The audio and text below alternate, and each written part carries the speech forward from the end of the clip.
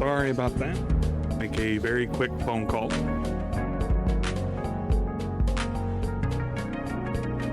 Very, very, very quick.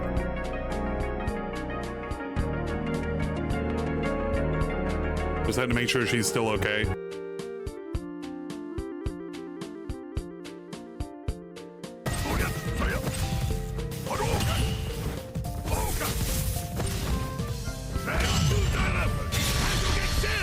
Do shit like that. Do cool shit like that. Fucking. That was. I should. Come on, man. That looked good. Didn't that look good?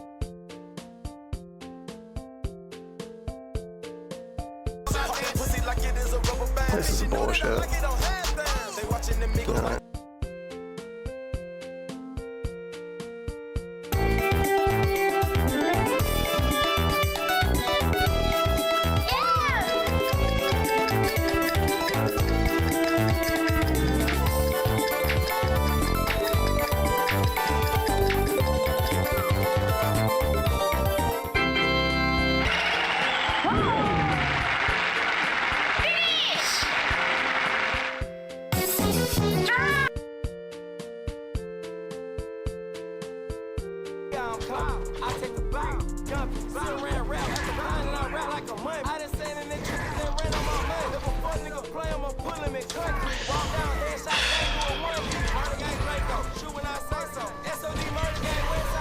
Yeah, I'm done.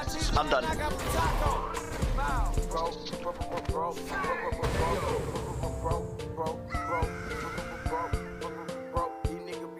I'm done. I'm done. I'm done. If I continue, I'm gonna fucking break my stick.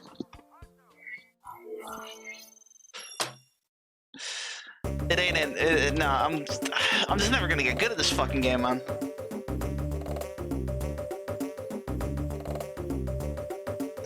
The reason he spawned for no reason.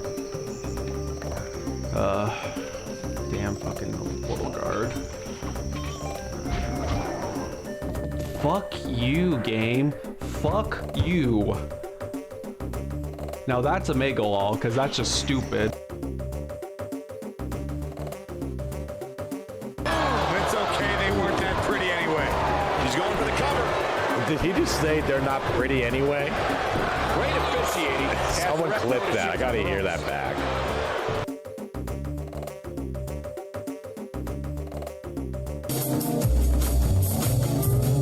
Oh shit. I forgot to switch my Pokemon out. I meant to put Gyarados first.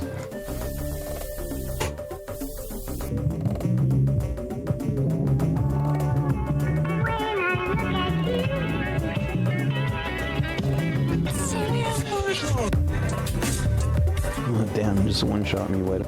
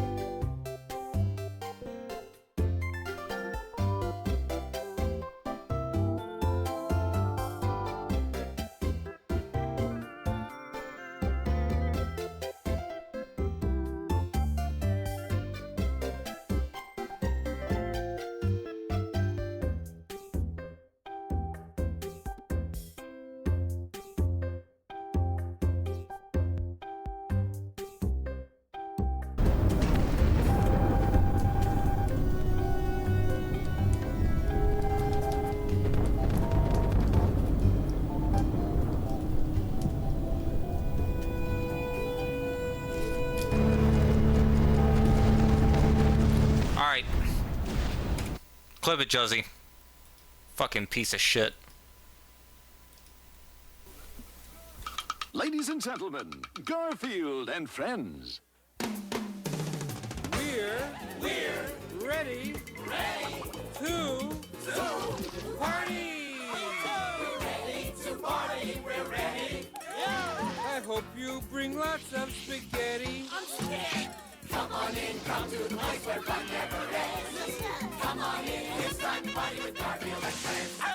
Dancing, fiesta, romancing, siesta, samba, la bamba. Ay caramba, disguises, surprises, and pies of all sizes. Come on in, come to the place where fun never ends. Come on in, it's time to party with Garfield and friends. Come on in, it's time to party with Garfield and friends. Garfield and friends. And pay attention. There'll be a test at the end.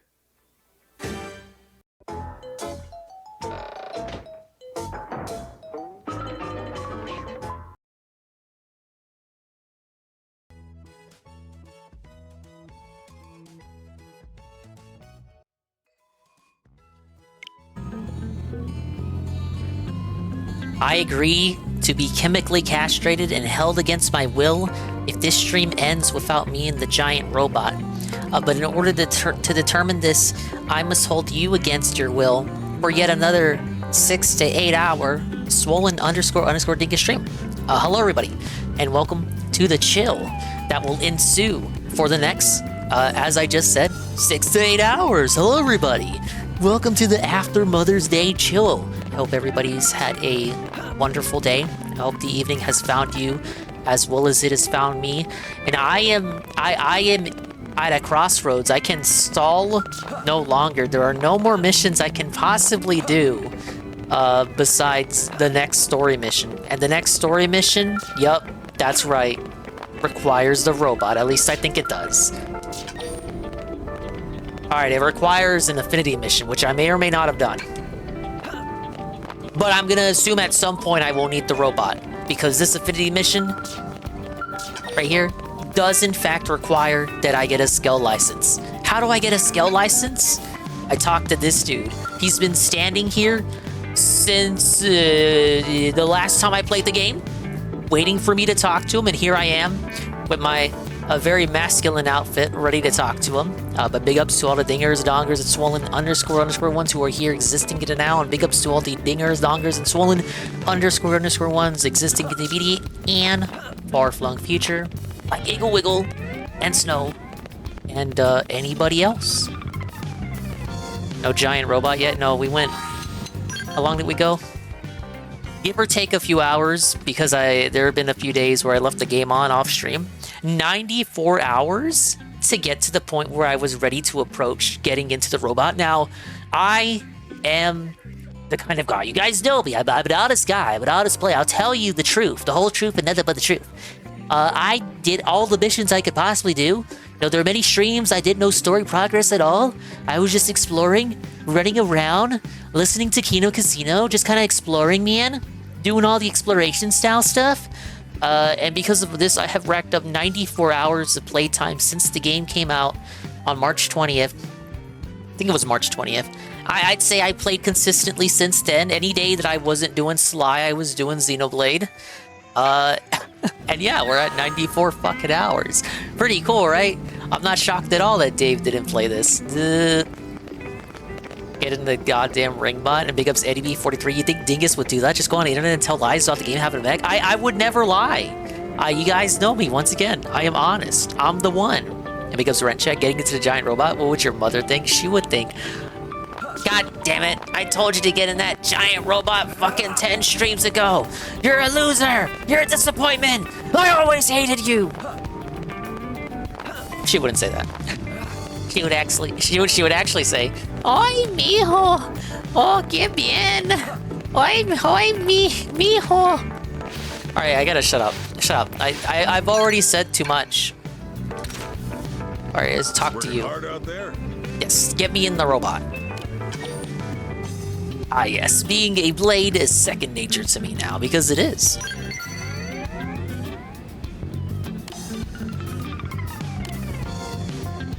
I've been through the damn ringer. Yeah, a dinger in the ringer. I agree.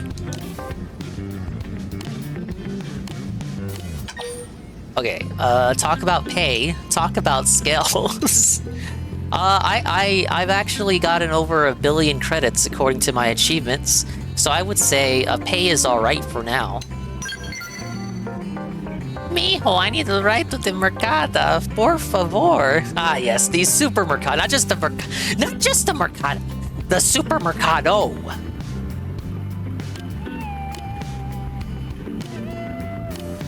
All right, we need a skill license, of course. It's like driving a car. We need the car license. I need the mech license, and yes, you're right. I need the mech insurance.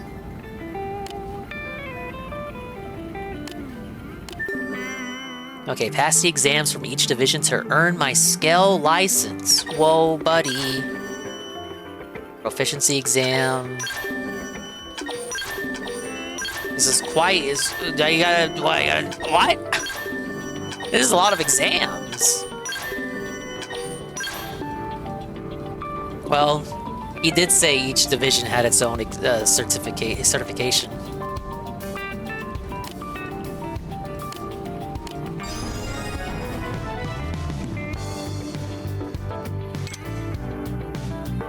Oh, wait a minute. Oh, okay. Is it just the requirements are doing missions that I would have already done in the lead up to doing this? Oh my god, this is the case. Holy shit. We're actually gonna go to the Mech DMV. And you guys laughed at me, and you said, haha, why are you doing all those side missions for? There's no reason for you to be doing those side missions. You should just be gunning the story.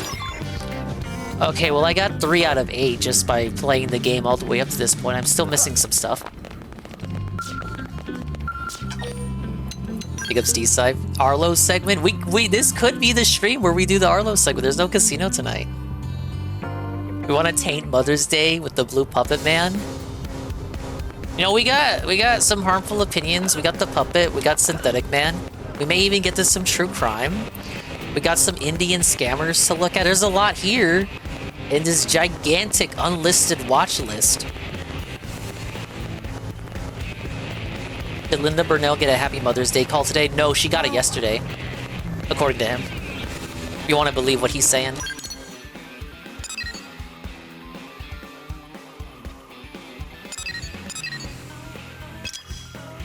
Get the examination weapon from the Taller and Division Drive. Whoa, buddy, let's go do that right now.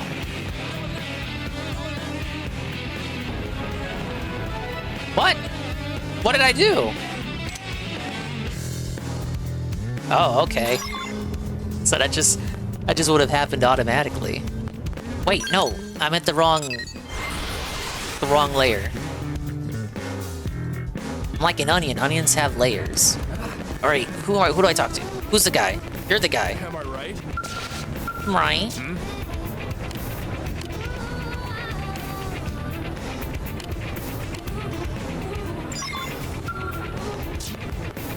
Okay, I gotta hunt dudes apparently. I gotta hunt hot young dudes. Defeat 12 Blitzblatters. Defeat a big guy. His appearance is rare. Obtain the Solar Starship map and knock the limbs humdrum peaks. And a bunch of monsters. But only with these trial weapons that I have been giving. He gave them to me, right?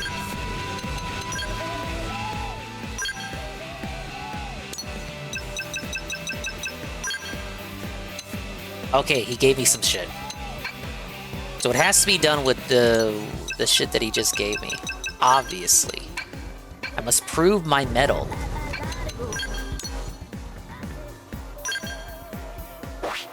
Was Happy Mother's Day Eve to Phil? Yeah, exactly.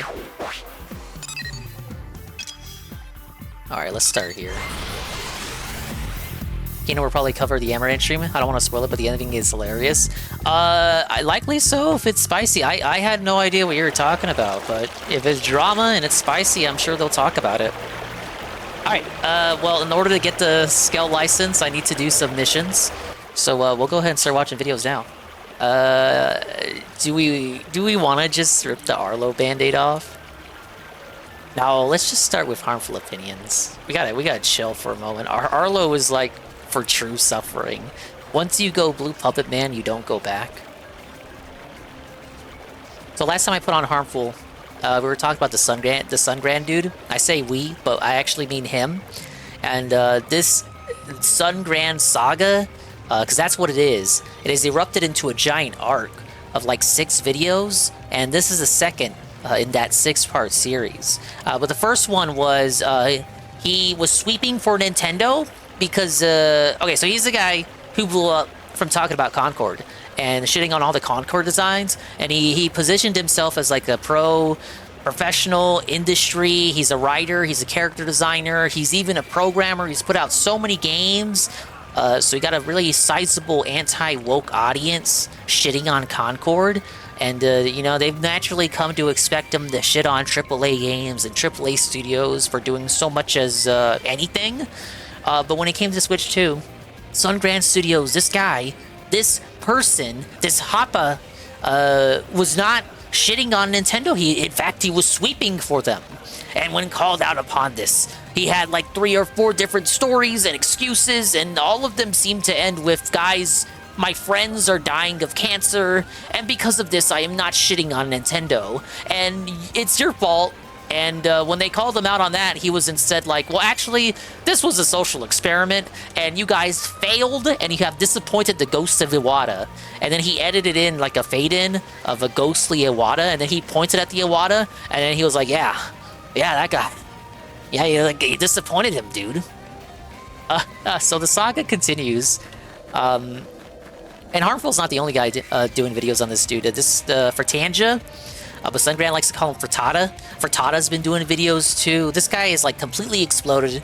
And from what I'm to understand, he has completely run away and fled, and he has rebranded his channel as like a gospel music channel.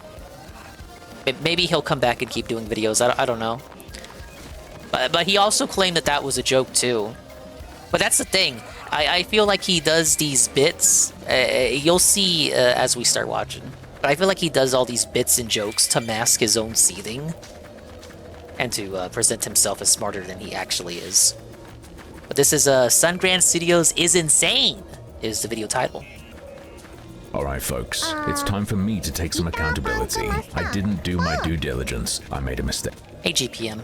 GPM, I have to do some missions in order to get the license to drive the robot, or to pilot the robot. It's like driving a car. You know, they can't just toss me in a giant mech with no proof of my prestige. I need some credibility, so I must fulfill these missions, lest I will not hop into the giant robot. But I've only got a few to do because as I was wasting time with the rest of the game, I like pre-completed these missions without even me knowing it. So when they issued the missions to me, they auto-completed as soon as they gave them to me. So that's pretty cool. Alright, but let me rewind. Alright folks, it's time for me to take some accountability. I didn't do my due diligence. I made a mistake. When I made my previous video about Sun-Grand Studios, it was the result of having looked at some bits and pieces on his channel during a live stream that triggered me to think, I need to tell people. I knocked out a video very quickly with some nuggets of info I thought viewers should be aware of. However, having looked at some more of his content in depth, my opinion has changed. I think this guy is absolutely, genuinely Looney Tunes bonkers. What I think has happened with Gerald is that he is a crazy person That's trying his, to Sun-Grand's be comedic. name. As a result, people have taken everything he says as picturesque. Whoa, Da Luz. This is so unexpected. Tier 1, 16 months for 19 months total, and he says, yes, thank you, Da Luz. We appreciate the re-up and the love. We're learning about Sun-Grand Studios, the guy who you may or may not know was an anti-woke person, but now he's getting exposed, but not as exposed as I am after the Elite raid with a party of 32. Thank you to the massive Elite post Pal World raid. Welcome in, all you Pal World pundits. This is a Xenoblade chill stream without tard and lard. I'm getting my license, and I know Anne's gonna say, oh, Dingus, you're still not on the giant robot. Guess what, idiot? It's like driving a car. You can't just hop in the giant robot. This is a fantastical world of whimsy that sort of behaves like the real world. In the real world, you can't just hop in a car. You need to pass your exam. You got to get your driver's license. So too, in the world of Xenoblade, you must acquire your scale license. So I must prove myself by defeating these giant cockroaches. And when I do that, I will then head into the giant mech. And I have to. I can't waste time. 94 hours is enough time wasted as is. There's nothing else I can do. The only other mission I can do is these missions to get in the robot. But, hello? Hello. Thank you again for the raid. Hello, SCP, Ivan Zypher, _Jagass, Aloof1, Adaluz, thank you again for the re-up, and Lee himself, and everybody else. You guys are gonna have so much egg in your face when I get the robot.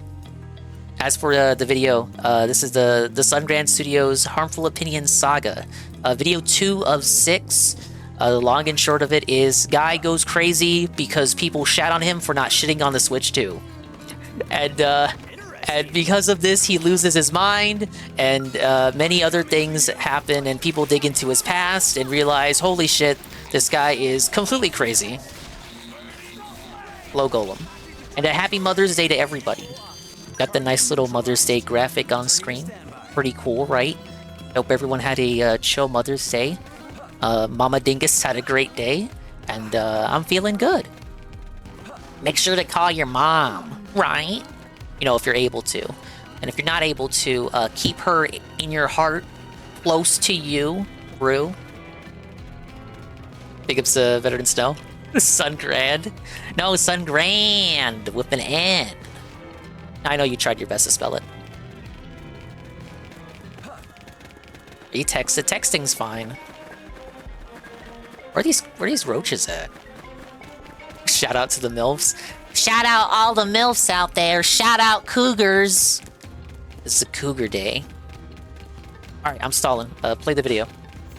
Sarcasm, but despite his delivery, I think he's deadly serious about most of what he says. See, as I was doing some other work, for a fun project you might find out about someday, I decided to let his videos play in the background. And one video in particular completely rearranged my perspective on the guy. He is not just a cynical manipulator and grifter, he is totally out of his mind. The video in question is titled, Dear Doug Bowser, Nintendo of America President, May we talk about Switch 2?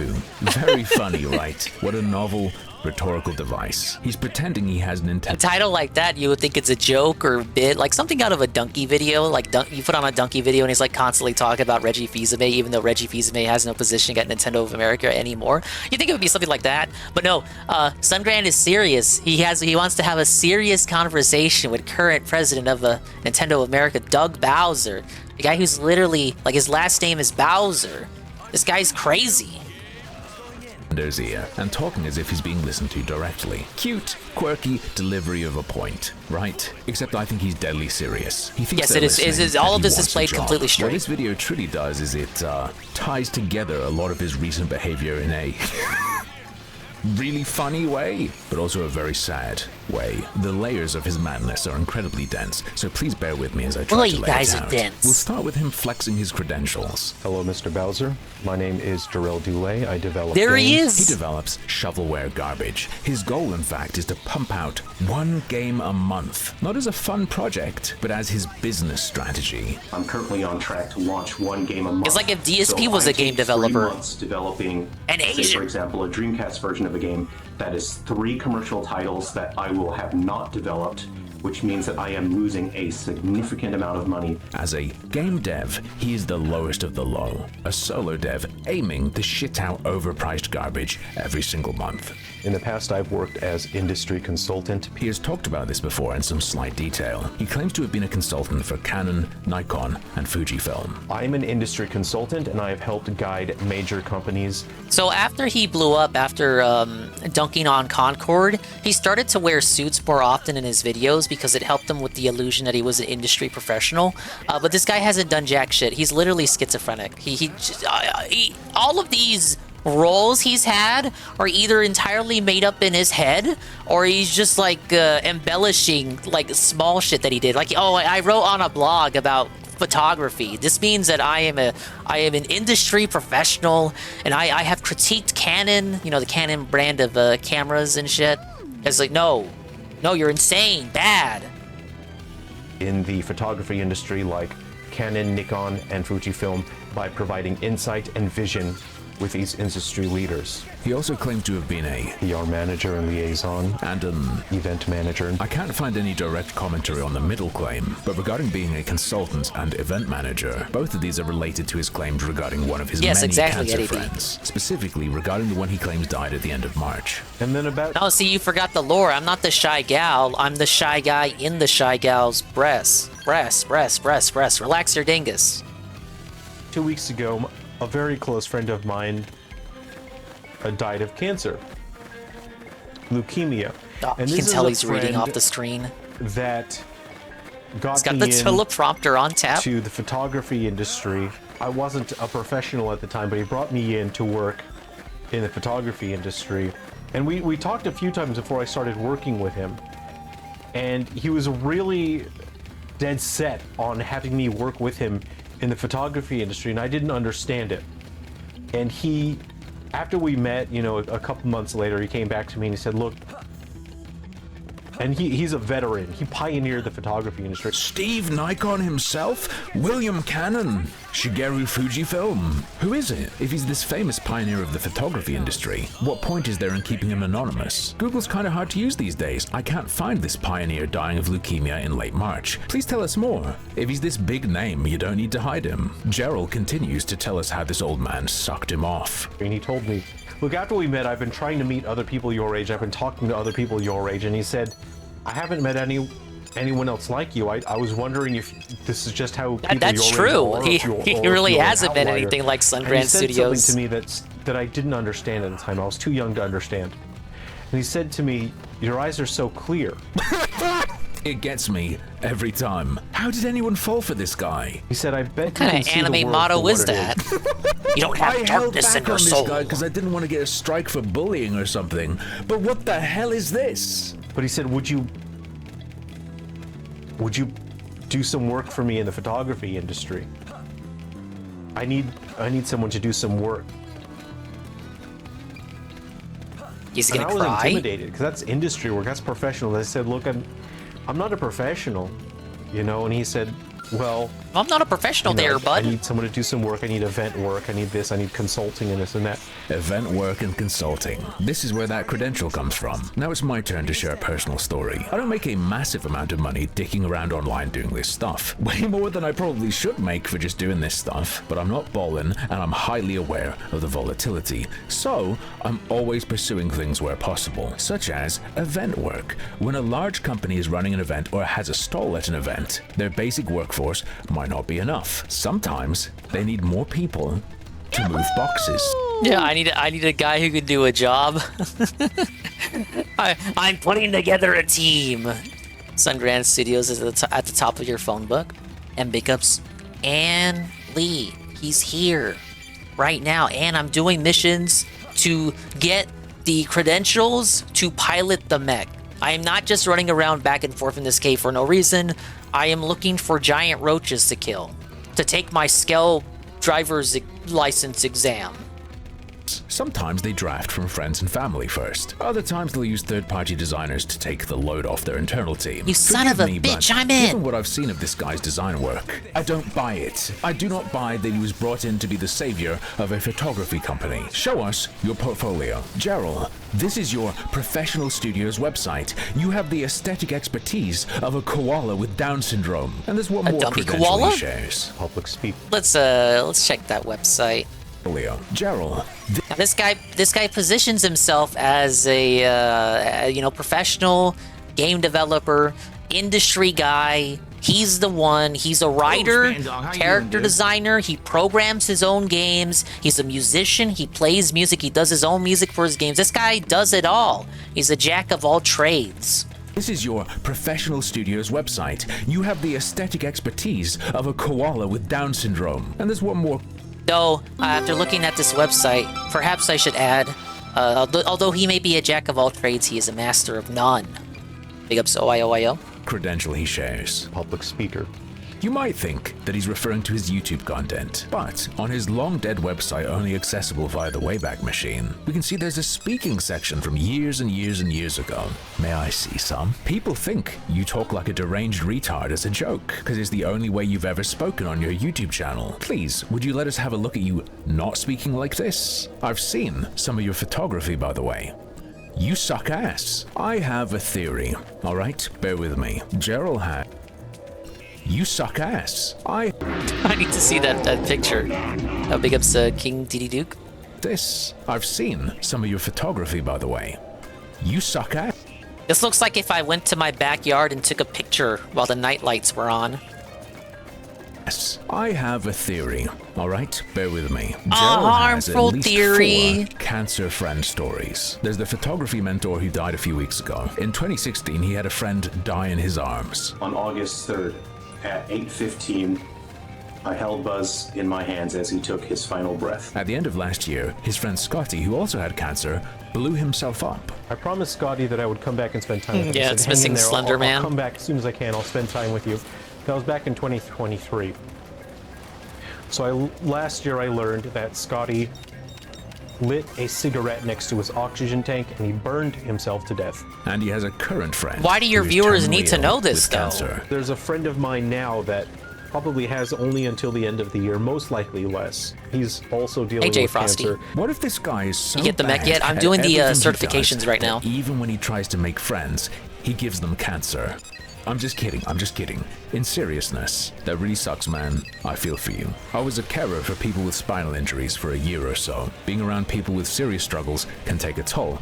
But what if I told you that all of these stories are part of his ploy to get a job at Nintendo? In his message to Doug Bowser, he reasserts over and over and over again that... Look, he needs to work on the inside. This is the long con. He's gonna get hired at Nintendo and then sabotage it from the inside so we can get $50 games again like back in the Wii era. Not even 60. He's such a hero, he's gonna bring it back down to 50. Nintendo needs someone who brings... How much of the game did I do without the Mech? I said at the start of the stream, 94 hours. Now, this is give or take an hour or two, because there have been times where I left the game running while setting up the stream and shit. And I think on one day, that was for about an hour or so. I just left it, I left it on. So, you know, it's not totally accurate. Unironically, 94 hours before I hop in the giant robot. Now, keep in mind, I did do pretty much most, if not all, the missions that you could do that were available prior to the Scout license missions. So some of those you could just leave aside and like just gun it for the giant robot, get the giant robot, and then do all the missions that I had already completed. It's about doing, you know, whatever order that you want to do it in. that human element. Right now, Nintendo would really benefit from a human element in the way that it is communicating with consumers. The roaches took off with my skill license. Video I showed you last time where he talks down to his audience, the now privated video. All he's talking about is these videos being a bridge between consumers and the industry. That all his videos over the past couple of weeks have been a message to corporations. I told you, these videos are prompts to show the industry how you respond to stimulus. He's trying to message Nintendo, and the Doug Bowser message is the culmination of all of that. Hey, you need someone with all these features, and all his videos in the last couple weeks are him demonstrating how he has those features he thinks Nintendo needs. Let me show you some more examples. In the Doug Bowser message, he says, what people really need is more clarity and transparency as to the reason why prices are the way they are. Why are certain decisions being made in response to Just say Nintendo dented, Nintendo bad. Are being That's what your viewers want. Sold. He has a video explaining the cartridges. He has a video explaining why prices are the way they are because of inflation. Or at least he tries to explain. Inflation is simply part of our world. It is always why did there. the digital prices go up? Why did the digital prices go up? Increasing are unpleasant. Wow, so human. If Nintendo does not increase their prices to keep up with inflation, dude, you thought I sweat for Nintendo. Then the quality of the products will be worse, significantly. Incredible explanation, and that's the only element. Consumer perception of value and willingness to buy these things isn't itself something that needs to be considered, of course. They need to sell games for more, so you have to buy it. That's it. Incredible analysis. But I digress. Can you see what this nut has been doing yet? Let me give you another example. Nintendo would really benefit from someone who can work with a team to filter through the noise. Nintendo really needs someone who can work with a team. Who's been working with a team? Let me show you a clip from another one of his private... I wouldn't even call this guy like a good representative for video game developers. He's just some loser indie who got, he got his start making fun of fucking Concord. He's kind of a nobody. He was putting... You want to know what games he was making that he uses as proof that he's like an industry expert? He was putting out slop shovelware on the 3DS. That's why he sweeps for Nintendo so much, because Nintendo emboldened him to make money as a developer. So obviously he can't have bad things happen to Nintendo, or it hurts his relationship with them as someone who makes games for them. videos. When we were posting videos... Oh, I saw that. Yeah, Arc System Works explained that they let slip that Nintendo is only offering 64GB cartridges and Game Key cartridges for their games on Switch 2, whereas Switch 1 had like very variable cartridge sizes, which has been the standard up until this point. So this explains why many third-party developers are opting for the Game Key cartridge in the first place. Now, prior to this revelation, I had said that third parties were just fucking stingy, and they didn't want to pony up to get their games to fit on appropriate cartridges. But now it seems like they just didn't have any options. So if your game's like, let's say 12 gigabytes, your only way to have it on Switch 2 with all data on the card is to get a 64GB cartridge, which is kind of bonkers. At that point, I can see why you might want to opt for the Game Key card. It's either that, or you lose a bunch of money and you don't get to have your game on Switch 2 at all. It's pretty unfortunate. Hopefully Nintendo changes that. Though if they change that, what would be the point of introducing Game Key cards in the first place? So if they brought the variable sizes back, cool, but that also defeats the purpose of the Game Key card existing in the first place. Together, it felt like we were on a team. And it was so great. And the work that you guys are doing for the industry is so important. Look, Doug, he's got a team that can do what Nintendo needs a team to do, and he can work with them. Let's look what else Nintendo needs. It would be great if Nintendo could communicate with people by stepping away from the corporate stage and this sort of corporate manner of speaking in a very formal way and discussing things in a human way. Well, guess what Gerald's doing? He's putting away the suit. He's not going to be saying he's an industry professional over and over again. Nowadays, he says, I'm here just as some dude. I'm just a guy. I'm not trying to be some idol or look at me, I'm some fancy internet dude. The perfect spokesperson. A man of the people. There is a lot, but let's just do one more. It's not your job. It's not Nintendo's job to bring any kind of positivity or hope to the world. But I personally hope that you will try anyway. And who could do that for them? What has Gerald been saying over and over again these past couple weeks? I'm expending the majority of my energy right now on staying positive. And to cap off this madness Why of a not video, a positive poly by default? I really wish What's there was going a way on? I could help the situation. I just If you don't guys know would why like to people... contact me, you I have don't my know why contact people information. won't just love Nintendo no matter People what. know how to contact me. Wow, he's got those industry connections. And to be fair, I am sure they technically have it. Yeah, I have that info too. I've got his phone number. It's in the press releases for his games. Sunground Studios isn't some sarcastic master of comedy with a master plan for his channel to reshape the industry. He's he a just needs Wookiee. to take his meds. And hello, Sardguard. Yeah, he was on a team. He wasn't just some guy. Again, he got big by making fun of Concord, putting on a snazzy suit, and successfully manipulating people into thinking that he had any kind of a footprint in the game industry. And people listened to him because that was an alright video. Though, apparently, like, I've only ever seen clips of that video through another YouTuber who, like, you know, highlighted his content, you know, put a spotlight on him. I haven't seen the whole video myself, but apparently that video also had signs of him being schizo, which makes me wonder, to the people that congratulated him for that video, say, oh, you're so fucking hilarious, bro. You know, that video's like an hour or something or so long. No, did everyone watch all of that video? Because apparently there were already signs that there was something wrong with him in that video. But I guess they just saw the clips. Maybe someone clipped it on Twitter and everybody saw it that way. 64GB cartridges is the reason that games are $80, because even Nintendo know they're selling a loss of the 64GB carts. I don't know if that's the reason why it's $80. I do know that's the reason why the third parties are opting for the game key cards. See, did I sign the new ULA? It says you can't sue them and they can break your Switch and there's nothing you can do about it. I assume just don't connect a hacked Switch online or sign anything if you do have a hacked Switch. I did see that. I did see they got a new privacy policy. Again, they're preparing all this shit for Switch 2. That's why they did the update that introduced the digital game key. No, not game key. The digital game cards or virtual game cards. Rolling out the new privacy policy. They are getting prepped and prepared for the Switch 2. Okay, this is the final mission for the Scale license. I gotta defeat this guy. Technically, if you really want to be a dick about it, stuff like that Nintendo has had going on since the Wii.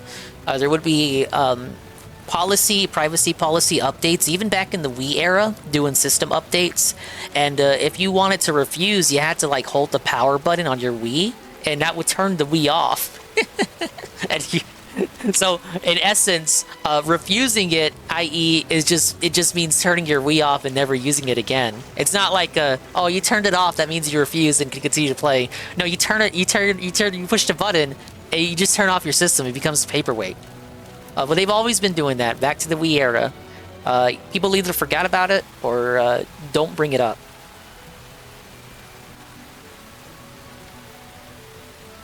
Alright, the next Sun Grand video. The Forgotten Freak Out. I'm freaking out right now.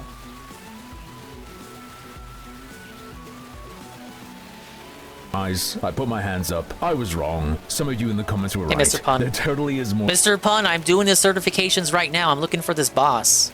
to be said about this guy, which I should have known given he's a man of such infinite talent. Did you know on top of everything else he said he did, he also apparently worked in theater? I've been buying a lot of props. I'm telling you, he's done it all. He's an actor, he's an artiste, he's a musician, he's a game developer, he's an industry professional, he worked in HR, he's worked in speech. You can hire him for your presentations. This guy's awesome. Is there anything he can't do? He's a programmer, makes his own games. He puts out one game a month. Do you know anybody who's put out one game a month? And costume parts. And it's not just, you know, oh, I need a prop to do a video. I don't need props to do videos. But if I have props, it lets me come up with ideas on the spot. It lets me just, I've worked in theater a fair bit in the past, and so you learn to improvise. There is nothing this man hasn't done professionally, except YouTube, of course. He's not a YouTuber. And what is he really? No, he's just some guy. All else? Well, he's a... That's a great point. He says he's this professional industry guy. He's an expert. You can hire him for this or that. He makes his own games. He's someone you can rely on to deliver the truth about the game industry. He's your liaison to big game execs like Doug Bowser. So he's this big guy in all these fields, but when it comes to YouTube, oh no, he's not a YouTuber. He's not your Asmongold. He's not your synthetic man. He's not your typical anti-woke YouTuber. Actually, he's just some guy. He's just a guy putting out videos. He's basically like you or me. Game dev, which is an element of his character I decided to take a little closer look into. Some of you may be aware that Gerald's game dev claim to fame is that he was the last 3DS dev, and he got a small crumb of attention for his feat of pumping as many games as he could onto the dying console. But that was in 2022-2023. A few years before that. Damn, they were putting out 3DS games in 2022? The last first-party games came out in 2019. Why? You just put your games on Switch. No wonder you're broke. healthier days of the 3DS, Gerald also released his magnum opus, and it is that story we're going to briefly look at today. In January 2020, Sunground Studios published Silver Falls 3 Down Stars on the Nintendo 3DS. Here's a clip from the trailer.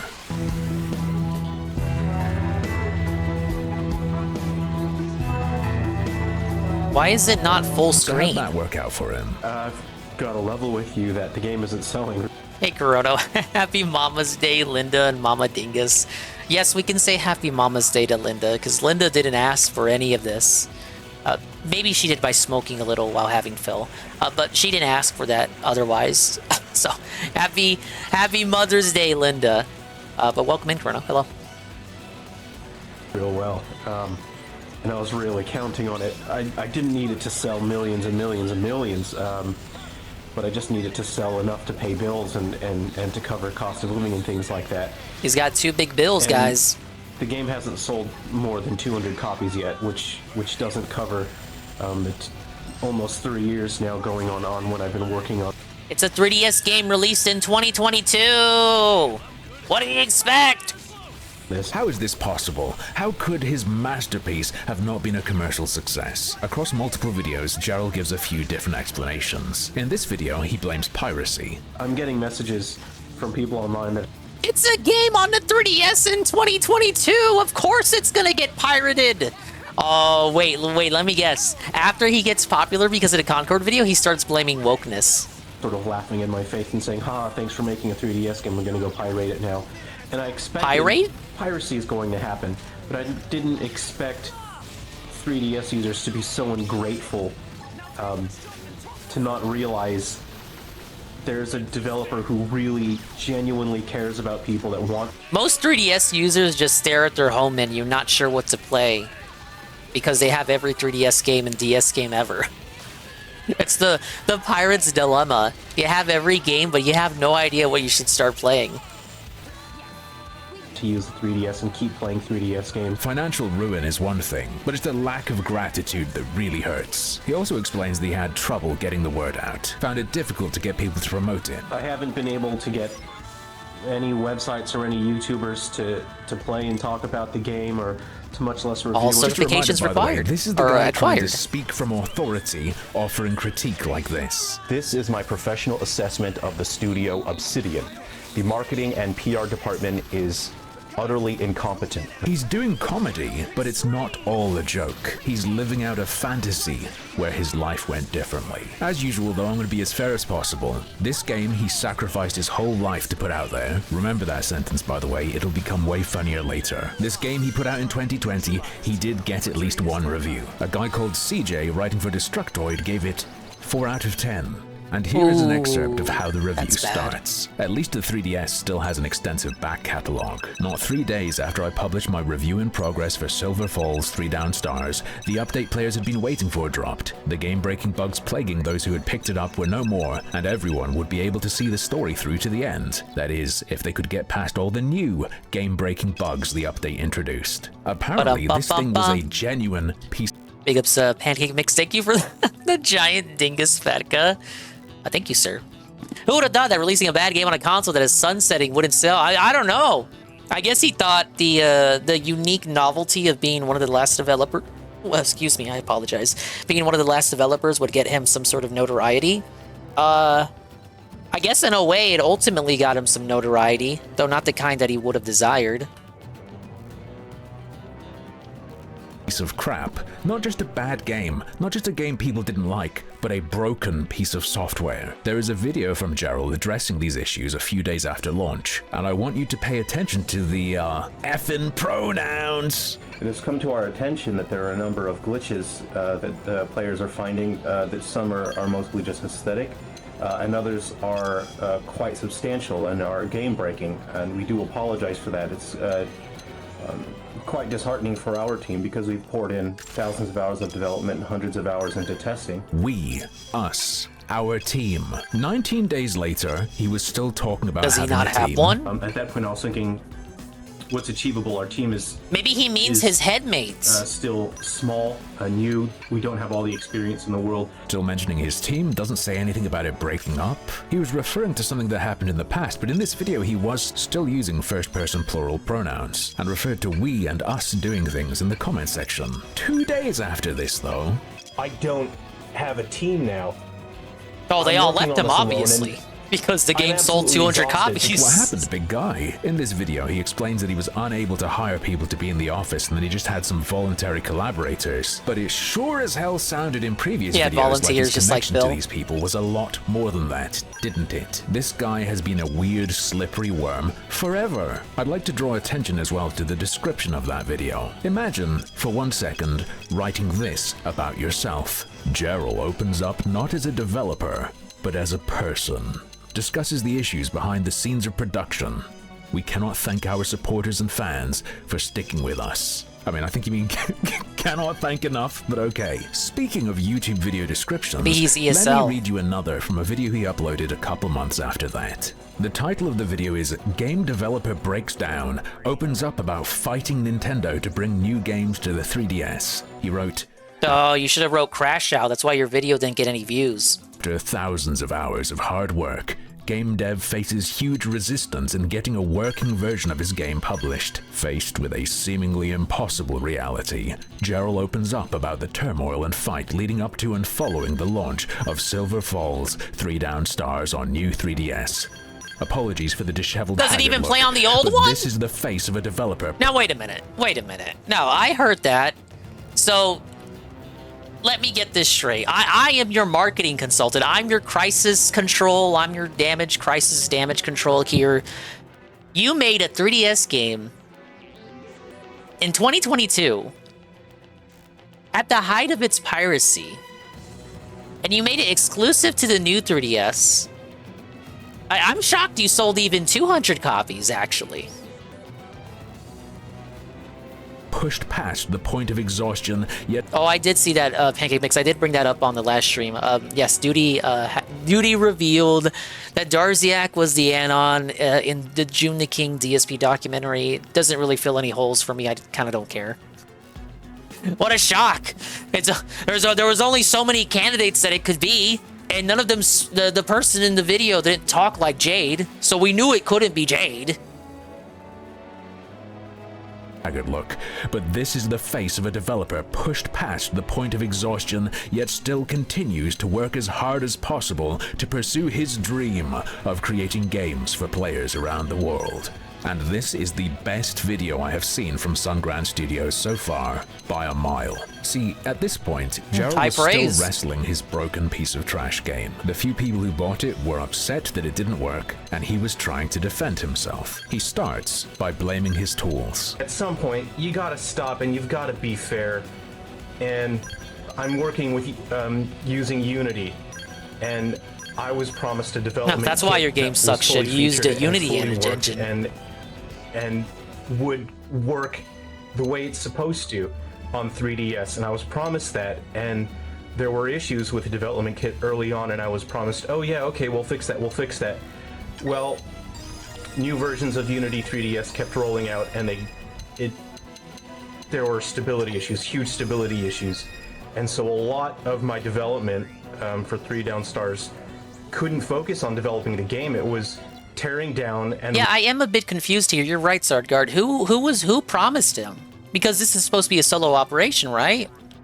Rebuilding the entire game to avoid was that also his headmate with the development kit with Unity 3DS. Was it Bruce Lee who said, "Fear not the dev who's made 100 games, but rather the dev who's made one game 100 times"? So he starts with, they promised me the tools would work, but they didn't, so I had to just remake it, and that's what I ate all the time. Big ups That's Doomer why it Ziggy. doesn't seem like multiple years of work. Happy He Mother's Day, quickly man. moves on from this though and explains, actually, it's not that the tools are all messed up, it's that the bugs, they don't exist. People have been reporting glitches. Bugs and do issues exist. DSP was hunting them earlier. The gnat in his room. Exist in the game that I The bugs very, very much do exist. Nintendo. I submitted a game. I worked my ass off, and that's just. I worked my fucking ass off. It really is if DSP was a developer. As soon as the game launched, I've been working 125 hours a week nonstop, and I've been putting my head No down. wonder and he's being crazy. humble. Yep, that's Gerald. That's what he's known for, being humble. He'll tell you 100 times every video. But did you catch that? The bugs don't exist in the version he sent to Nintendo. Gerald couldn't be a fuck-up. The issues have to be coming from somewhere else. Oh, it's a I'm conspiracy. investigating issues that people are reporting, and I'm trying to fix it, only to find out that those... Let me guess. Because he is bothering Nintendo by begging to release a game on the 3DS in 2022 when they're long past the system and they want to move on to the Switch.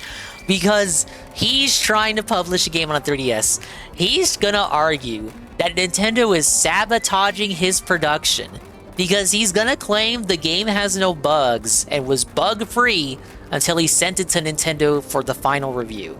That's what he's gonna argue. glitches and issues don't exist in what I sent to Nintendo, and I worked my ass off to try and fix this and make this game work, and what's being distributed has issues that are impossible. They're absolutely impossible in the work that I sent out to Nintendo. But when it comes to these big AAA games and they do, testing for bugs and shit, QA testing, they hire dozens and dozens and dozens and dozens of people to do this shit. One of my old managers from way back in the day, we're talking an old Dingus store manager before I was the one who was managing. I was below somebody else, and that somebody was actually a QA tester for Doom. And he talked to me all about the process. And when I doubted him, he pulled up the credits and showed me his name in the credits. The credits were, holy shit, long credits, by the way. But yeah, when it comes to you being an indie dev and doing QA testing, I just don't believe him when he says, oh, it's impossible for it to happen in the version of the game that I sent to Nintendo. Because you know how long these guys gotta play games to replicate shit and find bugs and report bugs, and I just don't believe you. I don't believe you when you say these bugs can't happen in your version of the game. I just think you're lazy and you don't want to do the QA testing yourself because you have no help because you're insane. You would look at that game and you would think, oh, it's broken. The one that made me, that named me Dingus. Has no idea Dingus. what they're doing because Yeah, it's such a basic glitch or a crash. Yeah, I would. It's out of my control. I have no idea what is really happening in this situation. I think that's probably true in a lot of situations, but he continues with this line of thinking. I'm looking at my work and I'm saying, no, that can't happen because it's so What's he trying to say simple. here? The programming's gone rogue? Issues like that. And how do you have a product that's so broken, almost as if you didn't test it at all? That's impossible. I can't be retarded. It must be this retarded reality I've slipped into. It is at this point that Gerald begins to despair. And I don't know what to do. And we're going to keep getting negative reviews, and we're going to get comment section in those reviews filled with negativity, and they're going to keep slamming the game and, building an extremely, extremely negative reputation for the game. And the game is not selling. There are a lot of negative reviews and saying, There was one negative review. It's not worth it. Don't buy this. Sounds like a fair review to me, brother, based on what I've seen. Now, dear viewer, Ditto. I have a challenge for you. A question. You just have a few seconds to think about this, so try to figure it out quickly. Where do you think his reasoning will go next? What do you think the truth he's figured out is? What will Gerald Conspiracy. imply is the real reason these bugs are happening? 3, 2, 1, time's up. Let's get into it. I believed Nintendo would support me in getting the game selling so I can support their hardware, and that's not what is happening. And it's clear that Nintendo wants gamers to move on to the Switch, and they... Seems like everyone moved on but I'm him. trying to pick my words. You know how many very fucking carefully copies here, of the Switch they've but sold? To me, it's clear they did not want me putting a new game on the 3DS. I couldn't believe it the first Oh time my God, heard I it was either. right. Our boy is implying, oh so smoothly, that Nintendo sabotaged his game because they were scared it would be so successful it would keep old hardware they want to die alive. And this is the moment. Caught on If this was the case, wouldn't they just refuse to allow third-party developers to continue developing and publishing games on 3DS in 2022? Like, they wouldn't even let Jarrell pass the starting line. Huh? that Gerald Dulé snapped. I sacrificed a lot to Sorry.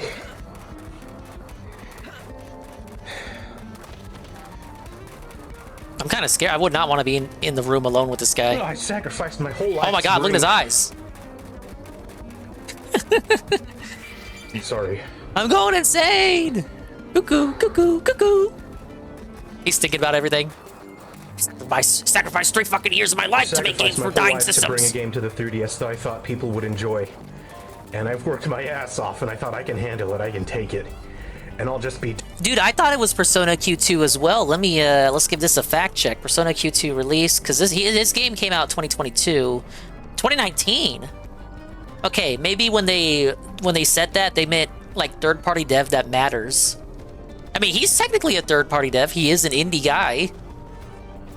But yeah, maybe they meant indie dev that matters. Tough, and I'll make it work, and it's gonna be great.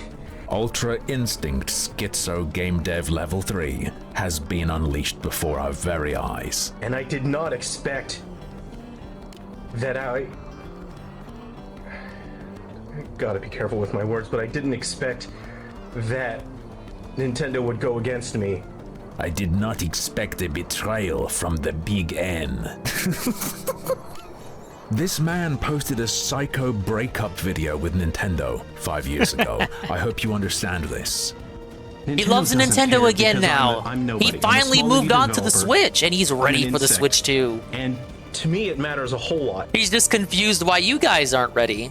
See, look, he's very much in a, can't win no matter what situation. You win some, you lose some. Damned if he does, damned if he doesn't. So he doesn't move on to the Switch. He eats shit for it. Sells no copies of his game that's exclusive to the new 3DS. Never mind that it's on the 3DS in its twilight years, in its sunsetting years. He makes it exclusive to the new 3DS. But never mind that. He sells no copies. He eventually takes the L. He kneels and moves on to the Switch. Then he tries to move on to the Switch too, so he can get ahead of the game and start making games again for the hot-selling new system. But nobody else wants to move on because they're all criticizing Nintendo, and now they're shitting on him for not criticizing Nintendo. Damned if you do, damned if you don't. And to the people in my life who are counting on me, it matters a whole lot. So to me, it means everything. And to them, I don't exist.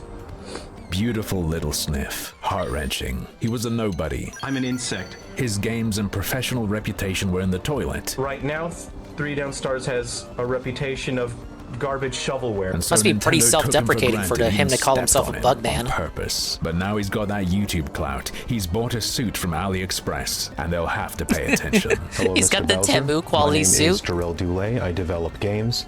In the past, I've worked as industry Dude, even Rich has a better green screen than this. Come on. consultant, PR manager and liaison, event manager, and public speaker. I was hoping we could have a bit of a discussion today. I was wrong. He is not just a deranged fanboy dreaming of a job. This man was raped by Nintendo and just wants them to acknowledge he exists. Acknowledge and soothe the pain they caused him 5 years ago. They destroyed his dreams, and now he needs them to fix it. Oh, and by the way, this video was originally going to have a different title, but it was already taken. Wait, what was that title? I was looking away. Have a different title, but it. God damn it! His fucking shit's covering it. Why? World Health Organization causes video games to be so whatever. Thank you, Sungran. Was already taken. Now, can you believe there are like 3 more videos where that came from? Let's do this cutscene first, and then we'll move on. This guy's very interesting. I wasn't. Okay, I'll set it up.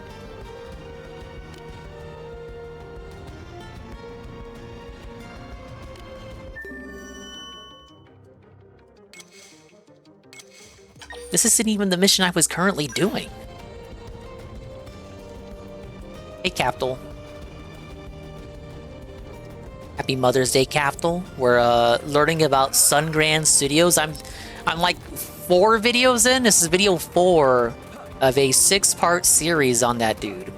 The guy who got famous for dunking on Concord character designs has crashed out because people did not like that he was sweeping for the Switch 2. Like, you think I cap for Nintendo? Wait till you listen to this guy. Also, he's been kind of a weirdo for a long time. It was intentionally making games for the 3DS in 2022 and was surprised that they wouldn't sell any copies. I'm planning to talk about this guy again because frankly, there's not much more to say unless he does or says something more. However, he has said something more at this point, which means I think it's a good idea to share something a little funny with you. Before I do that, real quick, I'm going to defend the guy slightly. I've seen some people call into question the very idea that he has a bunch of dead or dying friends. No, I think that part's true. He absolutely does, seem to exclusively even, hang out with a ton of old people. Dying's kind of what Maybe they that's do. his kink? He totally does have a bunch of dead friends. Or friends who are dying. The ones he's talked about, he says he met one in Idaho, met one in California. The most recent death is claimed to be a photography mentor. He was into photography and used to write articles for a little rinky-dink website where he'd cover, amongst other things, photography expos. Maybe he went to one, met the guy. The details of these relationships and how he uses them in videos is what I find questionable. Little fun fact about that website, by the way. Did Gerald ever tell you guys that he used to technically be an independent games journalist, writing almost exclusively about Nintendo products? Anyway, on very to why curious I'm making that. this video. Today, Sunground Studios uploaded a video. Wonder if that about, has any relevancy to a what he does Nintendo today. ad. Underneath it, he has pinned someone's comment in which they say, "I don't think I can ever trust you ever again. I tried, but after everything I've seen, this is where I finally unsub. I wished you had done better." Gerald responded and said, "Thank you for sharing with me how you feel. The only thing I was ever dishonest about was pretending to be upset that people were making negative videos about me. A lot of people believed the lies they were saying in those videos and let that affect how they feel about me.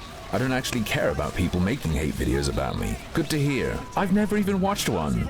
One, I don't believe you, just point blank. And two, you've now technically lied, no matter what. You claim to know what's in those videos are lies and are now saying you haven't seen them. One of those must be a lie. Can't both be true, brother." He continues, "I just did it to make the people looking for hate content dislike me so they would unsubscribe.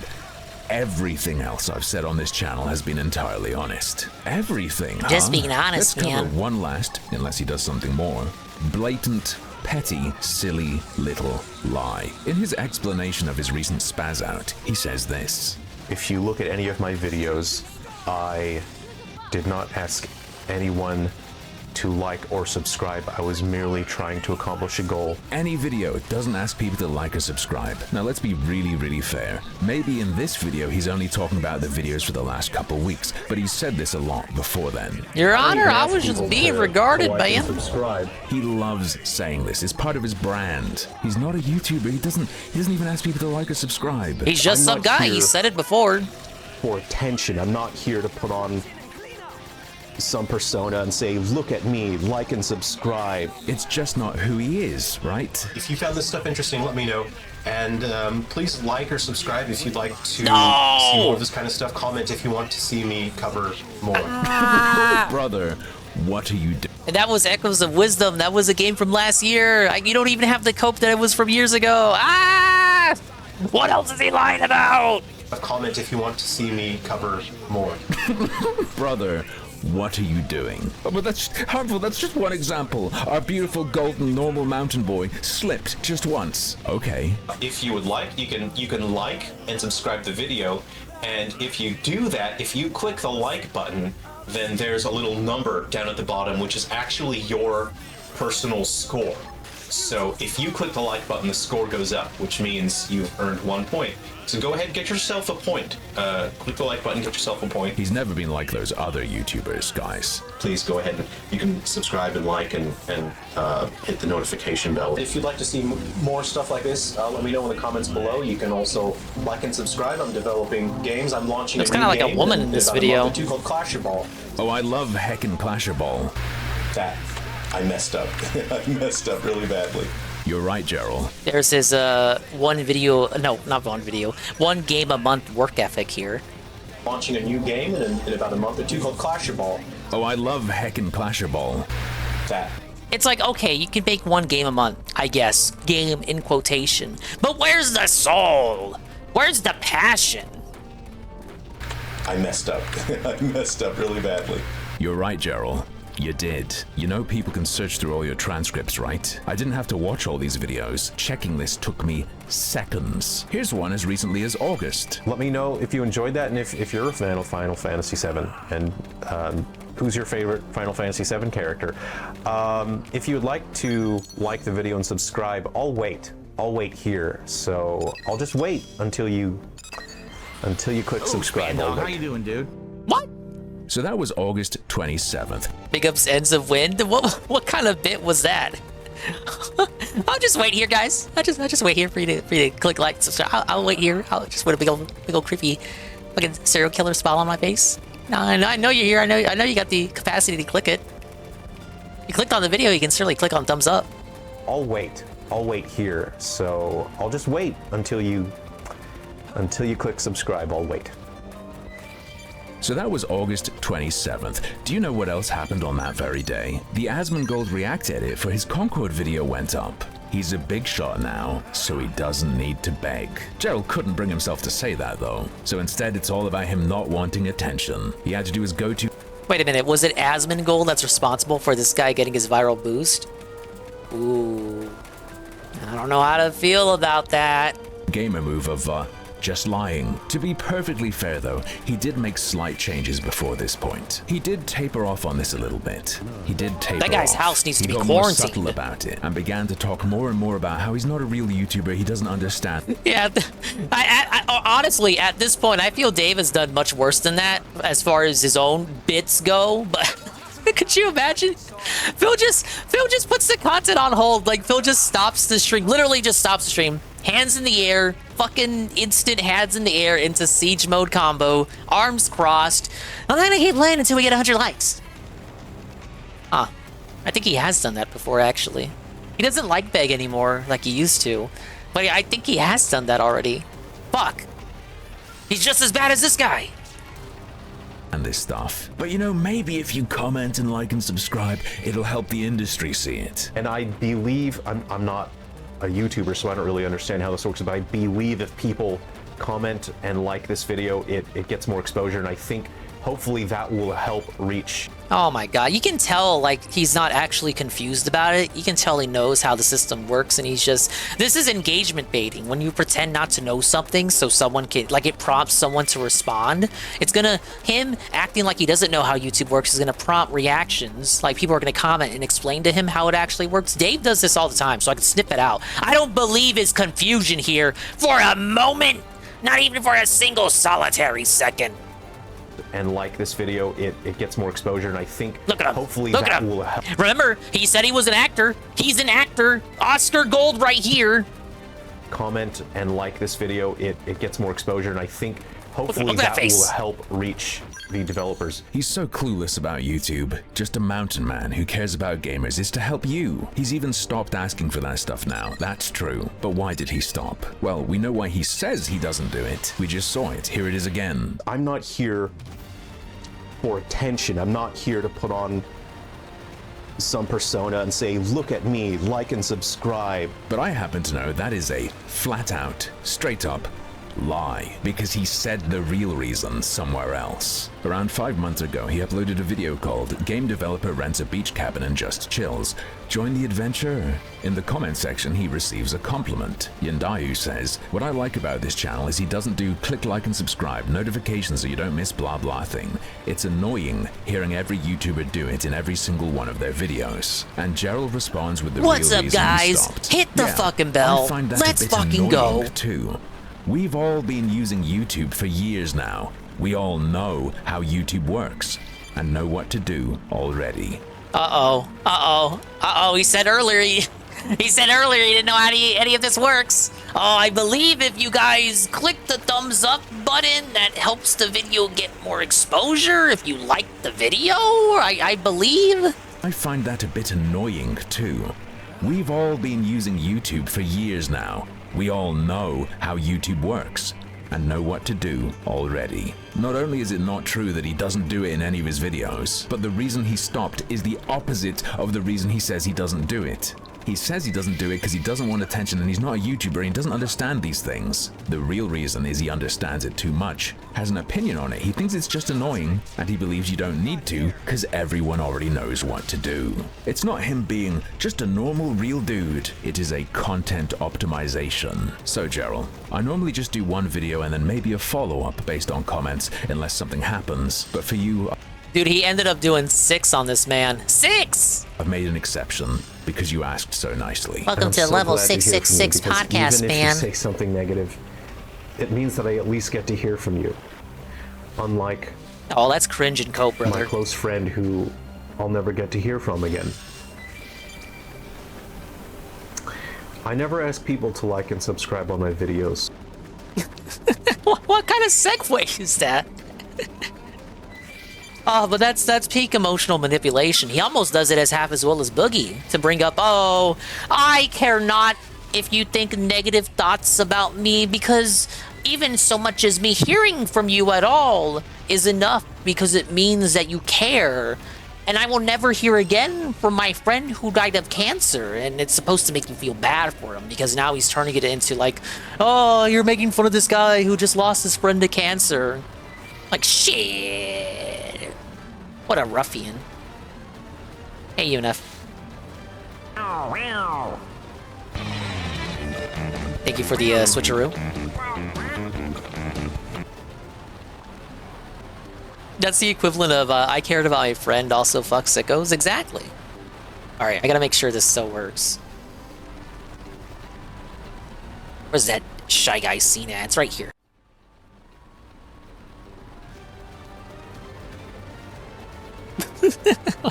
Okay, we're in Shy Guy Land for like 45 minutes. I gotta pick up this and do that.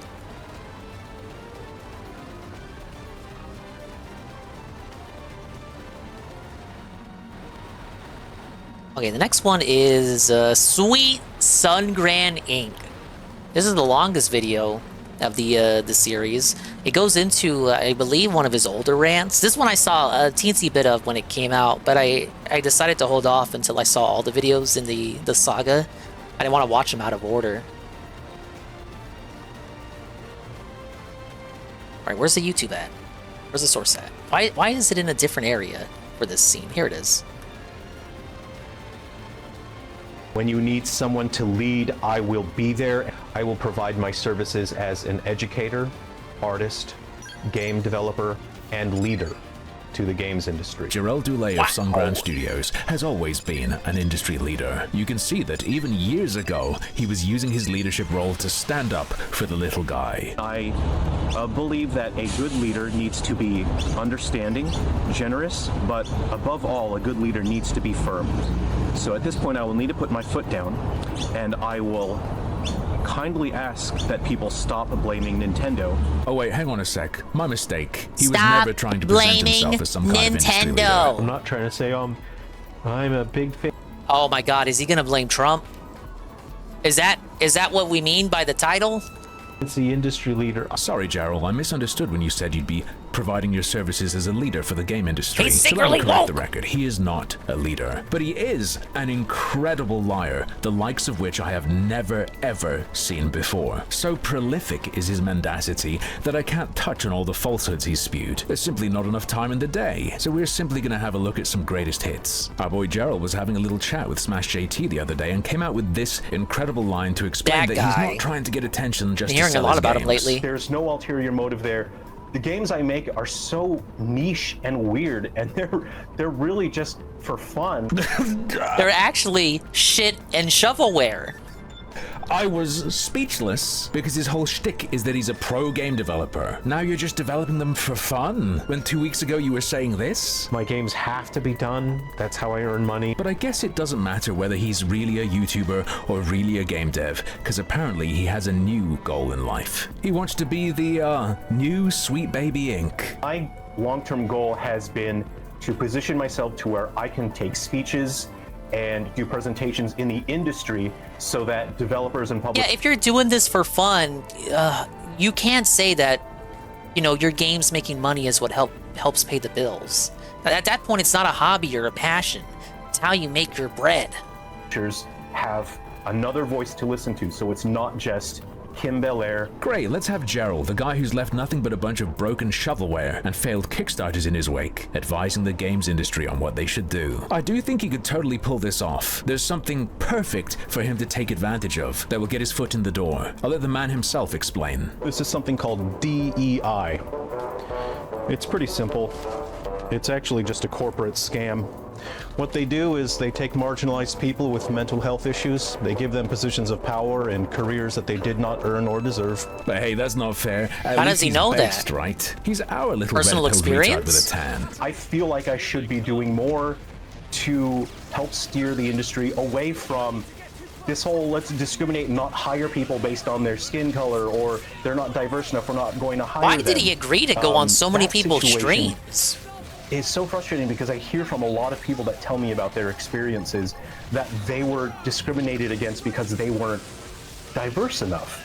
He's telling you the truth, the whole truth, and nothing but the truth now. He wanted a cushy consultancy job to fight Kim Belair and Sweet Baby Inc., to fight the woke influence. He's blown it now, he's given away his secret plan. The only reason he was willing to screw you guys was ultimately to help you. What if I told you he has a real secret mission, and that there is a group he wouldn't be willing to throw under the bus like he threw you under the bus? See, Gerald got in touch with me. He DM'd me on Twitter, asked if I wanted to chat, said I could ask anything I wanted. I sent him a little softball to start with, and he totally dodged it, sent me a massive essay instead, and then said he couldn't answer any more questions. Wow, whoa, mamma mia. Can we... Holy shit, Pablo, hit the rewind on that. It's literally a blink and you miss it. Start with. And he totally dodged it, sent me a massive essay Holy shit, you thought Phil was sending essays in DMs.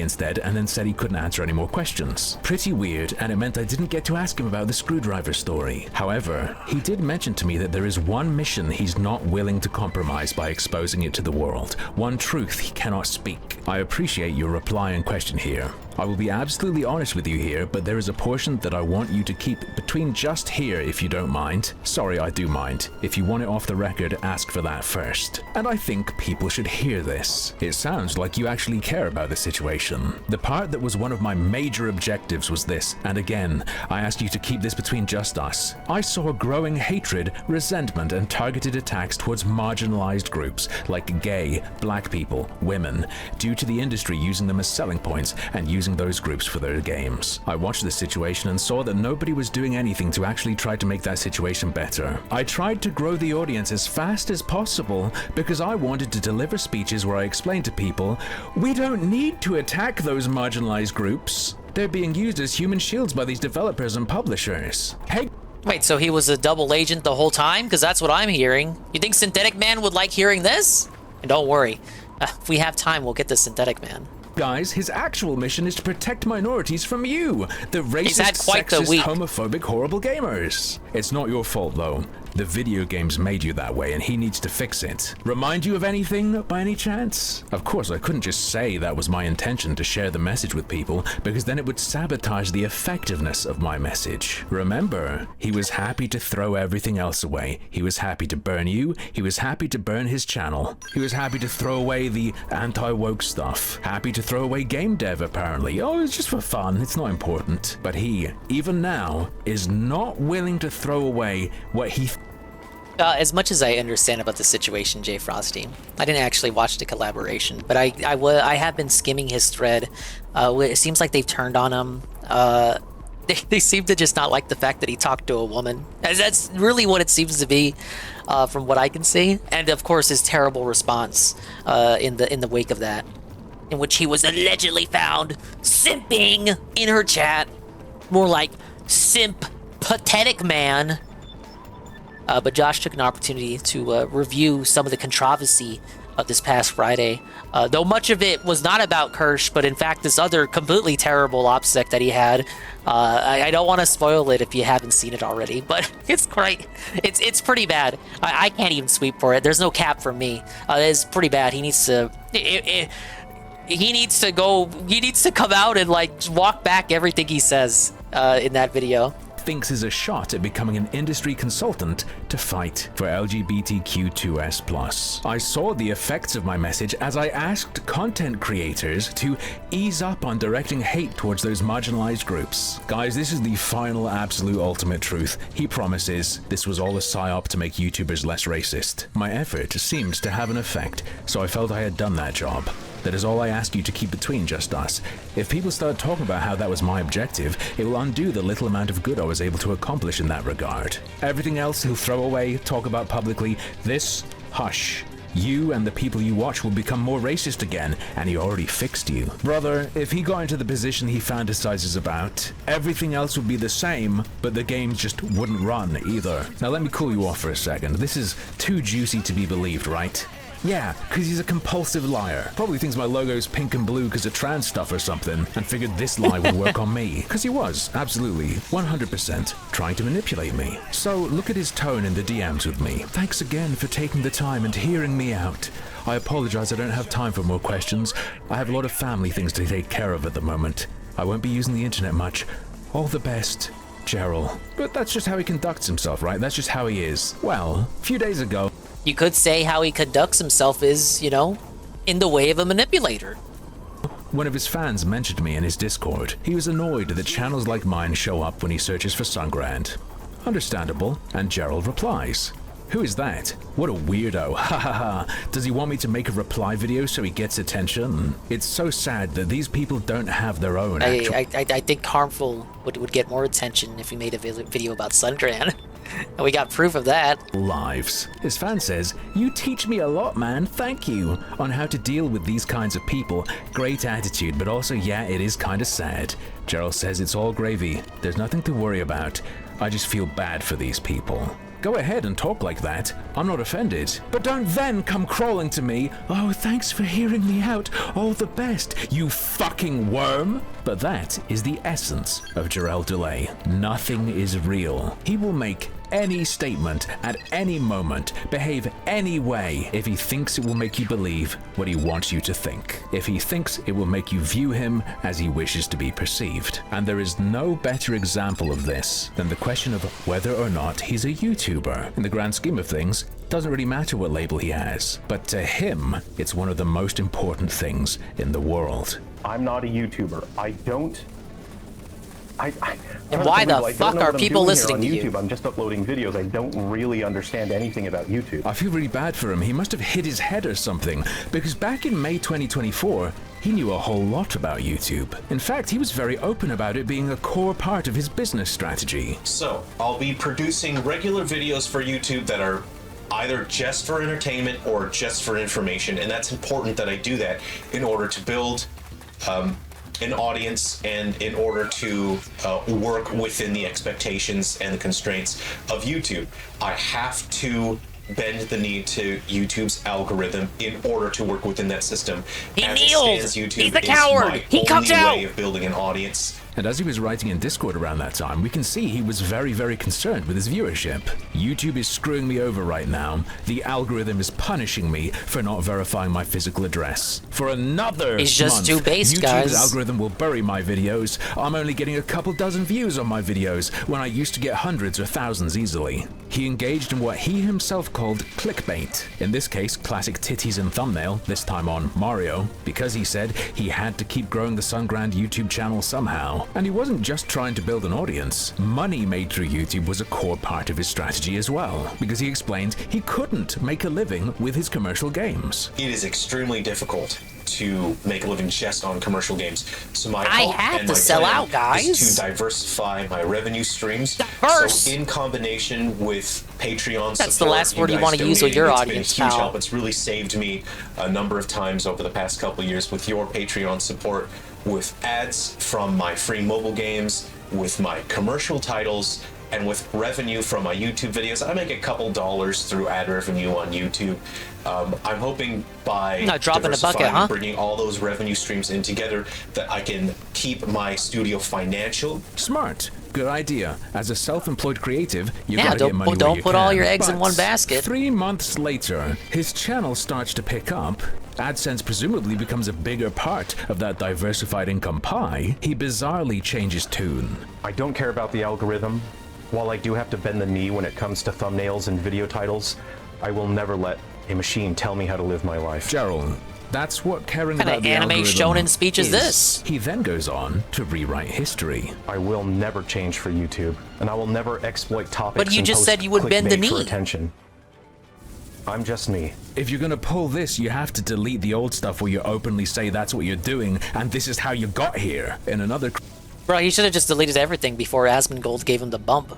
crazy twist, just 2 months after that video, he puts out a video explaining he's gonna start trying to grow his YouTube now, and he's never tried doing that before. There's many people that are wondering why I'm trying to grow an audience so fast on YouTube when it's not something that I've ever done before. Absolutely pathological. Never tried that before. Yes, you did a few months ago and it worked. But hold on a sec, we're stacking lies here, because here's what he says the real reason he needs to grow his audience and make more money is. Part of the reason I've been pushing to try to build an audience so quickly on YouTube so that I can reach more people so I can sell more games is because I need to get back there to see how Scotty is doing. Oh, it's a cancer friend! Mark it off on your bingo card. He's only trying to push YouTube stuff so he can sell more games to get money to see his dying cancer friends. And the story works. But I thought he needed to make money from the games to pay for bills, and that was how he fucking made his bread. But I also thought it was just a hobby and he was a fuck around guy. This was a passion. People sent him a bunch of money too. The twist here. Oh no, dying really? Cancer friends. And the story worked. People sent. Oh, man. Yeah, people gave him a lot of super thanks for that. Oh, that's tough. Well, most of these are foreign currency, at least. Worth nothing in US money. Him a bunch of money too. The twist here, by the way, Scotty was already dead. So wait, so why did Songran have this sob story about why he needs so much more money? To fly and check. Maybe he needs money to fund his assisted suicide, and that's what he meant by going to see Scotty again. On him. I'm at a point where I don't know how well Scotty is doing. The last time I saw him was a year ago. Oh, he's lying. The prognosis wasn't great. It's now been more than a year since I've seen him, and I've sent a text message and I haven't heard back from him, and I am trying to find the strength to call. And I think you can imagine how difficult that might be, trying to prepare yourself for the worst. Rest in peace, homeboy Someone Scotty. else picks up the phone and says, he's not here anymore. Hey, Astro. See, he can't just call. He needs money to fly there. This guy's an insane schizophrenic game dev who believes that he's going to be Nintendo's Try savior. to manipulate people with stories But yeah, this about part's his pretty dead or ugly. dying friends. Smash JT asked him about it. There have been videos showing you saying this about multiple different people throughout the years in videos. He's got a ton of almost friends as a with way cancer, to guys. Come emotionally on. manipulate them. What would you say to that? I'm personally hurt. No, it's not that Yandere people Dev. would think that. Yeah, I'm sure Maybe this question Yandere Dev did was touch a Asian. nerve. And I don't think I've ever felt personally hurt on YouTube before, but that is something. Oh shit. Sorry. Oh shit. Incredible work, Gerald. I've worked in theater a fair bit in the past, and so you learn to improvise. This silly I discuss lady. these topics because I read the comments, and there are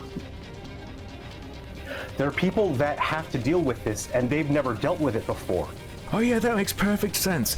That's why he was saying he had to be nice to Nintendo because his friend's dying and everything has to be positive now. That's why he had to tell everyone he desperately needs money real fast to check on his friend, who he needs to fly to America to see really fast because he doesn't even know if he's still alive. Create those videos to support other people and to help them, because not everyone is already at a point where they've dealt with watching someone that you love and you care about, someone you grew up with. You watch them waste away into nothing, and they no longer get to be the person that they used to be, and you have Oh, you sound nothing real you can choked do up but over watch it. them suffer. There's nothing you can do. I mean, you could have called the guy. I want to show people that when someone dies like that, you don't have to let it make you worse. You don't have to let it make you angry or bitter. Yeah, apparently you can just let it make you go completely insane. Let's get back on track though, because this flip-flop, is he a YouTuber, is he not? Does he want to make money from it? Does he want to use it to sell his games or not? Well, Scotty does. Yeah, he never appeared in my algorithm either, J Frosty. I only heard about him when this other YouTuber I watched went over the Concord stuff. The Despo guy, the guy who we watched rip apart the Concord TV show thing, the Amazon thing, Secret Level. That guy, he put clips of Sungran in his video, just like as a little spot, like, oh, hey, look at this guy, he's very funny, destroyed the Concord devs, ha. And that's all I had saw of him up until this shit. So he can't use that anymore, at least not as his reason for needing money. So he flipped again. Just 3 months after telling us why it's so important, why he's pushing so hard to get attention, he came out with this. I do not care about the algorithm, clicks, or likes. My goals are very simple, and my goals are this. I want to be a good man. Please, you're gonna kill me. And that just about brings us up to today, where he's flipped again and told me in private the real reason he had to grow so quick is to save minorities from the racist gamers and game developers and YouTubers, while also saying publicly that he was going in there to fight for the stray white males who are discriminated against for not being diverse enough. But of course, an element is missing here. He's not just lying.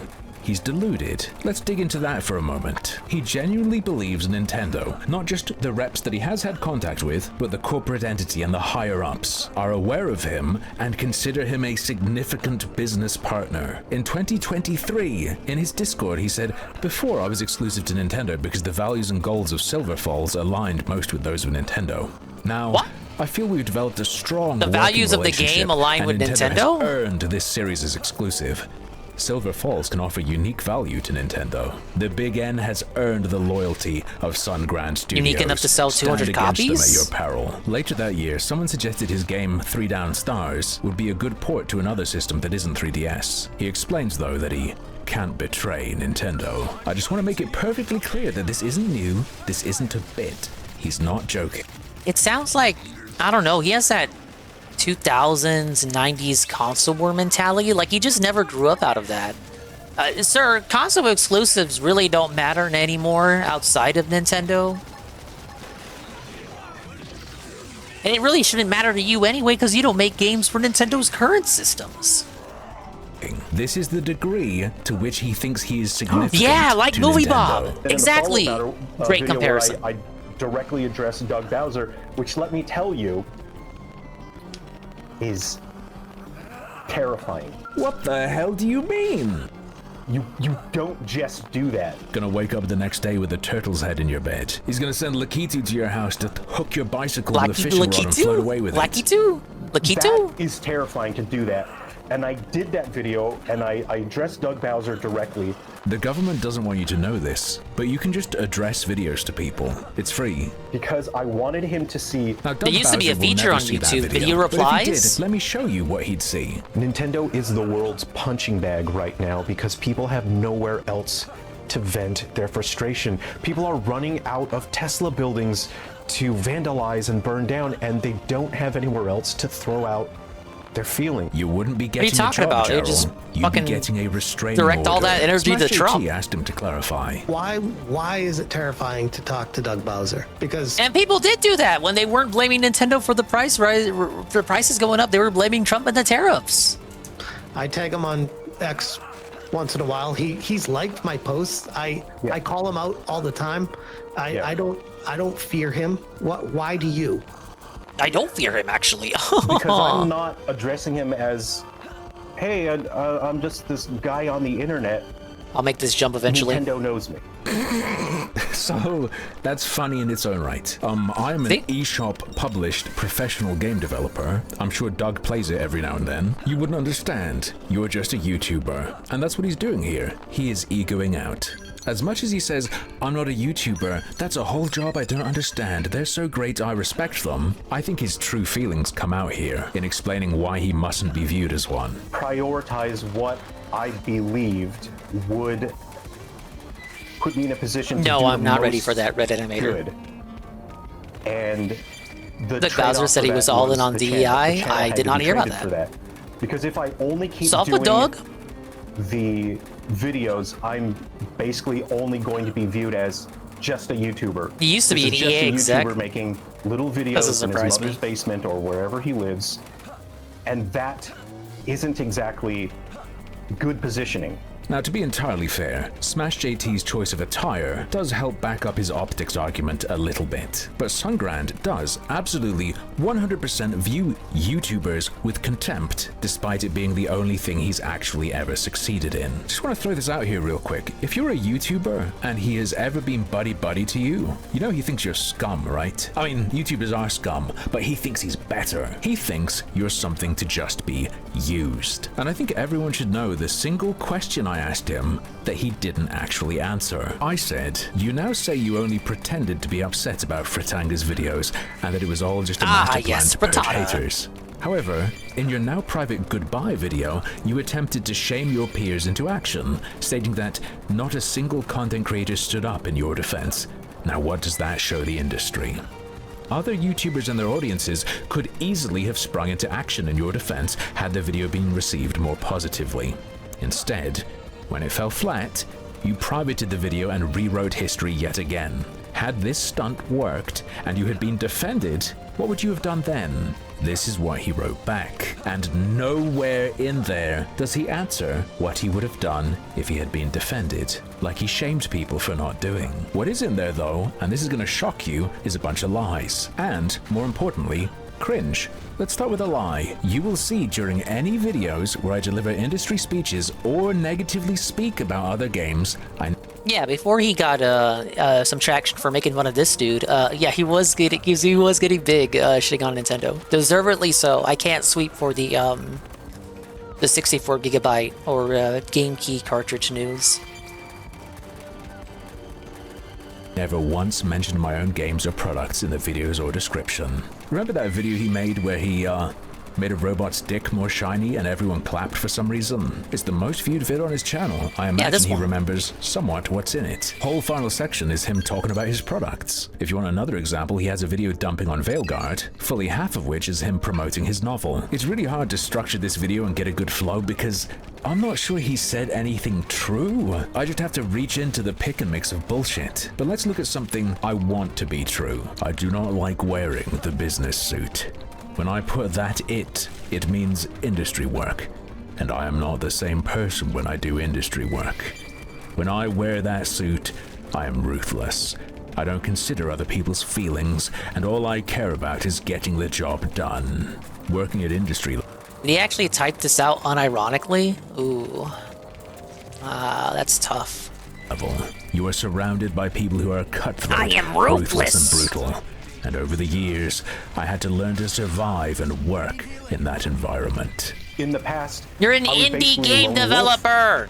Going at it with the industry, I did whatever I needed to do, and if someone needed me to do difficult work, did he suck Doug Bowser's spiked Koopa shell dick? Oh great, keep quiet about it, you know, so there's no evidence of it ever happening. What did he have to do? And they knew that if they need something to get done, then Jarrell will do it, and he'll be as brutal and ruthless as he needs to be to get it done. He's not the same How many person, pairs man. of Mario's boots did he lick? He's not in control of himself when he puts it on. In fact, the suit is actually normally just made of wood. It only morphs into fabric and molds to his body when he starts putting it on. You ever seen The Mask? It's something like that. By the way, I'm just hopping through his channel using the search function. Have any of you who've watched him ever heard him tell a single story from his time working as a consultant for Nikon, Canon, and Fujifilm in Australia? When he says industry work, by the way, that's what he's talking about. He also explained to me in DMs the actual genius reason he got everyone to hate him. You know, as opposed to the reason he gave his fans in his Discord 4 days ago, where he said, "The channel was just a place to hang out and share projects. These days it has grown into a source of positivity for people, but children cannot possibly comprehend something like that. So I need to get rid of negative stuff I was doing." I don't know, man, sounds to me like the real reason is in fact Nintendo fanboy butthurt, but let's give him a chance to explain.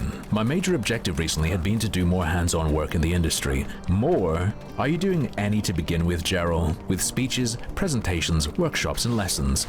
The problem was that if people looked What me up online, workshops has he it ever was done? clear What that I'm a presentations from nutcase this and a guy have you compulsive seen? liar. Sorry, Speeches? it was clear that From I had who? a bias towards one side At of the where? conversation when it came About to topics what? in the industry. There was one side loudly cheering for me and the other side disliking me. There is no point singing to the choir. If I go to places that already agreed with me, there is no benefit I can bring to that environment. I'm imagining him trying to go into Ubisoft and debate broing some blue hair. I needed to be able to do industry work in more environments. More than what? Where are you working now? Which means I hadn't to resent as more unbiased. To that end, I needed both sides of the conversation making negative content about me and disliking me. That way I present as more balanced and unbiased. Hello, my name is Jarrell Delay. Literally everyone hates me and thinks I'm a freak. Would you like to hire me to advise you on the development of products you want to sell to the masses? If I put in a bid to do a workshop or Why speech, would they pick and you those over people Sweet look me up and Baby? say, It's well, my it looks question. like you're with that group online and we don't like that group,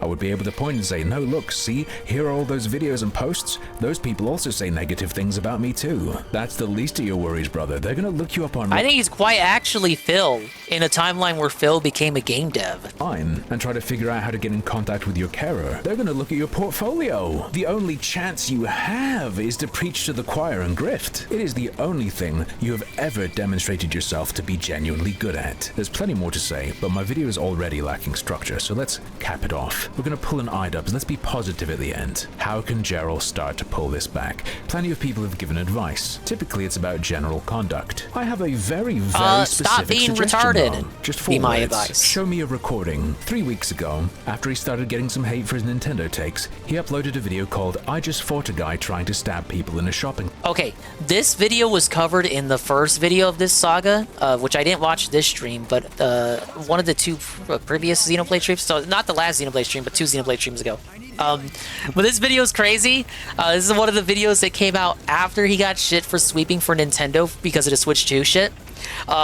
Basically, he explains this fake... He writes fan fiction about himself felting this teenager with a knife at a grocery store and then compares it to the game industry. And then tries to make you feel bad about it. Center. Thumbnail says he tried to stab people. This was uploaded for... In a reality where pretty much everything of this caliber of nonsense is recorded with phones at a grocery store, but there's dozens of people all walking and meandering around. More than likely, more than a couple of those people were just not involved in this situation whatsoever, just like the most bystandery of bystanders. Not a single person recorded this encounter and blasted it on Twitter. Right? in a shopping center. Thumbnail says he tried to stab people. This was uploaded for anyone on YouTube to come and watch, and it was viewed 50,000 times. In it, he emphasizes... So this video is not a joke. There's no punchline here. It's not funny. And he pinned a comment, further clarifying this is not a joke. Unsurprisingly, people were watching this and believing it's a true story. People who I imagine have no idea who he is were being recommended it and watching it and commenting. People were genuinely concerned for him. Someone commented, after watching this, are you okay? This situation was traumatic for you as well. He responds, yeah, where's the "I'm all right, police thanks for report, dude? asking. He had a knife. I had to deal with situations like this regularly when I worked The in local disability news reports services. too. Some people rewarded him for his heroism with money. In his story, he explains how he saved everyone at the mall from getting stabbed by a kid who had a screwdriver. Not unheard of, he's in Australia. My girlfriend's Australian, she checks 9 News every morning. I remember there were screwdriver stabbing stories last year. Note, they were in the news. There not being a story doesn't mean it didn't happen, but... Some people wasn't even a knife, my bad. Filming it with their cameras. And he repeats in the comments that multiple people... Okay. So right there, he confirms. I had forgotten when we watched him go over this video in the first video of the saga. But there were people he says himself that there were people recording. Okay, where's the footage of this incident? We're filming this. Show me a recording, or you are genuine scum. Not just silly haha internet weirdo boy, but scum. Show me a video of you protecting people from the screwdriver stabber with a chair, and I will post a video called Sungrand Studios is a Hero. Any thumbnail you want. Producing one of the many videos you say exist would be the #1 thing you could do to massively repair your reputation. This is real, genuine, good faith. Advice that I think is Was obviously that a true. Phil To impression? clarify my position, until he substantiates this, I essentially view Jarrell Delay as subhuman for having done this in response to getting made fun of online. Based. I don't think he has provided any footage of that incident, and I maintain that that is a very obvious cap and cope in response to getting made fun of for the Switch 2 stuff, getting dunked on by Frittata and everybody else who did not like his very poor opinions in the Switch 2 situation. Well, we got one more video. So I thought that was the video that had his Trump rant in it. It was actually this one. This one's titled Sungran Lives Matter, and boy do they. Ubisoft and other companies are failing to earn their shareholders' return on investment because instead of hiring and listening to actual adult industry consultants like me, unlike Ubisoft, like me, yes, me. I've got you. Thank you, White, for the follow. Dude, the like me, it's like, fuck that cog meme. It should have been me. It should have been me, bruv. It should have been me, innit? Big ups, Joe Blah. What won the poll the other day? Crash. Crash will be next. I already get the overlay back up and existing. Crash is next. Thanks to GPM. GPM sabotaged and scammed the poll because I allowed multiple votes via channel points, and he had a lot. He was a point withholder. He was withholding. But yeah, Crash will be this week, and I'll play through the original 3 games. Well, I say original, it'll probably be the remake, and then we'll do the poll again, and everything on the poll will be played. It's just like the order that we do it in. Stop the count! Stolen election. But yeah, we'll eventually get to Sly 4. I gotta do it now, man. The fucking voice actor told me to play it. I have a number of new games I'm working on that I need to finish developing. If you've watched many of Gerald's videos or my previous videos on him, you'll have heard claims like this many times. He knows how to guide industries, he understands business, and he has to finish his games. But what is that business plan? And where are all these games he keeps saying he's pumping out as quickly as possible? The answer to both of those questions... Playing Xenoblade and shitting on Sungran Studios deserves a follow. Big ups, thank you, man. Thank you for enjoying the chill positivity.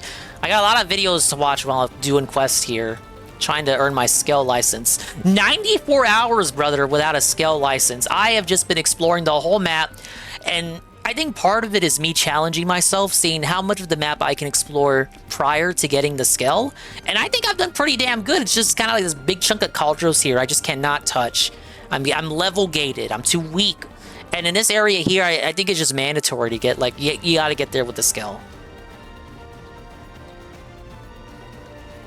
Yeah, it crashed first, and then we'll do a poll, and then if Sly wins the poll after that, we'll do Sly after that. Yeah, we're on a Sly burnout. It's Cooper burnout. And that game is of questionable quality to begin with. So, like, if we play it, and it turns out that the stories are true and it's not that great, well, you have burnout, and then you have the game's quality being potentially so bad that it like historical revision, it makes you reconsider the quality of the past 3 games we just played. So we gotta give Sly a break. Currently planning on completing Xenoblade Definitive Edition. I want to complete it too. I'm kind of a completionist style, so I'm doing my best to do all the missions that I run into. Which kind of bothers these guys because they want to see me in the robot. I promise. I'll take care of the mission I'm doing right now, and then it's straight to get the license. Or Sly 4 is actually a solid game in terms of gameplay, just the story sucks ass. I've seen that consistent opinion. Yeah, Strava. Kevin told you to play Sly 4. He rated me on one of the Sly 3 streams, and I told him Sly 4 was the only one I had not played, and he told me to play it and that it would be a good time. So it would be remiss of me to not take his advice. It's just a shame, in my opinion, that I don't have a PS3. I don't have a venue through which to get one without spending out the ass. So I'm just gonna play it on through the PS5. Again, it's just a shame that I can only stream that game. no download option because Sony can't figure out their way around the cell architecture of the PS3, which I don't even believe. I need to still beat Xenoblade DE. I saw my Xenoblade 3 playthrough for months just so I could finish that in Torna. Oh god, I still gotta do Torna. Say I only beat 2. I did 3 in the 3 DLC, but I never went back to the 2 DLC. I never did 1, and here I am on X. There's a lot of Xenoblade content left to go in this Dingus streaming existence. Only considering my PS3 that I use for speedrunning. I saw you were live over the past couple of days. Been meaning to pop in and say hello. But the times you stream, I'm usually clocked in and kind of distracted. But I'll pop in one day. Let me give you a shout out. This guy hung around for our Finalius Light 3. Very chill dude. He speedruns the Cooper games. If you were a fan of me playing the Cooper games, you might become a fan of him playing the Cooper games. Is Africa. The KaiOS business is focusing on distributing in Africa how does my... and other countries. Sorry, I didn't see this. How does my Frontier nav look? It looks like this. I get that I'm supposed to, you know, chain them together and shit. So, like, right here, this is the one that I use for storage. My storage nodes. And now I got, like, 55,000 Moranium. I can't get to these. Assume these are gated off. Seems like I mostly stick to chaining the mining ones. I can plug one here. I did this one earlier. Hey, Bobby.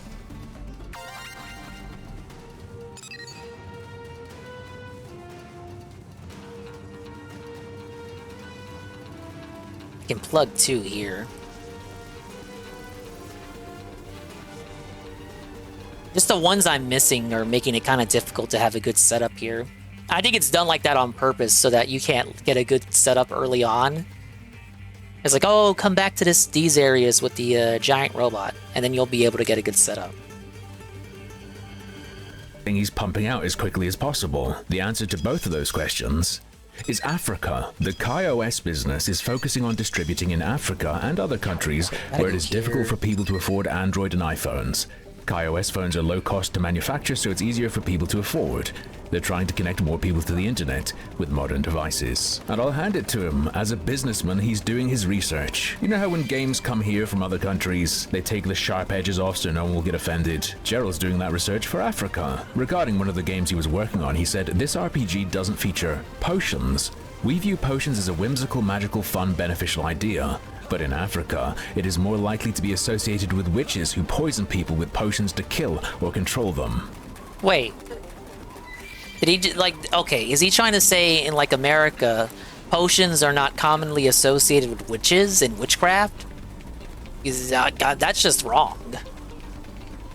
We view potions as a whimsical, magical, fun, beneficial idea. But in Africa, it is more likely to be associated with witches who poison people with potions to kill or But like that, what? Witches brew potions. I associate potions with witchery.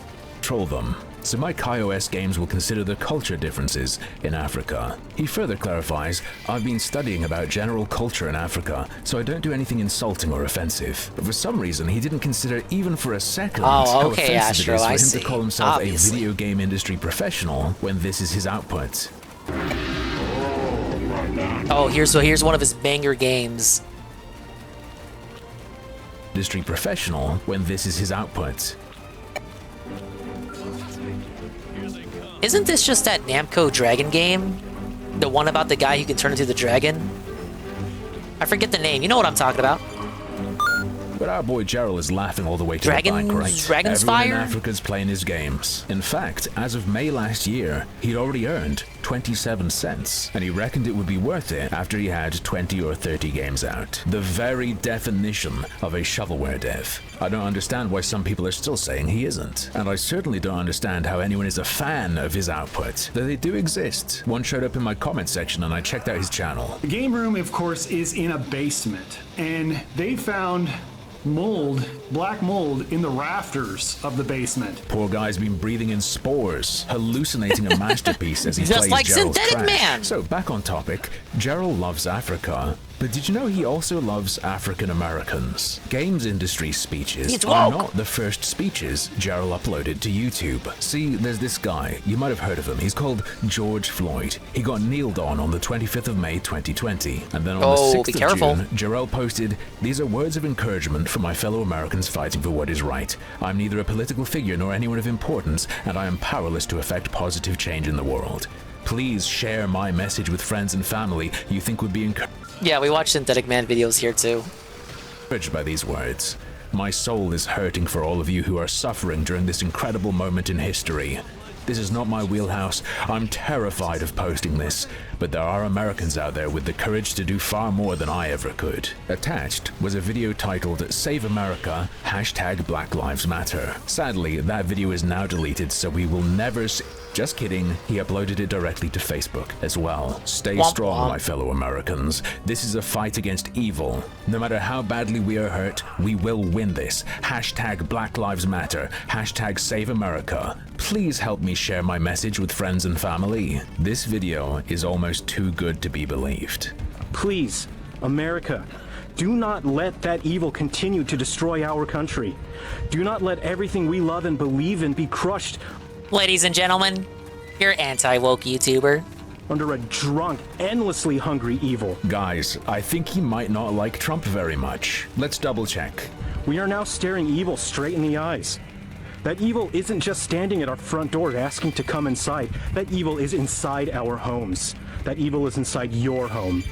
And that evil is taking what makes our country strong and beautiful and twisting calling and my perverting family our members country into racist? something disgusting. That evil with its drunk, bloodshot eyes is telling you that he is right.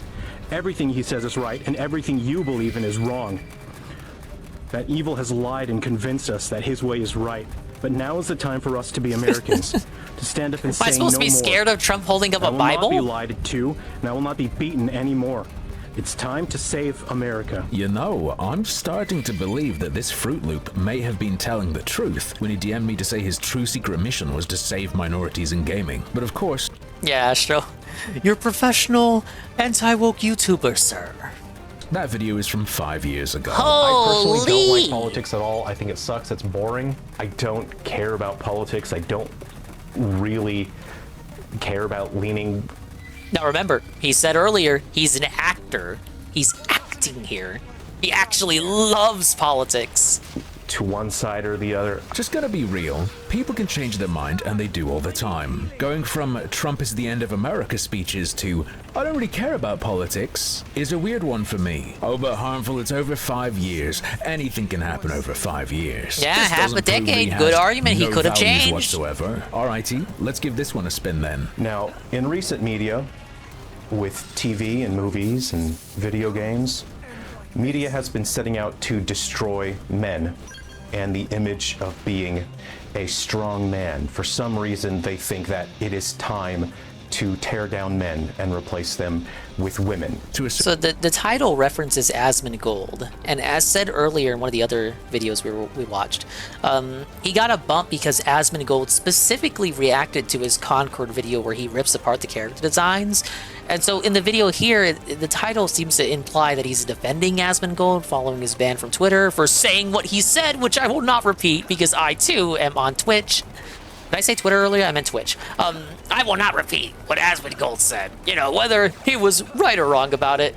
Anyway, yeah, he's sweeping for Asmongold here because Asmongold gave him the bump on his channel. It is time to tear down men and replace them with women. To a certain segment of the audience, I would ask you not It's to be her a clapping turn. seal for a moment. Ooh, man on screen said thing I agree with. The point here is our boy for a long Yeah, time I'm a big coward. was absolutely dropping culture war content left and right. Let's look at another example. His incredibly suspicious story about how feminists came into a cancer hospital and changed the environment so that he no longer felt comfortable playing the fiddle there. He doesn't actually say what changed or make it clear whether he was kicked out or chose to leave despite the title being he was kicked out, but that's not the point. Check out how he's talking. I would not bend the knee to these neo-feminists who the internet would describe as woke, but it's more than just woke. It's neo-feminism, and it's not about them fighting for equality. It's them fighting for superiority and control. The most blatant culture war What did they slop do? pandering of all time. I think that's... They were, okay.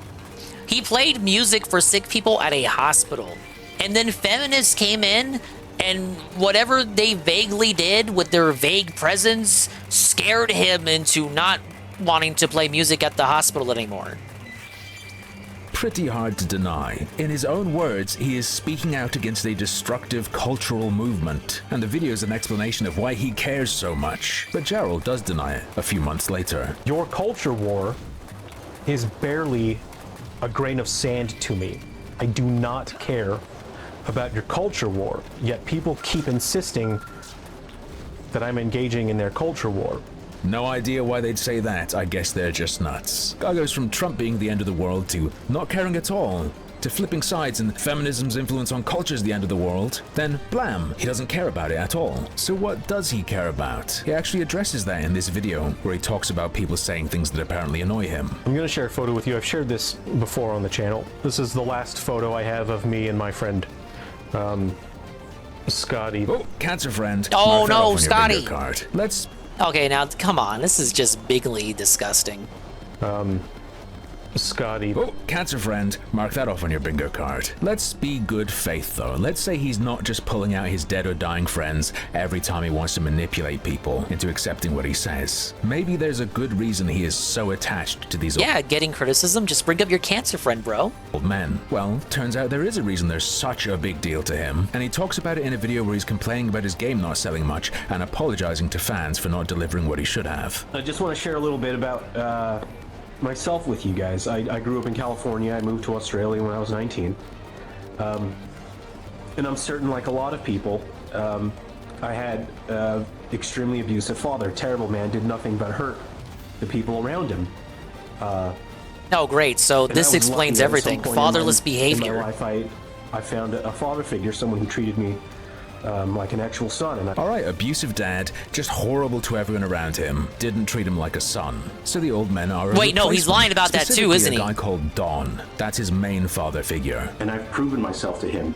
This is the only person who I have to prove myself to that matters, and I've already done that. Only one guy in the world he cares about, just this old man. Father, abusive monster to everyone around him, never treated you as a son, alright, nice. So I've DM'd Sungrand asking about this, and haven't received a response yet, but what in the hell is this, Gerald? I hope viewers can appreciate why I've heavily censored this, but it sure looks to me like you've tagged your parents into a photo and they've It's a picture of him with his camera out in the wild. And his parents respond, "My boy's best picture ever, our big boy JD in Australia, and I miss him so much." Oh my god, he lied about his father. Bonded with pride at you making your way in Australia. 6 years ago, the lady who appears to be his mother was posting under one of his promos, "This sounds very exciting, our boy. So proud of your accomplishments. Love, Mom and Dad." Just 3 years ago, Little did the parents man who know appears he to was be his producing father left a nice shovelware. comment on one of his pictures, and Gerald liked it. I had extremely abusive father. Terrible man, did nothing but hurt the people around him. 2 years after saying this, you're liking his comments on Facebook? Your mother's public posts are just how much she loves this guy, and how they celebrated a massive anniversary recently. Do you think he called his mom for Mother's Day? Is that old man? But you were tagging your parents into photos? Clearly caring what they thought of what you were up to. If I've made a mistake, let me know. I really don't think I have, based on all I've seen. I already asked privately, but I'll ask here as well. Gerald, did you slander your family as a ploy for sympathy? Because your game had some bugs, people were upset at you, and you were mad you didn't get many sales? He repeated these claims more recently, by the way, but he was much softer. So, like a lot of people... Yeah, he's too busy making 3DS games to call his mom for Mother's Day. Oh, we're past the 45 minutes for the Shy Guy scene. Thank you, UNF, for the redeem.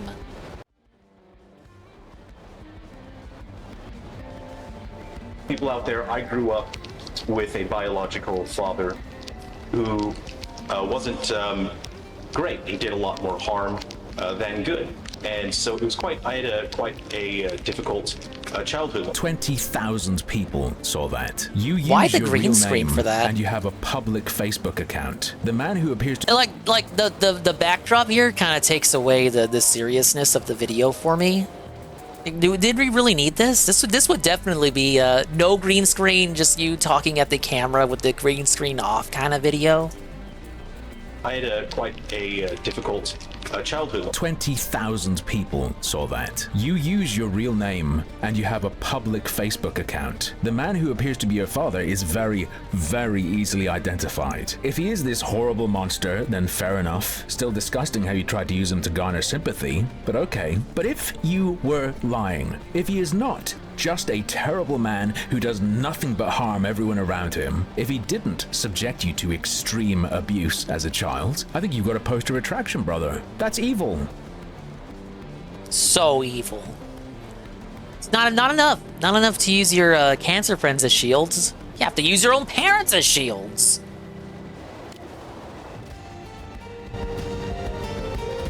All right, we'll go ahead and turn in the certificates and see if we can get in the robot.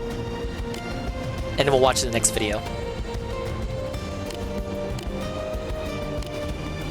This dumb little Mia lady. She's like a goofy little goober. Ah, she's tiny too. Very petite.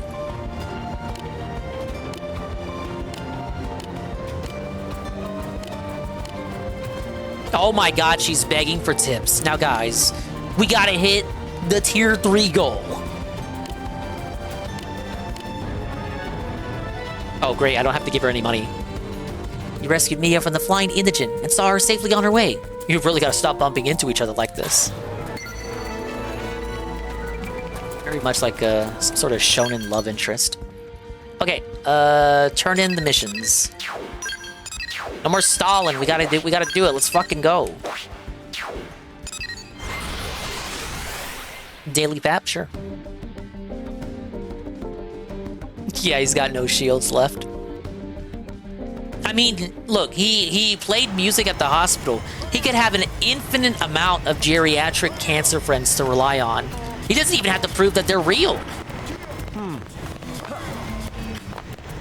All right, give it to me, buckaroo. Give me the giant robot. Ah, yes, the 8 license certificates.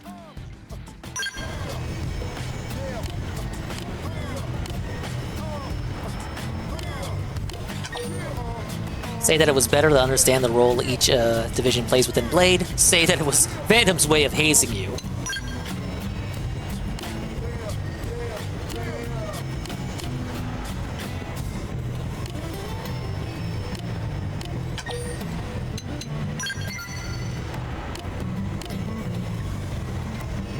A free skill, ladies and gentlemen.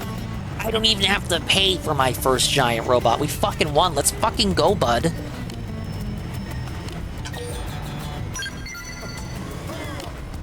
I was really expecting like one more mission. Oh boy.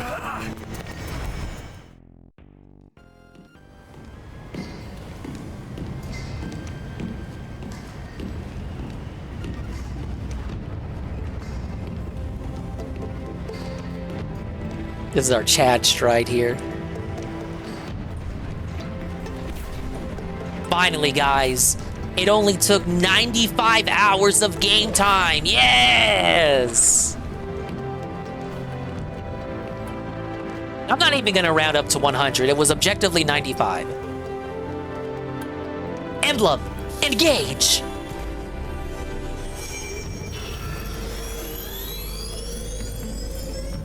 Alright, hit me up with a 10-minute tutorial.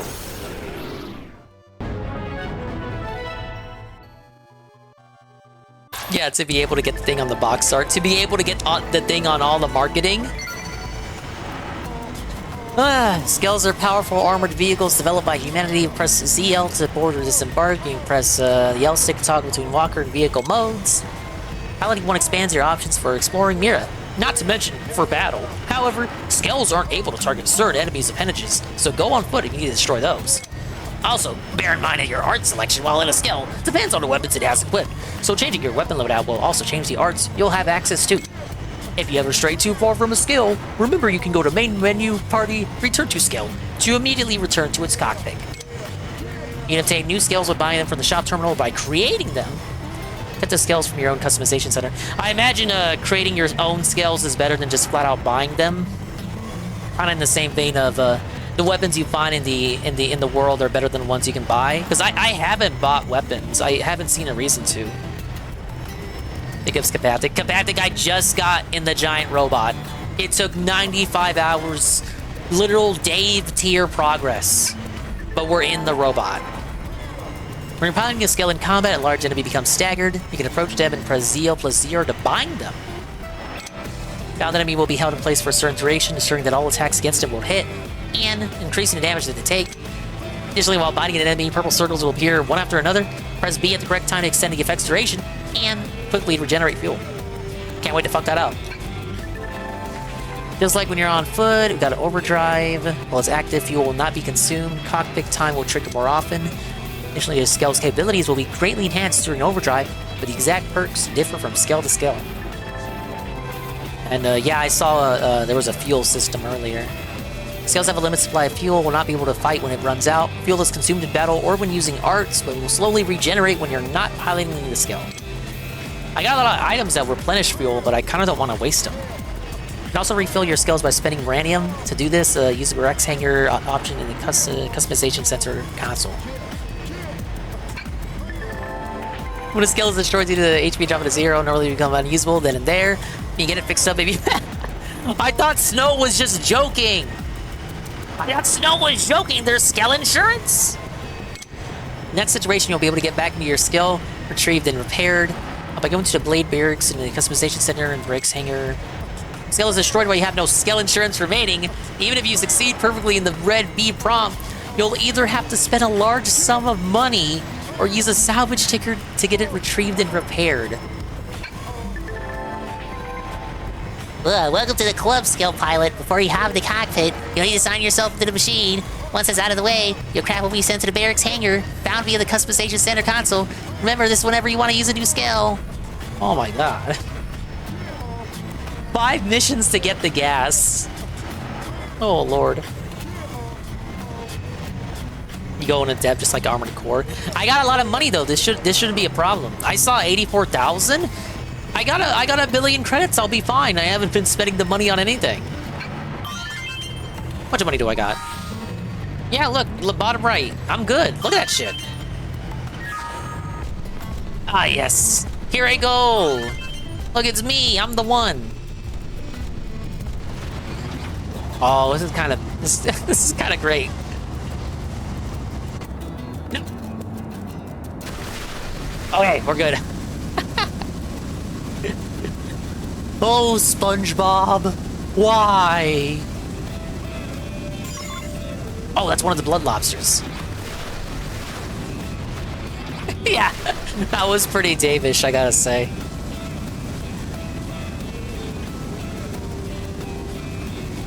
But I was told by Golem that I don't unlock flight until Chapter 9. God damn it. Chapter 9? You kidding me? How much shit you gotta lock away from me? There was a lobster over where I fell off.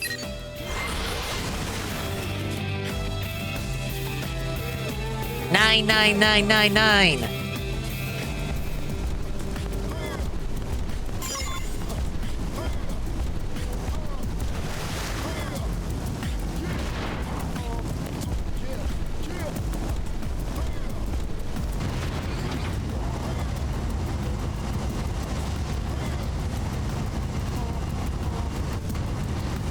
I don't know, I could get into this. I might never step out of the robot ever again.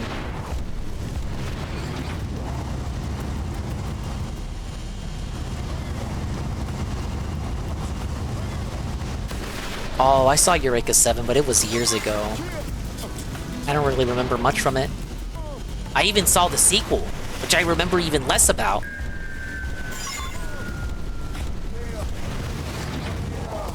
Fuck! Wait, okay.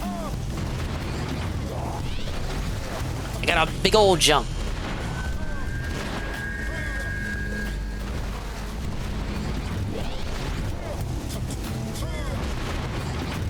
No, no, no, no.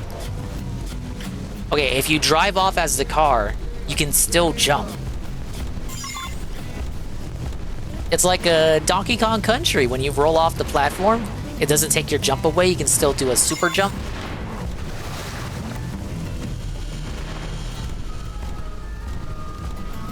Goon says, big up Scoon. Did not watch the sequel, but I did see Eureka 7. I think I remember you saying that before. The sequel is awful. That's why I don't remember anything from it.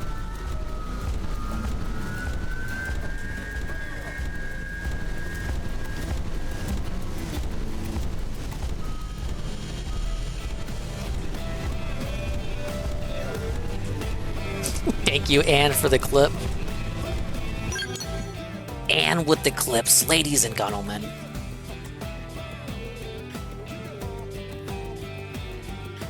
Okay, so we did get that. Wait a minute. This means I can do the heart-to-heart now, right? Because I got a better jump? He's like on top of the church for some reason. He's insane. Yeah, look. How would I have gotten here as the human style?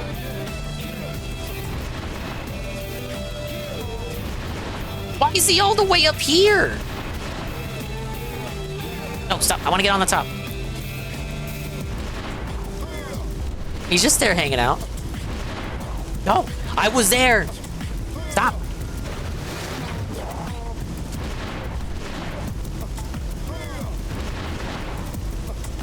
Okay.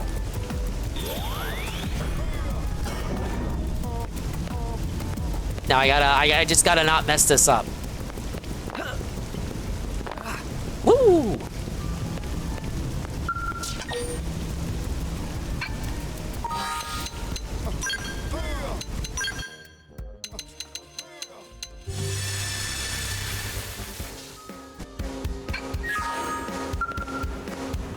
There's the guy.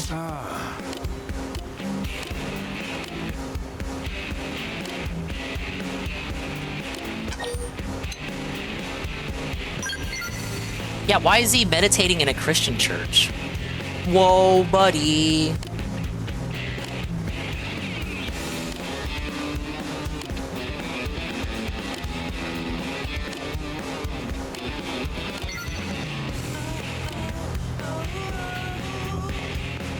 Oh. Okay, said I could call the robot whenever I want to.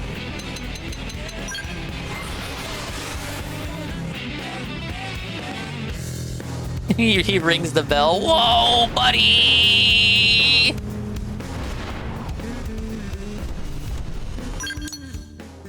Okay, pretty good. I don't even know what to do now. I had a lot of missions here. I could try fighting this guy now. He's level 25. I should have found a way to beat him already.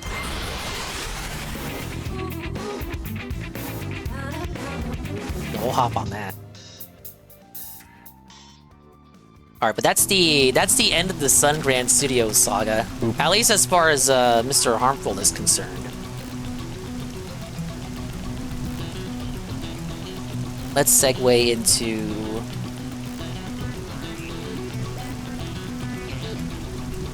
Okay, I guess, yeah, let's just do it. I did say Synthetic Man earlier.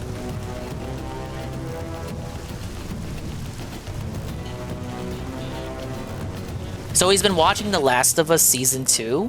A show so bad, not even Phil wants to review it for DSP Reacts. It's finally here, the adaptation of the most subversive video game sequel in history, The Last of Us Season 2. I've simultaneously both been dreading this and looking forward to it. Dreading it because I knew it meant I would finally have to finish The Last of Us Part 2, and I did recently on stream, and it was truly as painful as I knew it would be. Dong. The Last of Us 2 is truly a product born of spite, of hatred of the audience, of all of the fans who love loved Joel from the first game. And I'm not just talking about him dying near the beginning. There's a lot of elements of that game, just like especially Joker 2. how Ellie treats Joel in the flashbacks, that makes it clear that Druckmann despises all of the people who would dare save their surrogate daughter instead of save what's left of human civilization. Now, I'm not going to go over that again. I think I covered my opinions pretty thoroughly back when I reviewed the first season. But obviously I sided with Joel, and I really despised how the show removed a lot of the ambiguity as to whether or not a cure would even be made by killing Ellie. But still, now we have the aftermath, The Last of Us Part 2. And even though I like how, so this is a similar choice to that Life is Strange game, right? In The Last of Us, everyone would save the surrogate daughter over the whole rest of the world. But in Life is Strange, everyone would rather save the city over the dumb bitch. or at least 5 years ago now, it still feels like it was yesterday when it was leaked that Joel gets killed in the beginning of the game, and thankfully the majority of people decided not to buy The Last of Us Part 2. Now, of course, there was a lot of misinformation saying that no, supposedly the game sold extremely well, even though the game sold 4 million copies in its first month, which seems like a lot, but then 2 years later it had only sold 10 million compared to the first game's 30 million. And no doubt the budget for the second game was much higher. And Naughty Dog even had to cancel the multiplayer only expansion / standalone release, which is even DSP more evidence was seething that they canceled that. And they've now had to re-release it twice to try and make up for the losses of The Last of Us 2. And knowing all of this, and also knowing the fact that Neil Druckmann is directly working on the TV show as he did with Season 1, I knew that people are going to definitely end up hating Season 2, unless they make drastic changes to the story. And just based on Episode 1, it doesn't really seem like they changed much, except a lot of the out-of-order flashbacks that appear later in the game are now in the very first episode, like the famous dance scene, you know, the one where Dina asks if she smells bad. Oh yeah, that line's still in the show 1-to-1. So clearly Druckmann hasn't learned anything. He still thinks it's hot for two lesbians to smell each other's odor, especially when one is hideously ugly. And I might as well address that before we get started, because there are a lot of morons, a lot of tourists who watched my Season 1 reviews and didn't know that Bella Ramsey was an adult. Yes, she was 19 years old when Season 1 released, and so obviously she's even older now. And no, I don't give a shit if you think I'm a bad person for calling her ugly. We all know she's ugly. It's incredibly distracting, and it really just takes you out of the show. And to address another thing that I know is going to come up, as plenty of people told me I'm racist for pointing it out in my Season 1 review and my Fallout TV show review. Yes, blackwashing and miscegenation are absolutely woke. If it's being shoved into every goddamn TV commercial and movie. Oh yeah, people were upset about what they did with.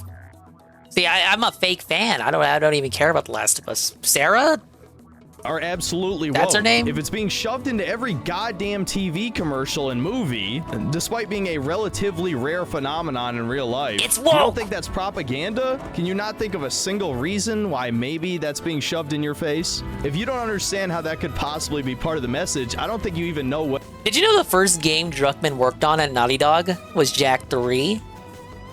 This means people that worked on Jak and Daxter still exist at Naughty Dog. But Druckmann didn't work on the story for that game. He started as a programmer. But the message is in the first place. He didn't touch the story one lick. These YouTubers who would never lie to you or betray you or try to sell you something. And another thing you need to remember about these people is that apparently watching two middle-aged men have gay sex is not. Oh, remember this one? DSP said he was not bothered by this. He had no issue with it. He had no problem with it. In fact, he would even be willing to watch a movie about these two characters, but it has nothing to do with the plot of The Last of Us 1. People even care about the story for Jak, though. I would say for Jak, the world building is where Jak's shown. But world building is different from the story, if that makes sense. Woke as well, apparently, as everyone seemed to love Episode 3 of The Last of Us Season 1. So anyway, with that out of the way, I'm pretty sure most people are going to agree with me and hate Season 2 if we're being real, because, well, pretty much everyone hated The Last of Us Part 2, so I can't see how Neil Druckmann is suddenly going to change his ways, especially given what we already know about his next game, Intergalactic, is going to be addressing religion, and I'm not going to spoil the leak plot of that because I don't want to get a copyright takedown, but let's just say it's an allegory for siding with Muslims and killing Christians. That's so. And to address one final thing before we get to the episode 1 synopsis. You've not made a GPM watch the show yet, Goon? Because this is something that came up during my Fallout episode 1 review. There's absolutely nothing wrong with reviewing just episode 1 of a TV show and coming to conclusions based on what you see. I mean, what did they think was going to happen to Joel? That like the show would be from a departure from the game and Joel wouldn't die? Do you believe that? You're dented! Reviewing just episode 1 of a TV show and coming to conclusions based on what you see. Now, of course, it's a little bit different with The Last of Us show because I already know what's going to happen since I played the game and I actually watched all the cutscenes 5 years ago. Shout out to everyone who's been watching the channel since the beginning. But even if they do decide to change things in the plot, it doesn't matter. There's nothing wrong with making a judgment based on what you see in episode 1. In fact, I would say the first episode of a TV show is arguably the most important. This is the one that draws you in and hooks you. So when all of those retards, including Hassan, said that I'm not allowed to judge a TV show based on the first episode, I mean, does that sound like something an intelligent person would say? Or is that something a brain dead... Hey, just take the anime route. Give it the rule of 3 episodes. Normie would say, because they don't know how to counter any of my arguments other than just calling me a racist. But anyway, enough preamble. Let's get into episode 1 of The Last of Us Season 2. So it actually begins with a new scene unique to the show where we get to see the survivors of Joel slaughtering all of the Fireflies, and we get to meet the actress who plays Abby. And I'm not going to make a judgment based on her appearance just yet, even though I've already seen pictures of later episodes, and no, she never looks nearly as jacked as Abby, and we all know the reason why. It's because the actress wasn't willing to take steroids to get arms as large as Abby's. But isn't that based? They said like Abby being as built and bulked up as she was in the game was unrealistic. Sorry, ladies, I don't care how much chicken, broccoli, and rice you eat. You're never gonna get arms like that without anabolics. Morons who've never touched a dumbbell seem to believe that women have just as much muscle building potential as men. It's not even close, guys. So yes, unfortunately, Abby is not the muscle monster that we all know from The Last of Us 2. Which, you know what? If you're not someone who watches any of my streams, maybe you'd think I'd say that's a good thing. But I kind of ironically enjoy how gross Abby looks in the game because it kind of just represents the overall ugliness of The Last of Us 2. The fact that the actress is actually more attractive than Abby kind of just takes away from it. Especially, I think she's the only casting in this show that's more attractive than the game version. And I don't know if that's to subtly make you side with her more given what comes next after this. But then again, a lot of people really like Pedro Pascal, so him dying in most likely episode 2 if I had to predict. Yeah, spoiler, he doesn't die in the first episode. They pussied out. I don't really think it makes up for it. Now, again... Well, it's like that remake of Conquer, where the intro is slightly different than the rest of the game, and the gargoyle's like, ah, yes, the designers thought it wise to change the training level a bit to fool the audience into thinking that the rest of the game would also be different. So Joel survives the first episode to make you think that the show could be heading in a different direction, and then he just dies anyway.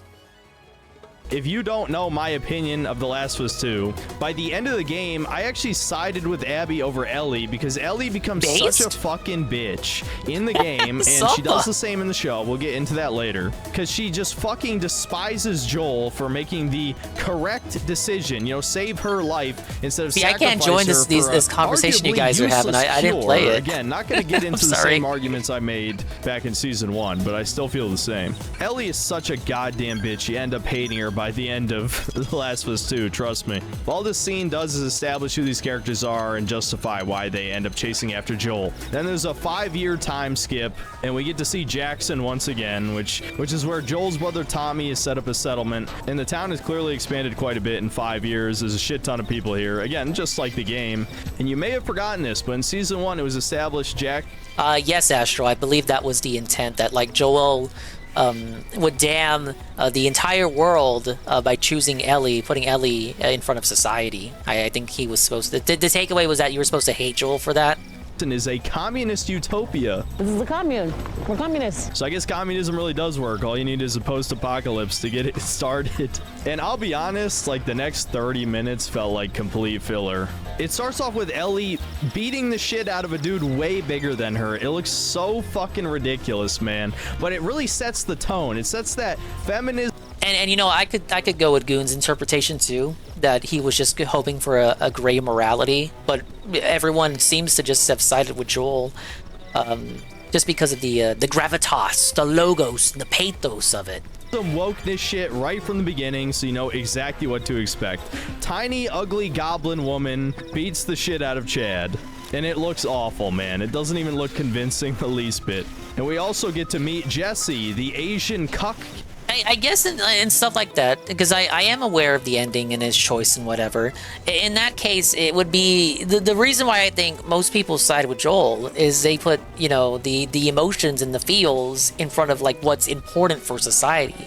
Like, in that moment, most people probably would do that fight or flight response and put, you know, someone they care for in front of the rest of the world. You know, pathos before logos.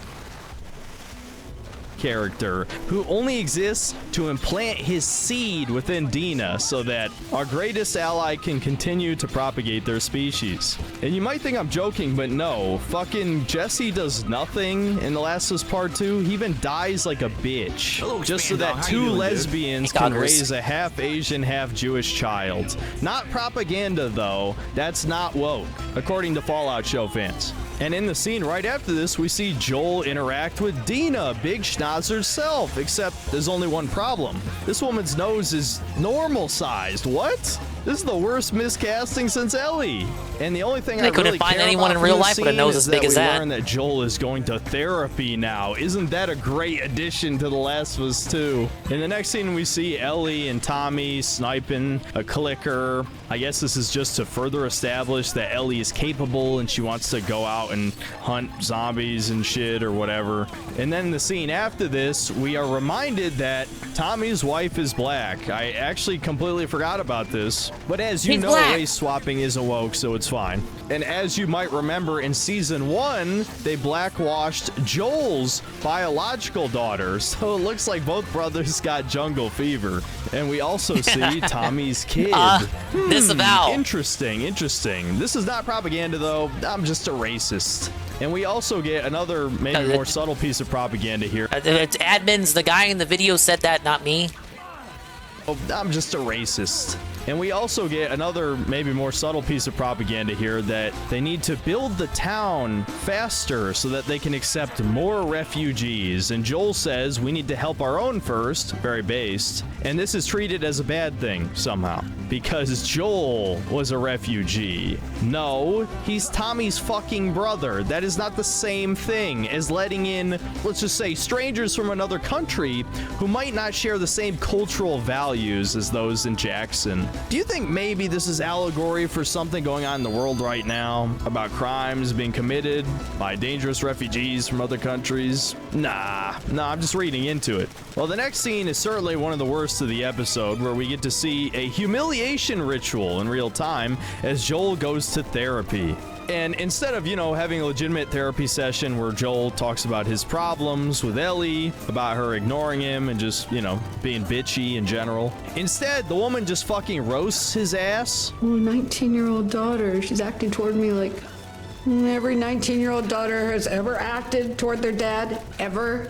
What is this, our 5th session? Are you just gonna keep grouching on like this every time? Aren't you supposed to be validating me or something? And the justification for this is that Joel killed her husband, Eugene. Now, for the sake of curiosity, I looked up Eugene, the Last of Us wiki, because I'm like, I don't even know who the hell that is. And in the game, it was just a character who was mentioned who died of natural causes. So I guess this is something they're going to reveal in later episodes. But the point is, the therapist hates his ass and obviously knows that Joel is lying about why he's coming there. And she asks if Joel hurt her.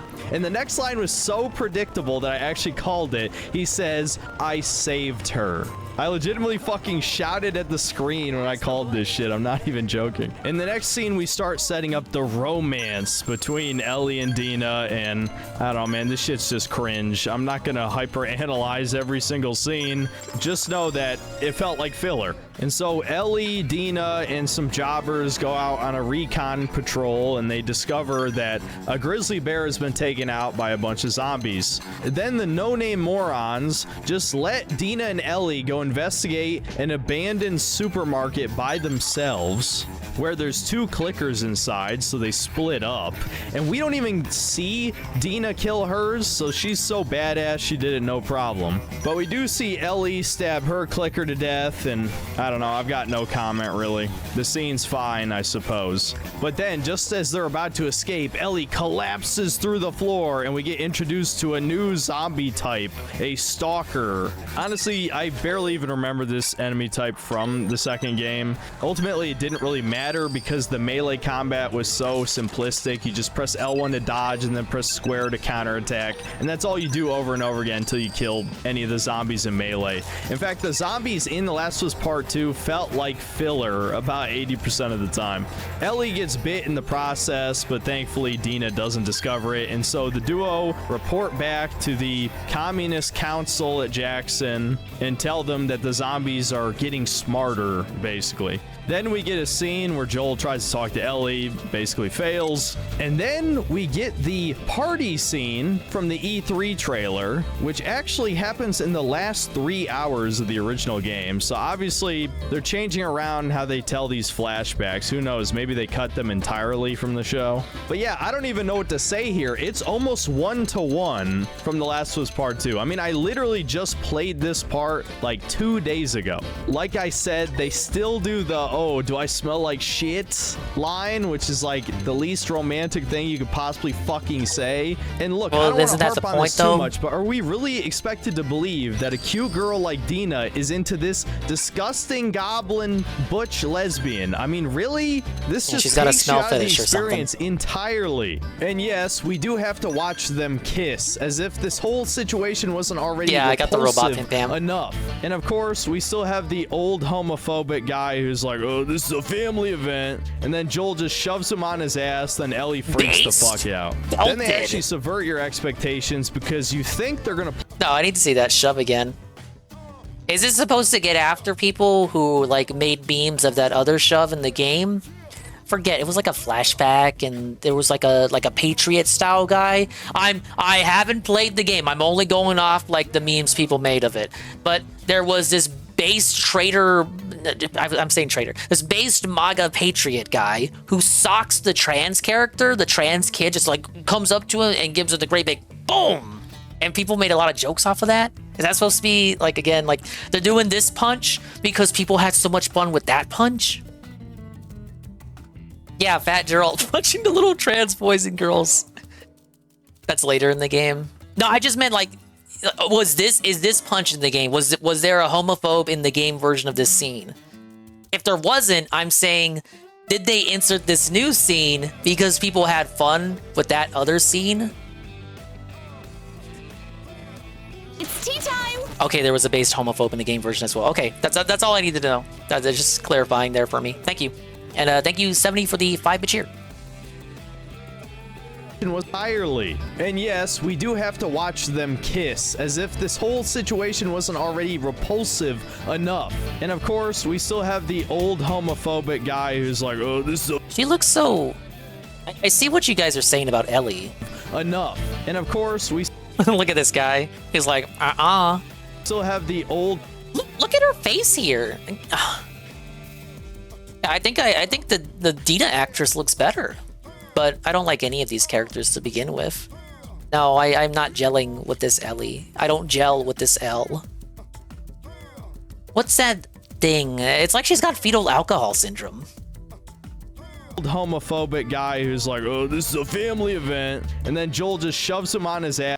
Dude, I didn't even watch that the first time the whole way through. Like I was kind of like side-eyeing it. He doesn't even punch him. Homophobic guy who's like, oh, this is a family event, and then come on, this isn't Joel. I don't know Joel too well, but the real Joel would have punched him, surely.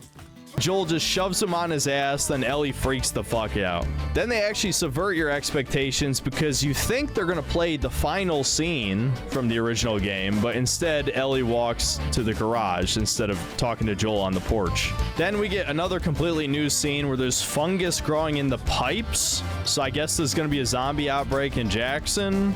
And then the episode ends with us seeing Abby and her entourage have finally found Jackson and are most likely going to kill Joel next episode, but who knows? Maybe they'll drag it out to episode 3 or even longer. In any case, I expect a severe drop-off in viewership as soon as they kill Pedro Pascal. You know, kind of like all the fucking refunds there were for The Last of Us 2, and for all of us who were smart enough to view the leaks a month beforehand, all the purchases that never happened in the first place. And so that's episode 1 of The Last of Us Season 2. I mean, if I'm being completely honest and judging it in a vacuum, it was just okay. Certainly not as much of a hook as the beginning of the first game, and by extension, the first episode of Season 1. And yes, I had quite a few problems with that adaptation of the beginning of The Last of Us, the race swapping being a big part of that, obviously. But still, the first, 20 minutes of the first game is one of the most effective video game openings of all time. Whereas this episode 1, I mean, what is there even to take away from this? There certainly isn't really any plot hook here, except that Abby is going to come kill Joel, and I feel like that's something that anybody who's heard about the game already knows is going to happen. And for all the normies who don't even play video games, who I guess watch Season 1 are going to watch this, well, like I said, I think there's going to be a huge fucking backlash for all these people living under a rock over the past 5 years. I just can't imagine that people are going to want to sit through the plot of The Last of Us Part 2 in TV show. They are, but I do have enough credits to blow on some shit. But I won't. I don't know. I don't want to dump everything, but also I don't have anything to blow money on. But I feel like as I play longer and get into the end game, that's where most of my credits are going to go into. Form. I mean, it is truly torture, dude. The gameplay was the best part of The Last of Us 2. Now, I don't think it's as good as a lot of fucking people have claimed. Did I buy everyone a mech yet? Not Solid yet. 5 or whatever stupid ass shit you've seen journalists and shills say, but the gameplay of The Last of Us 2 is definitely better than the first game, and there are times when it is fun. This is a TV show. There is no gameplay. The story of The Last of Us 2 is fucking misery and suffering. Okay, so since you're telling me that, is it just like if I buy a party member, let's say I buy Elma a mech, can only Elma use that mech? Or if I swap Elma out with Lynn, is Lynn able to use that mech now? And all for a really terribly told revenge is bad message. Or, you know, if you want to be a little pretentious, you could say it's actually about forgiveness. What is there to fucking forgive? Joel did nothing wrong. Okay? If you need to forgive Joel, you're fucking scum. Dingus told me I can borrow his mech after stream hours. People over the course of The Last of Us 2, and she doesn't even get her revenge in the end. One of the least satisfying endings in video game history, on top of all the other problems it has. But whatever, I'm getting ahead of myself. Obviously, I'm going to be covering the rest of the season. I don't think I'm going to review every episode because I doubt every episode will be eventful. But if Joel dies next episode, you better believe I'll cover it. So yeah, I don't really have too much else to say. We just got to wait and see how the season develops. So that's about it. I'll see you next time, guys. He did in fact review the next episode. He actually has 3 videos so far. So let's go ahead and move on. Oh, he starts out sounding real happy in this video. Well, I got good news and bad news for you. The good news, they didn't chicken out. The bad news, well, they didn't chicken out. Honestly, I'm not even sure if there's any point to reviewing any more episodes after this one because I don't think there's going to be anyone left watching. And honestly, it's even more cringy than the game version. I don't know how they could possibly make it worse, but they found a way. And on top of that, this episode has a filler B plot where an army of zombies attacks Jackson and adds absolutely nothing to the story. It feels like basically a retread of the final season of Game of Thrones, and thankfully it's not quite as nonsensical and just straight up terrible as the White Walker attack, but it's definitely still pretty stupid at parts. Honestly, I don't think I need to waste a whole lot of time on a huge intro. I'm gonna assume everyone here watched my review of the first episode where I pretty much covered all of my unrelated thoughts in the intro of that video. So let's just dive straight into the plot synopsis for episode 2. The first scene is a short dream sequence where we are reminded that Joel killed Abby's father, and she wakes up, and seeing the TV show version of this scene is so jarring because once again we get to see that this Abby is just a normal woman. Fucking Abby Armstrong was swole as fuck, and now we just have average woman seeking revenge. Honestly, it's just so boring. Another thing too is like Owen is a little bit less of a soy boy here. I mean, he certainly acts like one, but he doesn't look as much like a Redditor as the original game, which kind of ruins their whole relationship dynamic. I mean, I'm not gonna show the sex scene that gets every single video age restricted, but just seeing Abby shove Owen against the wall when they're in that little fucking boat, it makes it very clear who's wearing the pants in that relationship. Here it feels a lot more forced. It doesn't have that far leftist lack of self-awareness that sort of drives the subversion. And this is more like your just typical boring girl boss bullshit. It's not nearly crazy enough for me, and I'm sure that's intentional. Another interesting change you'll see here is Nora, the black chick, is bald now, continuing that disturbing trend of having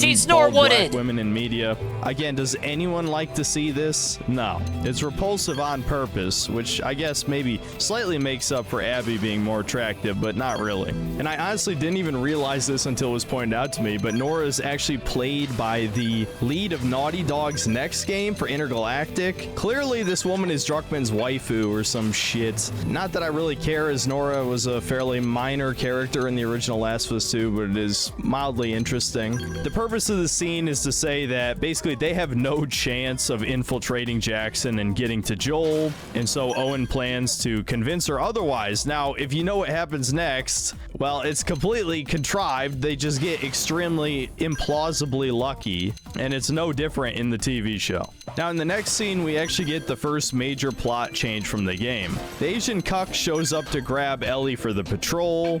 Wow, you look like shit. The dialogue from the scene is pretty much ripped one-to-one from the game, where our sperm donator over here doesn't even care that he's already being cucked by Ellie like a week after he broke up with Dina. There's also a short town hall meeting where we learn that Jackson is preparing for disaster as they suspect that an army of zombies is going to show up. As they've observed, the zombies have basically begun to insulate themselves by dumping a pile of bodies on each other in the snow, which I'm not going to talk about how stupid it is that the cordyceps fungus can somehow survive in the cold. I guess if you can suspend your disbelief that it could somehow take over human brains, then you could also say it adapted to frozen climates. I don't know, whatever. I don't care that much, but it is pretty stupid. Ellie is taken to like the lunch hall, and Seth, the homophobic guy from the last episode, apologizes to her.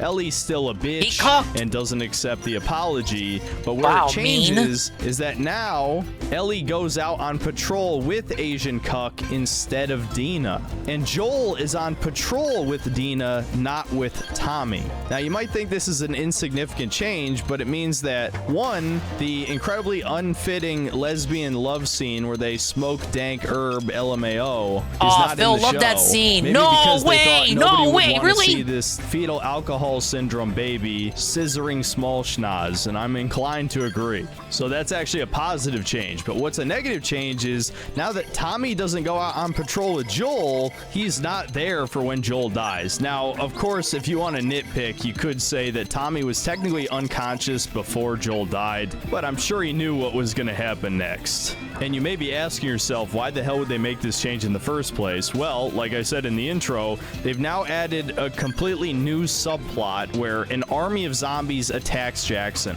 Does it add anything to the story? No. It doesn't affect anything at all. It's complete filler that's added to try and salvage even a tiny portion of the audience, because they know people are going to stop watching after this episode. It's the same exact thing that happened when people played the fucking game. Joel is the main character of The Last of Us, not Ellie. So when Joel dies, why would anyone give a flying fuck about what happens afterward? In the next scene, we see that Abby conveniently finds Joel and Dina on the horizon. I know this isn't that much different from the game, but it's still so unbelievably dumb and contrived, man. I understand in the nature of telling a story, you can have fantastical things happen, but it just feels completely unearned and forced, just like the video game, where we need to kill Joel in the beginning for shock value, so we're just gonna force the stars to align so that the perfect circumstances can happen. Now, this is when the snowstorm starts to kick in, and so Ellie and the Cuck have to take shelter inside a weed farm, but unlike the game, they don't even smoke it. So what the hell is even the point of keeping this scene in from the game? Remember Again, I can things see from the why game? they'd want to cut the lesbian love scene, but then I just have to ask, why not just cut this entire part completely? We don't even really have to know or care about what Ellie is doing up until Joel is about to be killed, because basically none of this matters.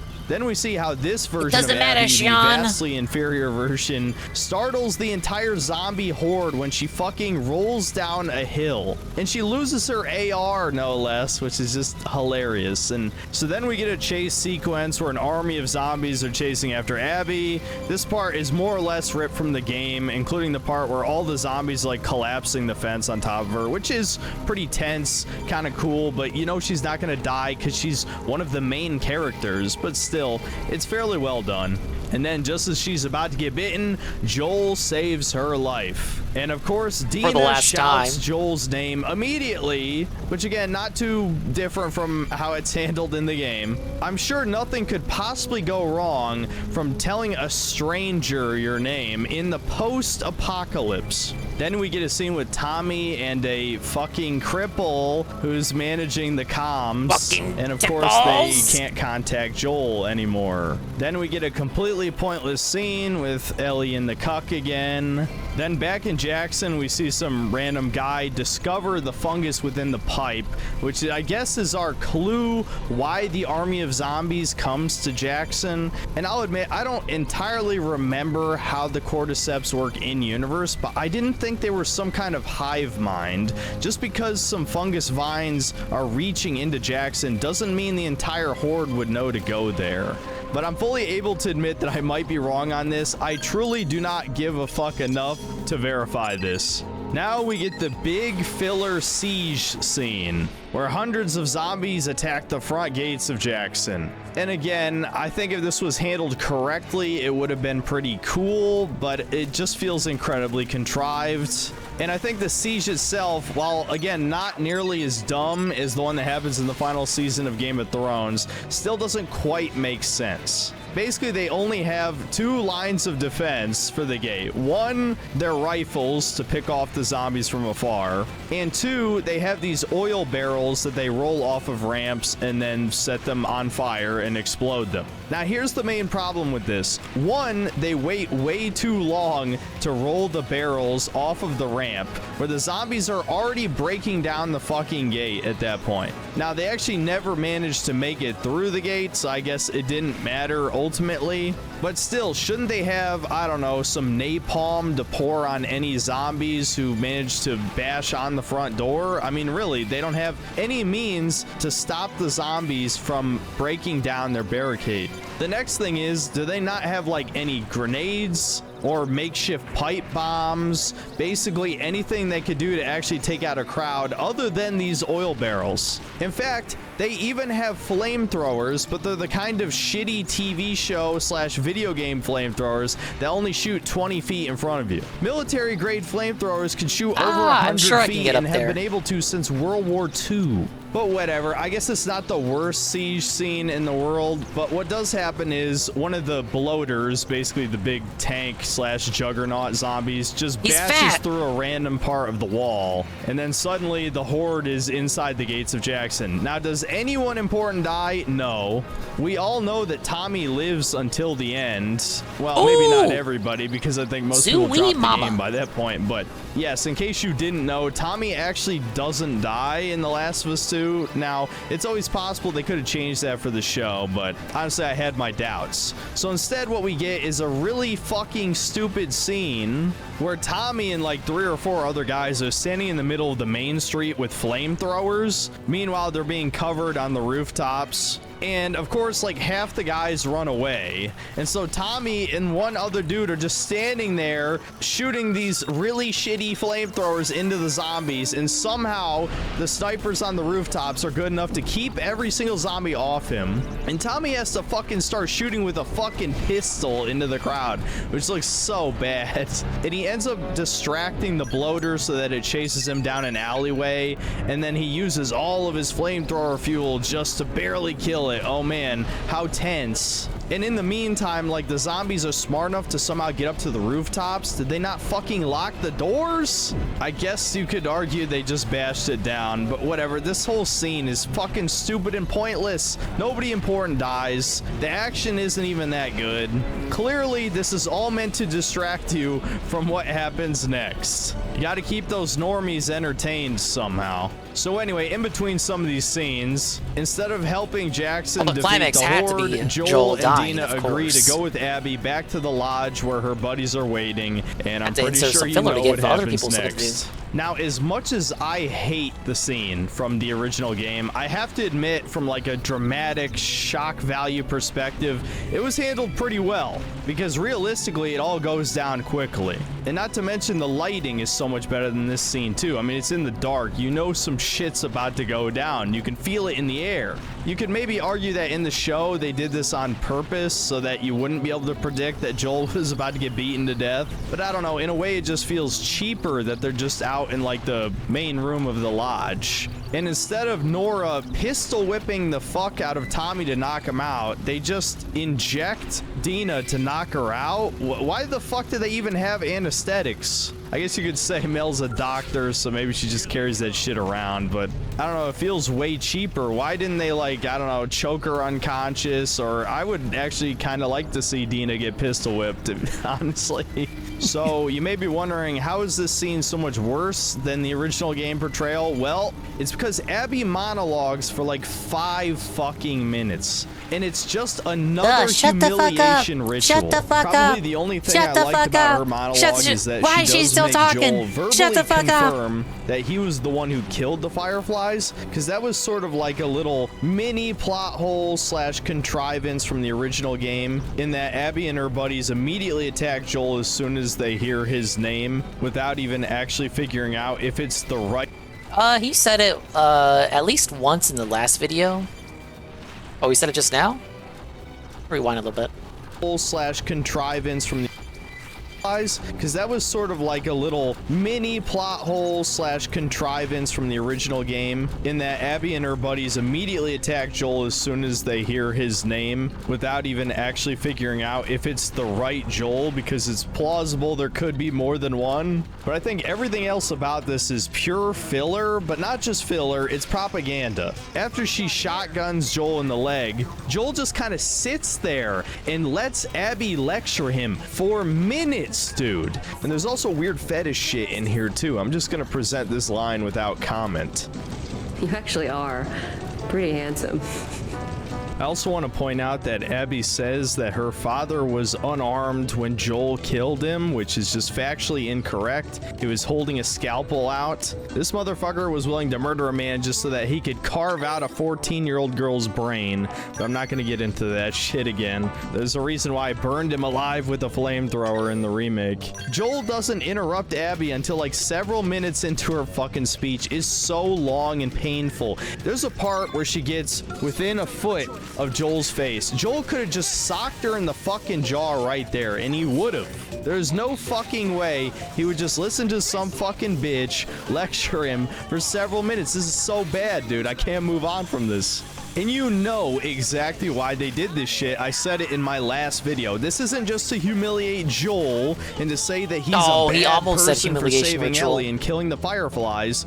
No, this is to shame us, the people who supported Joel's decision, because it was the objectively correct one. Because Druckmann hates everyone who supported Joel. Now, people told me in the comment section of the last video that Druckmann suddenly changed his mind and said Joel made the right choice. And even if he does believe that, which I doubt, the entire plot of The Last of Us 2 is essentially telling us he made the wrong choice. That's why the game is about forgiveness. It's not just about forgiving Abby for killing Joel, it's about Ellie also forgiving Joel for saving her. How fucking ridiculous is that? And Druckmann's Hispanic self-insert doesn't hate Joel nearly as much in this one either. He doesn't even spit on Joel's corpse. I'm not sure exactly why he made that change. Maybe just to dispel this crazy idea people had that he was a Druckmann self-insert in the original. And so after lecturing Joel, she finally grabs the fabled golf club to get a Joel in one, and wow, yeah, this is like, again, way shittier than the original. Because once again, this Abby is literally just a normal fucking woman, dude. Yeah, I need to see the compare and contrast on this one on the big screen. Yeah, we grabbed the club. All in one, and wow, yeah, this is like... Yeah, I'm not convinced. Again, way shittier than the original. Because once again, this Abby is literally just a normal... Look at there. Power, independence, strength, resolve, anger, and maybe even a little bit of fear. Normal fucking woman, dude. And so somehow this tiny, weak Abby actually snaps the golf club, hitting Joel, and then punches him in the face for presumably multiple minutes. This is a normal woman punching a man in the face. Her fucking bone... Well, she's not really normal, but no, I get it. You're talking physically. In her hand would be shattered. My immersion is so destroyed, it's unreal. The girl boss feminism crap is way less believable than the game. At the very least, Abby was fucking Senator Armstrong, roided to the gills. And yes, it was pretty immersion breaking that she was on as heavy a stack as a fucking bodybuilder in the post-apocalypse. But at the same time, at least then it justified the crazy masculine actions that she takes throughout the game. I'm never gonna believe that from this Abby, not for a single second. This is the same type of feminism propaganda, but just out of a different lens. Maybe a 100-pound woman could beat the shit out of Joel, and no, I don't give a fuck that Joel's like 60 in this version. This is Joel we're talking about. So anyway, after beating him to a pulp, Ellie finally shows up. Pretty much the same thing happens as in the game. She gets to witness Joel getting killed, but instead of him just getting bashed one last time to finish him off, Abby's still more believable than these be calling his Bob yesterday. Aw, poor Linda. He stabs him with the pointy end of the broken golf club. I think we all know that people are... Yeah, I believe it too. Called Linda. Linda asked about the 10-year plan, and then Phil quickly hung up. But Phil wants to say that they talked for hours yesterday. I don't know, I'm not convinced. Stop watching the show after this point. Just like people stop playing the game and like cut their discs in half or tried to get refunds or just never bought it in the first place. If you saw the leaks, got to keep hammering that point in. And the episode ends with Abby's crew walking off into the unknown to head back to Seattle, I guess. And Ellie, Dina, and the Asian cuck bringing Joel's corpse back to Jackson. So, do I really even need to give you a proper conclusion here? Obviously, this fucking episode's terrible, just like this part of the game was absolutely terrible. This is one of the few times I'd say making a faithful adaptation was a terrible idea. Everyone hated The Last of Us 2, pretty much, outside of some journalists and some far leftist contrarians. I'd say pretty much everyone else can agree that the game is just pure misery, and it doesn't even fucking get its message across properly. Yeah, Synthetic Man is like such a ray of generic sunshine revenge is bad tale in comparison. when supposedly it's supposed to be about forgiveness. I mean, not forgiveness for the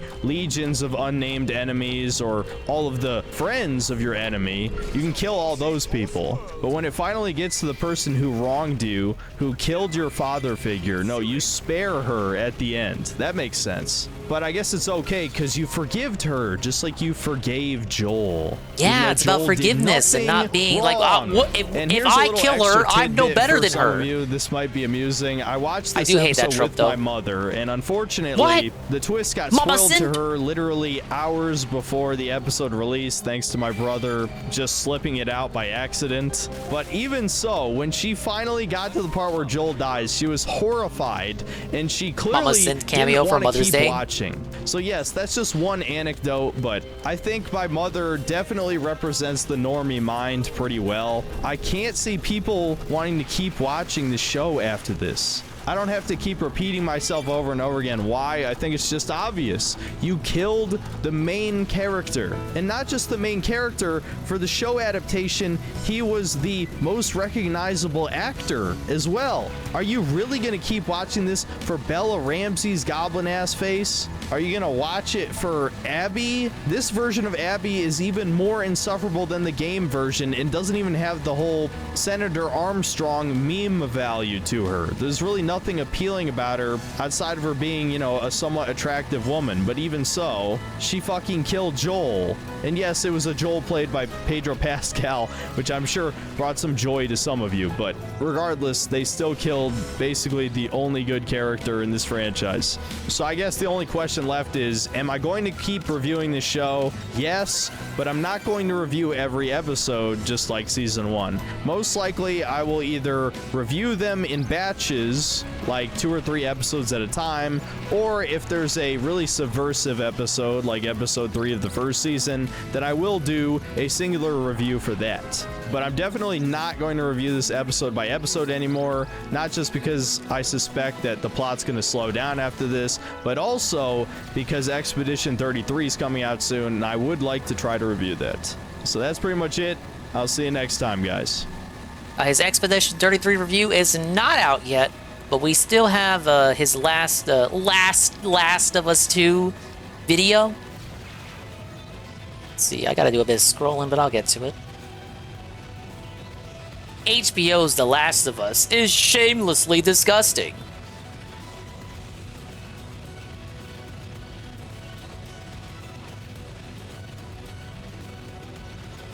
And I'm back with more coverage of the adaptation. God, I'm sorry. I have to say it again. Ellie, no. Why couldn't we just get the actress that Ellie was modeled after? Well, I guess she grew up. And then some other stuff happened to her that I probably shouldn't bring up. I answered that question right as I asked it. And the Abby actress looks better, but is not fitting for the actual character. I was not convinced by the Joel in 1 at all. Of the most subversive video game sequel of all time, The Last of Us Season 2. I wasn't sure if I was going to cover the last 2 episodes because I figured the plot would slow down after Joel's death. Hey, because there he that's is. pretty much what happened in the video game. And while that still turned out to be mostly true, there was something that happened in episode 4 that made me think it would be worth talking about. And I'm sure all of you already know exactly what that is. The worst lesbian love scene in arguably any piece of fiction. Ooh. And another reason I decided to make this video is because I'm not going to be making an Expedition 33 review. Sorry to disappoint some of you, but basically Last video he promised the Expedition 33 review, and now he's saying it's not gonna happen. He's getting even lazier, chat. I'm not going to be making an Expedition 33 review. Sorry to disappoint some of you, but he scams more than me. Basically, I just lost track of time, and as I've been playing more of the game, honestly, I don't feel... That's crazy. Is it because the game's actually good? He says when he makes videos about games he likes, they don't get as much views. This is like the based game. This is the his aisle game. Strongly enough about the game for the review to be very interesting in the first place, but I'll give you some brief thoughts at the end of this video if you're interested. And so without further ado, let's just straight up dive in. No, I'm just having fun, Kapathic, not actual scam. To the episode 3 synopsis. Thankfully, this was a bit of a There are no filler scams to be episode, so I'm found not gonna here. waste too much time on this one. Over half of the plot was just going through the aftermath of the zombie siege and Joel's death. There's a time skip to 3 months later. The town is still rebuilding. Ellie is recovering from her injuries. She talks to the fucking therapist woman one more time, which feels like a complete waste of time. And shortly afterward, Ellie and Dina agree that they need to avenge Joel. But of course, they want backup from the Communist Council, so they start petitioning people to see if they're interested. Meanwhile, all the way in Seattle, we are introduced to the Seraphites, or the Scars. Basically a bunch of religious extreme... What? BR Joe? Big ups BR Joe EX. X, or whatever. The re-up. 3 months at tier 1 for 12 months, that's a year of BR Joe. Ladies and gentlemen, let's get some re-ups.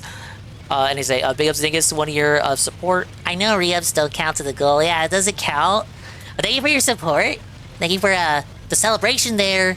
But it doesn't count towards the goal, guys. Like, so I'm sorry. Like, congratulations. I mean, I got my golf clap for you. But it doesn't count to the goal, guys. It doesn't count. But thank you. Thank you. You still matter. You're still valid, but it doesn't count. That are supposed to represent Palestinians, according to Neil Druckmann himself. Except what? they worship a Hold up. Wait, that's relevant to right now. Thank you again, BR Joe. We're watching Synthetic Man review The Last of Us Season 2. Or the Scars. Basically a bunch of religious extremists that are supposed to represent Palestinians, according to Neil Druckmann himself. Except they worship a female version of Muhammad, of course. So we learn a little bit about their culture, about their religion, their whistling communication system, and they have to take cover as the wolves are coming. The paramilitary group that Nice took little over this relaxation area after area here. defeating Fedra, which you might remember that Abby and her crew belong to this group. Now back to Jackson, there is a major difference between the game and the TV show here. Namely that in the video game, Tommy actually leaves on his own to head to Seattle after Ellie browbeats him in an earlier conversation saying that Joel would do the same for him. No, in the show version, Tommy actually stays behind. I'm so glad that the TV version of Tommy is such a complete pussy, he wouldn't even avenge his own brother. Even if he does end up showing up later, come on man, this is clearly just to glorify the two lesbian heroes. I don't know how this show is managing to make the story of The Last of Us 2 worse, but it's finding a way. Instead, there's this huge communist city council meeting where Ellie and Dina put forward a proposal to get 16 men to help them go get revenge. Multiple people come forward giving their arguments. Surprisingly, Seth, the homophobic guy, actually gives an extremely goddamn based speech where everything he says is 100% correct. I'm just gonna play this clip here. What the hell? Yeah, I never hear bad things said about Tommy whenever the discussion about these games are brought up. What are we all talking about here? Boo-hoo, it's not fair. What, we gotta forgive everybody when they show up and piss in our eye? They came into our house. They took one of ours. He said it. My God, somebody shoots your brother. You want to take the locks off your doors? Grow up! You idiots. They'll come back. They'll come back because we didn't make them pay. And when they come back, they'll be laughing. Who's laughing They'll now? all deserve it. Bunch of goddamn victims. I honestly couldn't believe this made it into the show. I don't know if this is meant to make fun of right-wing people or something, but everything he said was true. And then afterward, Ellie gives her own speech, which is much more boring and pathetic. And ultimately, the council votes against the proposal because they're a bunch of weak cucks. And so, Ellie and Dina just sneak out and head for Seattle themselves. Then there's another filler scene with the therapist and Tommy, and they're fucking watching kids play baseball. I swear, this apocalypse is so inconsistent and jarring, man. They pretty much just brought civilization back. What the hell is even the point of the zombies? And all they do is discuss, oh man, Ellie's lying because Joel never told anybody that he killed all the fireflies. Not even his own brother, I guess. Then we get a scene that's supposed to be Seth finally making up with Ellie as he catches up to them as as they're sneaking out of Jackson. And he actually trades rifles with her, which I know is supposed to be like a gesture of goodwill, but do we even know if they're chambered in the same round? I know this is nitpicking, but to me it just shows the writers didn't think this scene through at all. Then we get a brief scene where Ellie visits Joel's grave. Then Ellie and Dina are riding through the wilderness and they're just naming their favorite music art. Yeah, DSP made that same mistake too about The Walking Dead last week. He said, "Oh, why isn't anybody doing anything to like create a vaccine about The Walking Dead? Said this about The Walking Dead. Why is it about the humans? I don't care about this drama. Why is nobody doing anything to like stop the zombies?" Artists that start with each letter, and they're naming really dated ones even for when this apocalypse takes place. I mean, are you telling me a couple of like 19-year-olds are gonna be talking about Fleetwood Mac or Frank Zappa when the apocalypse happened in 2014 in the show version? Again, a nitpick, but a little strange. There's nothing wrong with listening to old music. I mean, Yeah, and that's the whole counterpoint to Phil's argument. It's worthless. There's no point. An entire world of civilization, how are you going to bring that back? You don't. It's fucked. You fucked it up. You broke it. You broke it. You blew it. But it feels all like you can do is survive in the fallout of the aftermath. A lot of that in this episode and the next. Then at night we get a scene where the two of them are sharing a tent and they talk about the New Year's kiss. And goddamn, dude, this is so fucking cringe. Ellie rates the kiss a 6. This ugly ass goblin creature, who's way uglier than Small Schnoz, gives her a fucking 6. Unreal, dude. I know it's supposed to be cute. It's not cute. It's repulsive. It makes her look egotistical. And then for the final scene of the episode, they come across the Seraphites they showed us earlier, who are all slaughtered by the wolves, including the small child. I mean, I don't have to keep saying Israel versus Palestine. Again, Druckmann himself literally said that's what this war represents in the game, which is ironic because Druckmann is Israeli, so he is depicting Israel as equally as bad, at least for what it's worth. But this is supposed to be a post-apocalypse, man. I'm really tired of the incredibly generic message that men are the real monsters, right? Not the zombies. Hey, we just said that in chat. Are just a glorified plot device. No, humans are evil and they do bad things to each other. That's not a surprise to anybody. That's not deep, that's not profound, it's boring. And the episode ends with Ellie and Dina finally reaching the Seattle outskirts. Ellie says an incredibly lame, like 80s movie line. Because there aren't that many wolves. There's about to be a whole lot less. And we're given a small demonstration of how many wolves there are, showing the insurmountable odds that Ellie and Dina somehow have to overcome. And that's pretty much it for episode 3. I'd give it like a 4. It was mostly just boring. I wouldn't say anything too heinous happens, but certainly not worth anybody's time. Now, episode 4 is when shit starts to get stupid, or at least dumber than last time, because you're gonna begin to realize how ridiculous it is that Ellie and Dina, who both, you know, they look like fucking 15-year-olds, even if they're in their 20s in real life, are supposed to defeat zombie hordes and paramilitary groups and psychotic cultists who are experts at stealth.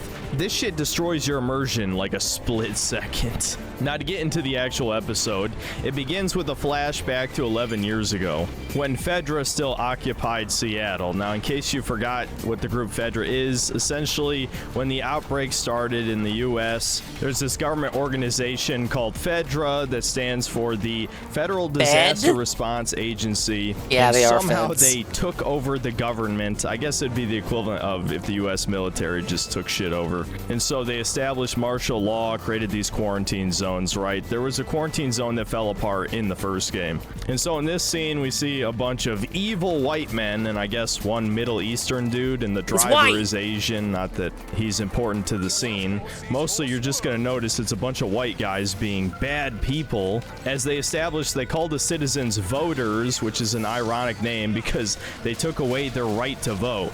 No shit, it's martial law in a post-apocalypse. Why the fuck would people have voting rights? But anyway, the guy who's explaining this is Isaac, One of the soldiers who you is might Josh? know Big is ups. the leader of the wolves in the present. dude really made it. And so you can see where this is going. He ends up betraying Fedra, throwing a grenade in the truck, and the one white guy who survives decides to join the resistance, the wolves, as they become. And so I have to point out the obvious here. The good guy who defeated the evil fascist military group is black, and the leader of the resistance is a woman. Do you think maybe those were intentional choices, possibly?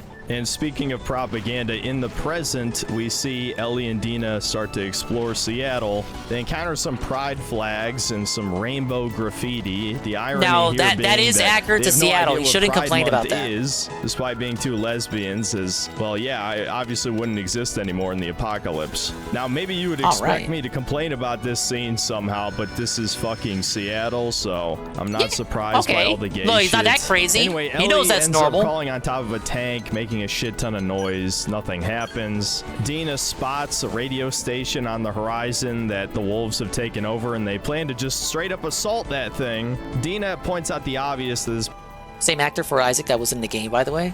Oh, that's kind of cool. I do like when there's parody like that. What's another scenario?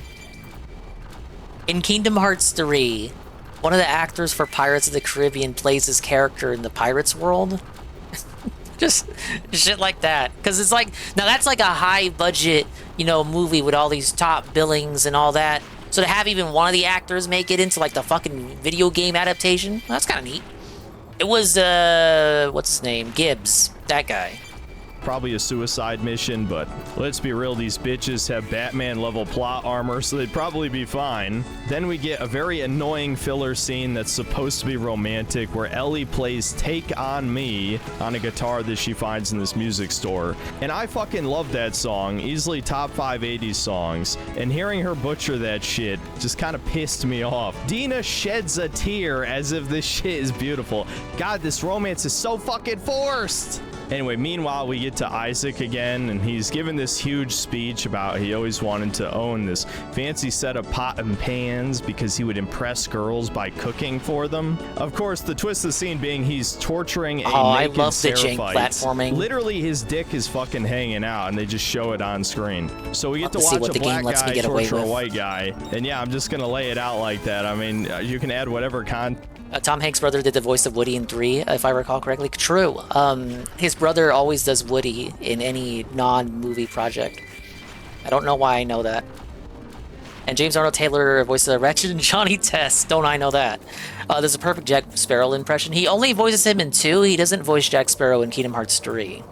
text you'd like to make that sound better, but that's exactly what happens. Then, of course, there's Johnny even Depp's more too good for thinly veiled anime Disney, I commentary guess. as the Scar accuses Isaac of killing their children, and Isaac defends it by saying, well, they trained the children to attack the wolves. You know, maybe remind you of anything, maybe of children in the Middle East having bombs. This shit is so surface level and obvious, it feels like it was written by like a 16-year-old girl. Back to Ellie and Dina, they find out that the radio station has already been attacked. The Scars somehow managed to kill all the wolves and hanged their bodies, having their fucking guts spilling out. Again, both sides bad.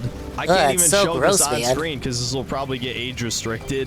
But yeah, it's just kind of more senseless violence. If it was in a cooler setting and cooler context, it might have been a good scene, but this is The Last of Us 2 we're talking about. Just assume everything you're seeing is propaganda, especially when Neil Druckmann basically admits that it's propaganda. Now, of course, our heroes Charles have Martinet is also in monumentally bad Skyrim. luck as reinforcements from the wolves show up, and Ellie and Dina have to try and sneak past them. Of course, Ellie is forced to try and stealth kill a guy, and holy shit, a 90-pound woman somehow jumps a guy from the front, gets behind him, starts choking him out, and look at this, doesn't even look like she's strangling him or even holding him effectively in any way. Another guy comes up who Dina sneaks behind, shoots him in the head. No! And then Ellie somehow still manages to hold this guy on the ground for another several seconds and then stabs him in the throat. Holy shit, is the whole show gonna be like this? Who the hell can watch this shit and not laugh out loud? Anyway, Ellie and Dina manage to escape into a transit tunnel, and one of the flares that the wolves You put killed down the is Mario touching dragon? one of the Sacrilege. cordyceps fungus little stalks, which, as we know already, means the entire horde is coming. And so So we end up getting a really cringy, prolonged chase scene where a couple of teenage girls somehow manage to escape a massive zombie horde. It's honestly not really worth going into detail on this. It just kind of looks dumb, man. I know it's supposed to be intense because, like, there's all these zombies crowding around the fucking subway car, but you know neither one of them is gonna die, or at least I do. No, all of this is just a huge setup for Ellie to get bitten so that she can prove to Dina that she's immune. And so they escape into the nearby theater, which ends up being their base of operations later, at least in the game. And we get what's supposed to be an intense scene as Ellie has to try to convince Dina not to shoot her. But again, stuff like... That's the theater where you see like the Jewish Star of David and you're not allowed to shoot it, right?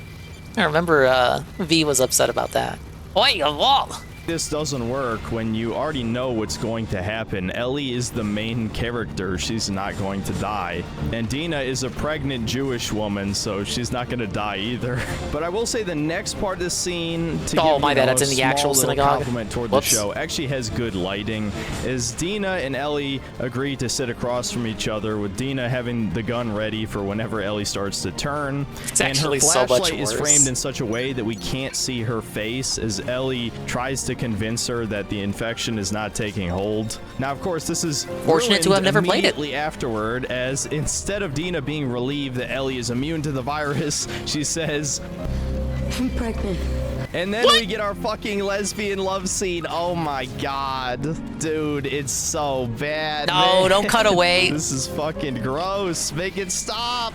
And somehow the morning after scene is even more cringy as Dina gives her story about It keeps how cutting she was away always gameplay. bisexual, but her mother told her no, she only likes boys. And Ellie gives her story about how she burned herself to hide her original zombie bite scar. I don't know, this shit doesn't add anything to the show. They What is he also talk playing? about Does how anyone Dina know? has confirmed multiple times that she's pregnant. It looks like Armored So we have a Core. fucking pregnant woman fighting in the post. Now that I got the giant robot, it looks like Xenoblade. And we get a confirmation that yes, it is in fact Jesse, the Asian cuck's kid. And Ellie says she's going to be a dad. You know what? I've changed my mind. Maybe Jesse isn't the cuck, Ellie is, because she's gonna raise another man's child. And the episode ends with Ellie and Dina heading to the rooftop and spying in the distance that the Seraphites and the wolves are now in Whoa, open it's Seattle conflict from that in the game. streets. And of course, the destination they need to head to is directly in that direction. Now, rating this episode out of 10 is actually difficult because I feel like if you factor in like the ironic enjoyment, like the so bad it's good factor, it's probably between like a 6 and a 7. But if I'm just kind of trying to objectively rate how bad this is, I'd say it's another 4, where the stupidity is too damn high, but at least some interesting things are happening. You know, the zombie chase, if it was with better characters, could have The way he rates episodes is kind of like how Anne rates episodes of Lazarus. been entertaining. It's just everything else surrounding Have you been this is tuning so into Anime Night with lame us? and literally gay. And of course there's the whole propaganda factor with what the scars and the Yeah, so like there was some progress, Dingus, but like there wasn't really progress. Like it wasn't a bad episode. I gave it like a 6 out of 10. wolves represent. And yeah, this show is... It's Daemon X Machina? I played through the entirety of that game. How do I not recognize the UI? It's the proof. I didn't stream it because this was before I started streaming. Where is it? It was a Switch exclusive when I bought it. Yeah, there it is. Now, I didn't do everything in the game because I just did not care about the characters or... Oh, wait. Synthetic is on the big screen. Yeah, right there. How do I not remember anything about that game? I really didn't care for the plot or characters. The gameplay was fine. It was serviceable. No, this was pre-return of Armored Core. Okay, it's not Daemon X Machina? Okay. Okay, you gaslit me. Successful gaslight. just getting unwatchable. Watching these tiny teenage girls take out grown men and countless zombies is incredibly immersion breaking. So yeah, no surprise that the show continues to suck. Now, to give you some I've got no brief interest in thoughts on Deus Ex Expedition Machina 2. 33, you may be I had my wondering fill. why I'm not reviewing this. The simple answer is that I ended up losing about 3 days worth of free time that I could have used to play more of the game because my dad came to visit for his birthday. And so by the He's lazy! Where's my Expedition 33 review? time I was able to just sit down and play this again, honestly, I just figured it would take too long to give you the proper review that it deserves. We gotta get a review from DSP, I guess. Times and playing other unrelated games like Doll's Nest, but I figured I owe you at least a little bit. Now, even though it's been like over a week since it came out, I've only just finished Act 1, so about 8 hours. Well, you finished Act 1 faster than Phil. He took 2 weeks. Into the game, but I have been spoiled on some other things later on, just kind of unavoidable when you use the... Oh my god, Ann was here the whole time. Dingus, it was a 6 out of 10 because it was an actual episode, but with glaring plot holes and characters that served zero purpose. Its major draw was Elaine getting plot development, but started with a literally 15-year-old magazine as a hunch to where they could search after episode 5, led to literally a dead end. Every time I think you're not paying that much attention to the show, you actually are. So impressive. You're paying more attention than I am. I thought it was a serviceable episode too, albeit a bit run-of-the-mill. Like the plot we see in that episode is very much like it's not unique to that show. Like it shows if we had like a template for the cult episode, it would be using that template for that episode. Fucking Family Guy had the cult episode. The internet, but I'm not gonna talk about. What show are we talking about? Lazarus, the new show from the Cowboy Bebop guy. We're watching it for anime night, and the whole group is thoroughly unimpressed with it. About spoilers here because I don't think it's that important, even though something very significant happens at the end of Act 1 that's probably going to upset some people. For me, it wasn't that big of a deal, I'll put it at that. So I'll just keep this mini review very simple. I'll just go through the positives and the negatives. The positives are definitely, one, the combat. This is some of the best JRPG combat I've experienced in a long time. The dodge and parry system really adds a lot of value to this system. Lazarus was funded by big business bankers. True, it actually has more Western involvement than you would otherwise expect from an anime. It's produced by the Toonami guy, and if you look at his portfolio of anime that's been funded by him and Adult Swim, there's really no winners there. I guess some people liked Housing Complex C from a few years ago. That was only like 3 episodes. It could have used more. System, you actually feel like you're getting better at the game as you memorize the enemy movesets. Yeah, Watanabe. And when you perfect parry every one of their attacks and get that huge I would feel like it's made with Westerners in mind, yes. Riposte, it feels so goddamn good. Now, the downside of this is that yeah, he did Shampoo and he did Dandy, Space Dandy. Complex. I mean, once you understand how each character works and their basic synergies, you're probably going to do the same thing every time. And there are some external factors that might change how you play, like elemental weaknesses, and you can shoot weak spots on enemies. Really, ultimately, it's pretty simple. At least each character has a defined role and usually a unique mechanic, so it's not as simple as, oh, I spam the attack button a million times like a lot of old JRPGs are. But it does have the problem that you're basically doing the same combos over and over again, like Electrify into Crustal Crush, which does an absolute insane amount of damage, or making Mael go into the Virtuose stance and then using Pierce.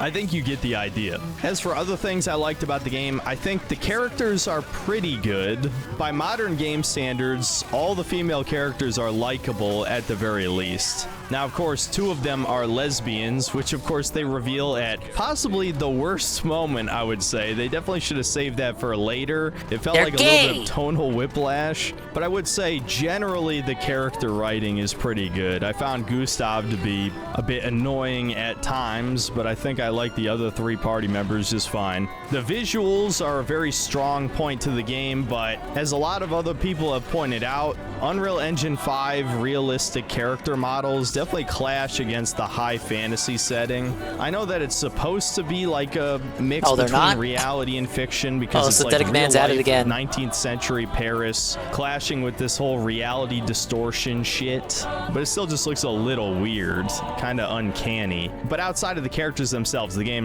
Before you completely fall asleep, Anne, since you're awake now, I found a post in a Lazarus thread I forgot to bring up, and I'm going to try to look for it for you.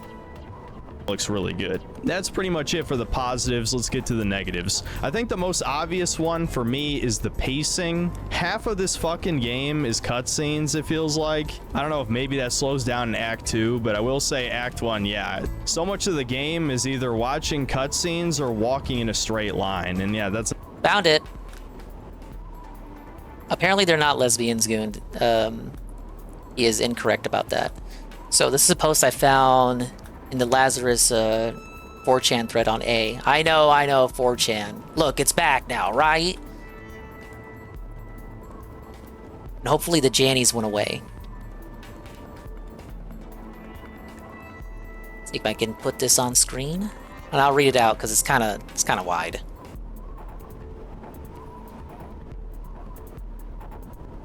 Yeah, it's pretty, it's pretty... I'll just read it. It says, this is why people should pay attention to the credits. Most of Cowboy Bebop comes from Keiko Nobumoto and Michiko Yokote, with the former being the lead writer. You know which episodes of Cowboy Bebop Watanabe wrote? Mushroom Samba and Boogie Woogie Feng Shui. I remember Mushroom Samba. That was the one where the dog eats the mushroom and then it like boops along the down the road. It's very much a comedic episode. Kind of one of the most episodic episodes of Bebop. Production credits obviously don't tell the whole story of how each person contributed to the finished work, but if none of Watanabe's post-Bebop shows aren't as memorable, they do indicate what the missing ingredient is. Nobumoto only wrote a few episodes each for Samurai Champloo, Space Dandy, and Carol and Tuesday. Carol and Tuesday, no one ever brings up that show. Yokote didn't work on any of those shows. Of course, you could retort that all the writers got their ideas from Watanabe because he's a secret genius auteur, and actually, Bebop is his worst show anyway. Not like it matters, because no one will read this post. Well, guess what, random anonymous 4chan poster? I notice your post, and I'm reading it right now. But yeah, this is a good point. I always bring this up when it comes to figureheads in, well, really any entertainment industry that get lauded as these god figures. You know, Miyamoto for Mario, Aonuma for Zelda, fucking Sakurai or Hideo Kojima, or in the anime department, Watanabe. These products are the result of teamwork. You know, many legs on the caterpillar here. It wasn't just one person that made any one of these products great. It was a whole, a passion project. All these people coming together to make something great. And if all these guys who made Bebop what it was aren't helping Watanabe on these newer shows, holy shit, that might be a big reason as to why the spark just isn't there. Also, of course, the Westerner involvement. I think the Westerner involvement, like them putting their little finger on the scales, might have a bit more to do with it than just Watanabe not having his backup here. But I decided to bring that to the forefront because I didn't know that he only wrote 2 episodes of Bebop. Another big of negative course, is the George level Lucas design. as well. This is a hallway game, much like Final Fantasy X or 13. You're basically just walking in straight lines, and yes, there's a few diverting paths with optional items, but for the most part, it's a fucking straight. And said this too when reviewing DSP's Clair Obscura gameplay. It looks beautiful, but it's very much a corridor situation simulator. Understandable given quote-unquote 33 people worked on it, but okay, you're walking around these beautiful corridors. How is DSP done with Act 1 after 2 weeks? It took them 2 weeks to do Act 1? You guys say I'm slow at completing games. Straight line. And yeah, there's an overworld map and there's optional levels, so that's cool. But the level design is definitely one of the weaker elements for sure. And then I'd say the final negative would just be the DEI element. This is something anybody who played the beginning of the game noticed pretty much immediately, despite, again, taking place in like the late 19th century or something. Paris is incredibly fucking diverse. Like a third of the NPCs are Africans, it seems like, which is definitely not historically accurate. Okay, but don't they die in the first 15 minutes? Including 2 party That's members, what I was like told. I said. and people are just conveniently ignoring this shit because the game is good.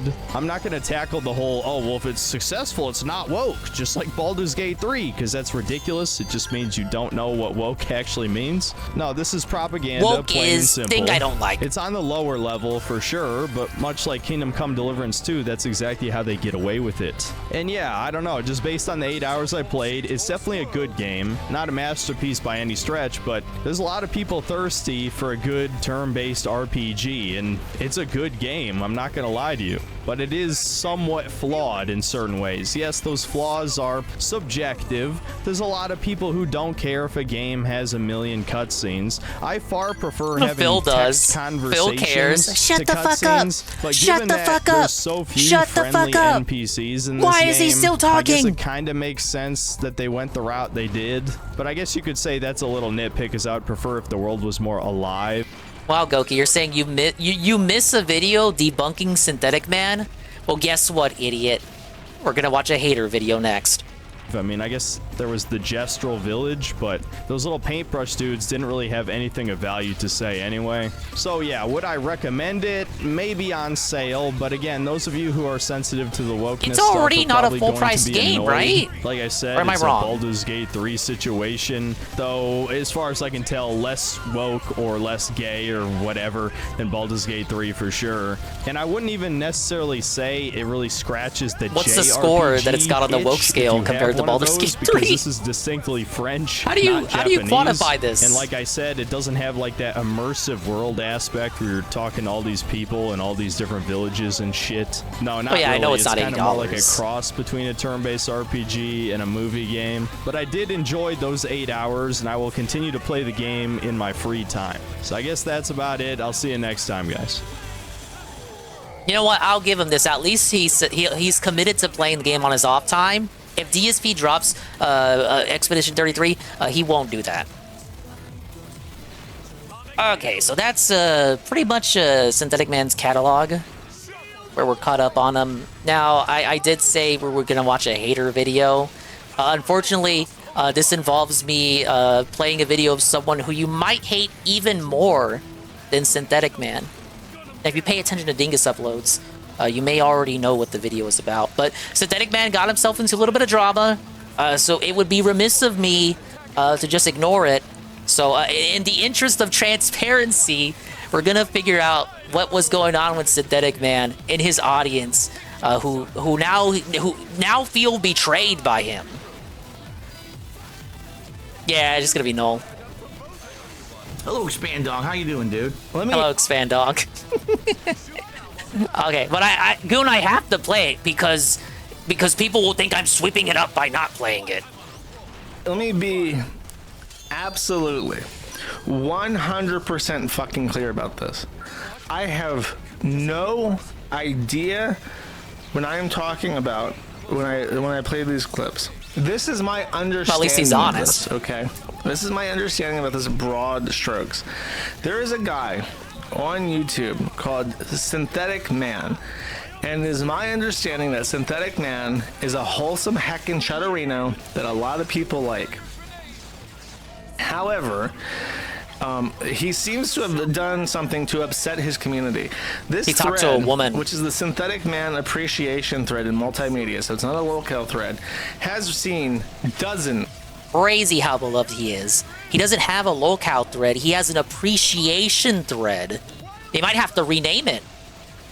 Of people join in the last week or two to talk about him, and even though I'm like manually approving all their posts because they're new users and we have a filter, I have no fucking idea what's going on. Here is my understanding. Synth is like an anti-porn person. He's like trad, chudly, and that's why he has a fan base. Well, actually, he likes Fuda. He really likes Fuda. And the topic of the Kiwi Farms came up from what someone has told me. I had not seen it myself. And someone actually asked me to get in touch with him to do an interview, which right now, because of his situation, I'm not leaning towards doing. So here's what I get is that he has an audience that is like pro anime, pro free speech, and I think that his he's anti-anime himself, and I'll read the chat because I actually don't know what the fuck I'm talking about. I'm going off of notes, and for some reason, he's just one guy, guys. He can't know everything about everyone. Recently did like a turn on the anime question, and this has upset a great number of his own viewers.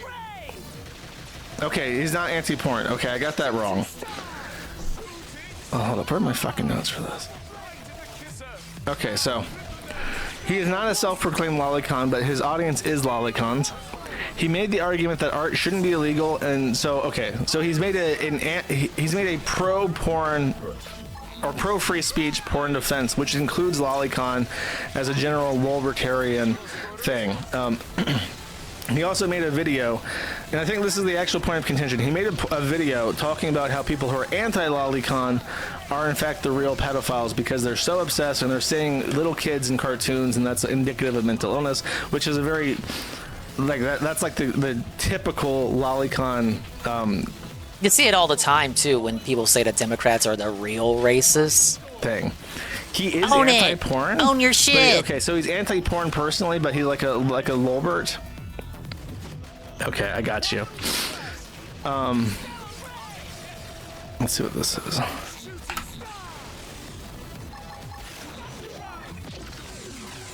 Okay, someone posted this in the stream in 4chan. Maybe you shouldn't call kids the English word for candy, lollies. If you don't want the art of kids' forms in lewdness to be rightfully mocked, as well as you for the pedophile. So he's reading the chat here, so I guess this is either a super chat or he chose to read this from his chat, because I've been skimming the thread, because the thread's exploded over 100 pages since this debacle was gone down with Kirsch, and now this this stuff with the content that his chatters allegedly consume on the internet. And the chatters do like to bring this up, and the only reason he does talk about it appears to be because the chatters bring it up for him. It's not that he has an interest in it, I believe. I'll say you are. Listen, I've already given my take on this. It's pretty neutral because I think it is, as much as I hate to side with leftists on certain shit. He's a leftoid. The saying a drawing of what wait, is yes. Stop. Let's upgrade our shit right now. This dude, what a hero. He's like, wait a second, this guy I'm streaming with is a fucking retard. Bro, gear check? Can we get a gear check? We have to check our gear real quick, bro. Come on. What a real one. Settle down real quick. We gotta check the gear, bro.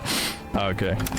Yeah, continue on. Just there is a great... Never mind. Keep making your mistake. Keep making that mistake, sir. Truth to this, but I feel like the argument, the type of thing is, it's a complicated argument because on the one hand, it depends on if you're trying to argue from a perspective of should you make drawings illegal, which is an extremely huge slippery slope. Kobe, you'd have to be I'm gonna stop you retarded. right there. I think you should stop talking. No. Never mind. Everyone needs a friend like Thomas. I believe that's his friend Thomas on the other line. Never mind. He was in control. Bro, the you're entire crashing time. out. Just shut the fuck up, He was in control please. the entire time. This is important. I think you should stop. I'm gonna be completely. I think you should stop. Coward, Thomas. I'm not coward. I'm trying to save you. You don't need There's this nothing online. to save. There are What's his certain name? I'm not. I think you should before. stop. I'm gonna be completely. I think you should stop. I know, because you're a coward, Thomas. Davis? Davis? No, Davis? Thomas. That's a weird name. Davis. I'm not a talk coward. about I'm trying to anything. save you. You don't need There's this nothing online. to save. There are certain things you don't need to talk about online. okay. And fucking lolicon is something you probably just don't need to talk about online. Well, let me just tell you, a shit ton of people have already. And unfortunately, it's related to my line of work. Just read the fucking chat. What? Has been. That is quite a suggestive quote.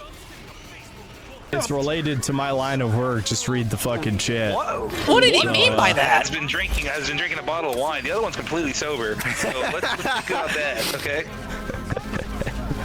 You should not talk about this. I feel like this is gonna be something. This is a problem. Like, the chat is not one person, obviously, because I always see whenever the subject comes up, there's debates in chat. But it's one of those things where the people who are the most vehemently against Lolly are always actual pedophiles, which should tell you something. No, there's like maybe less than 5 examples, of which Nola's going to bring up one right now. I find it, while there is like a nugget of truth in this, in specific cases, again, that Nola's going to talk about, I think it's very much a deflective kind of answer.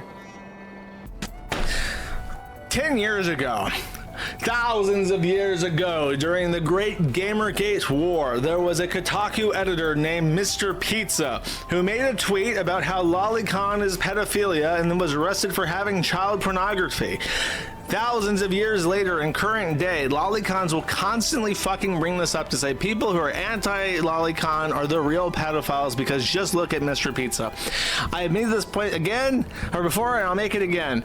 If an actual pedophile is looking at the shit you jerk off to and say, that's pedophilia, I will take his expert opinion on it. If he is somebody who actively collects and masturbates and produces child pornography, and then he looks at your drawings and says, yeah, that's pedophilia, dude. I have a feeling he has a point. I don't know why this is brought up as a point against people, because I don't think it says what you think it does.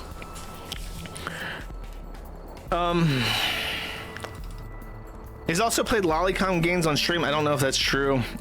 I don't think that is true. I think that was one of those shatters gassing him up. At least I haven't seen evidence of him playing lolicon games. And I sub to him, so his live streams always pop up in my sub box, and the stream titles are usually the game that he's playing. And I didn't see no sussy games in my sub box. Apparently one of his mods is an open lolicon, and he doesn't ban lolicons from his community. But I don't know about the mod. Which mod is that? Can we get a name? By people who are anti-lolicon. That's why the thread's so shit. And then here's the issue, okay? Is that because he's very chudly, and because he is pro-libertarian lolicon, right? His audience is very anti-whammon. So I think, from my understanding, is that he has a very anime stance in general, but then for some reason he did a stream with Kersha. No, because Kersh is also based in Chudley. I guess I would say a medium-sized VTuber. She's not like corporate, but she's not small either. She gets like 1,000 to 2,000 viewers, from my understanding. And she's kind of like Chud aligned. She's one of the, probably one of the most aware people in regards to the forum. And so he had her on to talk, and then his audience got really pissed off at him because he had a woman on stream and he had a VTuber on stream. So it was like his audience that didn't like anime was upset at this, and his audience that doesn't like women is upset at this because she's actually like 30, I think. I want to say she's like a 30-year-old woman. So it's like, that's a... Yeah, at least I'll say this. When it came to the chatter saying, oh, we played a lolicon game on stream, he did say, well, I don't know if that's true. Hag. That's not a heckin' based lolly, so people got upset at that. And then there is a clip that I can play for this. So let's see. April 3rd and May. What's a lolicon game? Well, the chatter didn't specify. He just said, oh, Synthetic Man's played those on stream. I have never seen him play a game like that on stream. And for certain, if he had, I think his appreciation thread would explode about it. Not shocking. Actually, this is part of why Kiwi Farms is mad at. Okay, this clip, of all the clips in the video, I do think this one is pretty bad. If you're familiar with this guy named Darkside Phil Burnell on the internet, you might be familiar with the argument he's about to make here. Now his community likes to call him DSP Jr., for his gameplay flubs. He has some similar opinions on the game industry as Phil. He shows and exposes one more similarity to Phil in the argument he makes here. And he has to walk this one back. I'm gonna be honest, you guys. At me too. Not shocking. Actually, this is part of why Kiwi Farms is mad at me too. Do you know Kiwi Farms unironically wants me to ban all of the lolicons in my audience? It's like, are you guys fucking retarded? I do it. It's called the third rail. Like, I'm not like the thought police. I can't control what you do or what you're into. But if you come out and you just flat out say that you're like jerking off to lolicon, I just have to ban you. That's the third rail, bro. Do you know how much money that those people probably given me? Derek hadn't given Phil money for years when he was banned, only at the very beginning, and Mama Derek made him fucking stop that real quick. So I actually think Synthetic Fan's argument here is kind of a little bit worse. It's like the JF taking money from Jeffrey Epstein argument. I'm gonna let that play again. This is the guy we just listened to review Last of Us. Like jerking off to Lolicon. Like, I just have to ban you. That's the third rail, bro. Do you know how much money that those people probably given me? Like, I'm gonna ban potentially a third of my live stream audience. That's not an argument. That sounds like the dumbest motherfucking thing I've ever heard. So if a third, okay, he's also called his audience brown. So I forget the take. Goon is referencing the take that I was thinking of. It's when he was seething at them because they were sweeping for Nikkei, and like Nikkei is okay. He's anti Coomer Gooner games. I don't think he's anti-porn, because then that would make, if I say anti-porn, that makes you think of like Melanie Mac. But I do think he's anti-Coomer Gooner when it comes to like Korean gachas and Japanese gacha games, that kind of shit, just because he's anti-anime. So he was having like a schizoid episode about that during one of the State of Plays, and then he proceeded to call his audience brown people masquerading as white people. I forget what the term was. I made fun of it when it happened because I thought it was hilarious. So like 1/3 of his audience is brown people wishing they were white, and the other third is just open lolicon. According to his own assertion, I don't know how he crunches the numbers on this. Hopefully the last third is just normal people. That's a bad argument.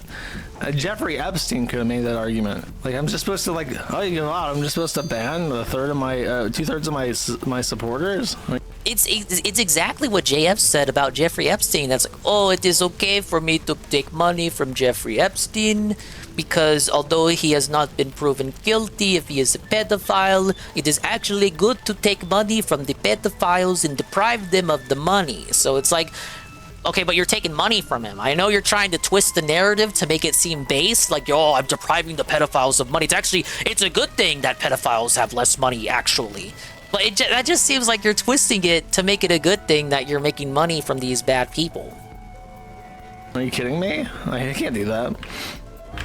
But yeah, at least I fit in the brown category. Thank Christ. No, the guy who doesn't even have a Discord. Oh yeah, Coggers has the quote. That's what he said. That's what he said. When they were fucking lusting over Nikkei and he was spurging out over him, that's what he said. He said, you guys aren't even white, you're Mexican. I'm gonna definitely get into trouble because of you guys doing things independently. That has nothing to do with me. If hypothetically... Okay, now if you thought that argument just now was pretty bad about like not banning a third of his audience if his audience is lolicons, like, okay. But my take is pretty much what Noel said. I gotta get rid of you if you're like just openly get in on that. But at least there's like room to have like autistic 3-hour debates about it and the ethics of it on the internet. At least there are people who somewhat rally to your defense, and these will be all Twitter grouper weirdos, sure. But this argument's pretty. This is where it's like, oh man, I've heard this one before. Because of you guys doing things independently, that has nothing to do with me. If hypothetically, one person in my audience is a real pedophile and molests a kid, what does that have to do with me? Look, Derek's not done anything in my streams. He's not done anything. He's a nice guy. Everyone loves to interact with him in the chat. He loves to interact. He asks me questions, and he's a positive presence. So why would I ban him? Independently, that has nothing to do with me. If hypothetically, one person in my audience is a real pedophile and molests a kid, what does that have to do with me?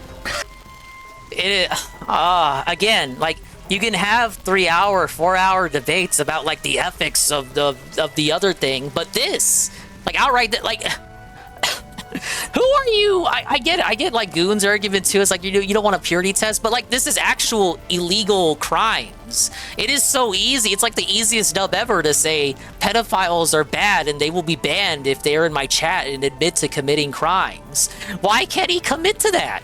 Look, me, streamer, right now, if you are a pedophile and you molest people, I'm banning you because you are a criminal and you've committed a crime and you've broken the spirit and the letter of the law and you're going to burn in hell.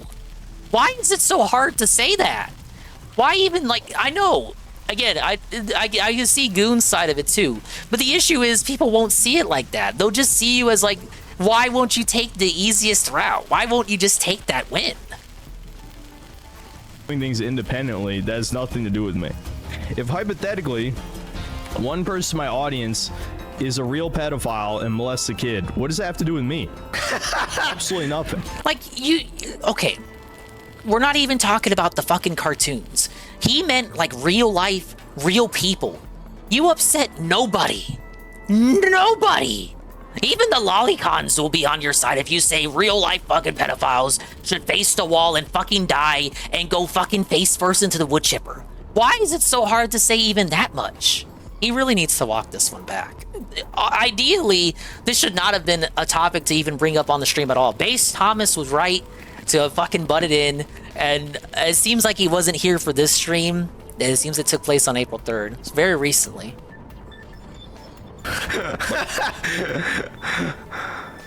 Wow, bro. Come the fuck on. God, this fucking retard logic again. I can't No, stand I agree. it. Your logic is regarded. They annoy me. Wait. They fucking annoy me. Wait. So he's aware that in the lolicon department of his audience, prison tech does exist, Goon. You can get a tablet in prison. I'm not sure if you can access Twitch with it though. Actual pedophiles getting arrested, and he's still not gonna put the kibosh on that. He's not gonna say shut the fuck up. That's a bad idea. I don't know. Stream is 42 dislikes. What? 42? No. 42? That's a lot. Oh my god. 42? It should have been 41, but my career's over. Dude, if all 1,000 people who are watching the stream at a time unsubscribed, I would still be at 150k. Like, this is what I'm saying. Like, why have I attracted so many narcissists? So many of you guys have like main character syndrome. If you disappeared tomorrow, it would change nothing. Oh man, that's also an argument we hear from DSP Senior. That's a bad thing to say to your audience. If you tell your audience that you don't give a fuck if they stop watching, one of two things will happen. You could disappear tomorrow and it'd be like a fart in the wind. Nobody would miss you. One of three things, I guess. Either A, they'll keep watching and not care, which will be like a third of them. Like, another third might actually stop watching, and then the final third will actually keep watching, but because they hate you. And then you'll be like a DSP, where your audience is just like hating on you forever. Hey, Jade likes his content. Yeah, that's a bad idea. Not really. Jade hates every game he plays. Yeah. So someone in his audience said, or in my chat said, he doesn't focus on Lolly unless it's brought up. That's true. But it's like, if he freaks out and has like a tard fit every single time it's brought up, and it becomes like something that is so incessant that people are now joining like a forum to shit talk him, you should probably not talk about it. At the very least, he should do like literally everything in his power to not talk about it. But yeah, that's weird. If it is brought up and you don't disavow, you're done. I mean, I think you can get away with just the libertarian stance where you're just like, I don't like. Just ban the topic. If his audience, God forbid, if a third of his audience, I don't know how he crunches the numbers, could be speaking colloquially, but if that's true, and so much of his anti-woke audience is just into that stuff, and he's not into it, like he himself doesn't consume it, just ban the topic. Why are you allowing them to bring it up on a daily basis? Because if you're trying to grow, he's trying to grow his crowd, right? He's trying to grow his audience, get his message out there. Most people who would like want to watch videos on YouTube and like consume your shit, like they won't be for that. So just ban it. Like your stream, like his streams are supposed to be like a way for him to, you know, put himself out there, and like as an alternative way of putting out content quickly, because putting out reviews and shit is a bit too much, as we saw earlier with him not making the Claire Obscura 33 review despite promising it because he's lazy. Well, what's his alternative to putting his stuff out there? Doing streams. But how are you going to attract organic, normal style people when a third of your audience are like self-admitted, self-proclaimed derricks? Just get rid of it. Don't bring it up. And if people bring it up, they get felted. But then you're at a crossroads because now with the audience that he caters to, you're gonna have people bring it up. Oh, you're banning people now. Oh, you're treating your chat bad. You're not supposed to do that to your chat. And I don't know. You would just have to say, well, fuck. I mean, like, we gotta have some rules here, you guys. I just don't want that shit discussed here. Deal with it. Eat it. The idea is Sintman likes to let people talk about shit, libertarian style. I get that. That's what I mean. Where you're between a rock and a hard place. Where you're all about freedom of speech and yada yada, this and that. Freedom of speech just means freedom from speech from the government anyway. But we're not going to litigate that. But the idea is like that's what he's about. So, and from what I see in the thread, he doesn't usually ban people anyway. He's banning stream regulars now because they're starting to question him. They're finally tired of his shit and whatnot as far as his behavior on stream goes. So people are starting to get banned. And this isn't something that he tends to do. Because it's not a behavior that he tends to do, now he's getting shit for when he bans people. So we can't just go like, okay, if you talk about this thing, this topic's now banned. I'm going to ban you for it. His chat is going to hate him even more. So I think it's actually too late for him to start being like, okay, if you talk about this thing, you're going to be banned. Because that'll just turn his audience on him even more. It's probably something he should have established, guidelines he should have established way early on. Even though it would be common sense for someone like you or me to say, hey, that shit's like, I'm not into that, that's disgusting, I'm suspicious about that, it's not stuff that I'm into. Most people who come into stream aren't into that either, so let's just not bring that here. Now, don't leave that at the front door, you know? Even if you consume that shit, like, fuck you. Bring that out of my sight, out of mind.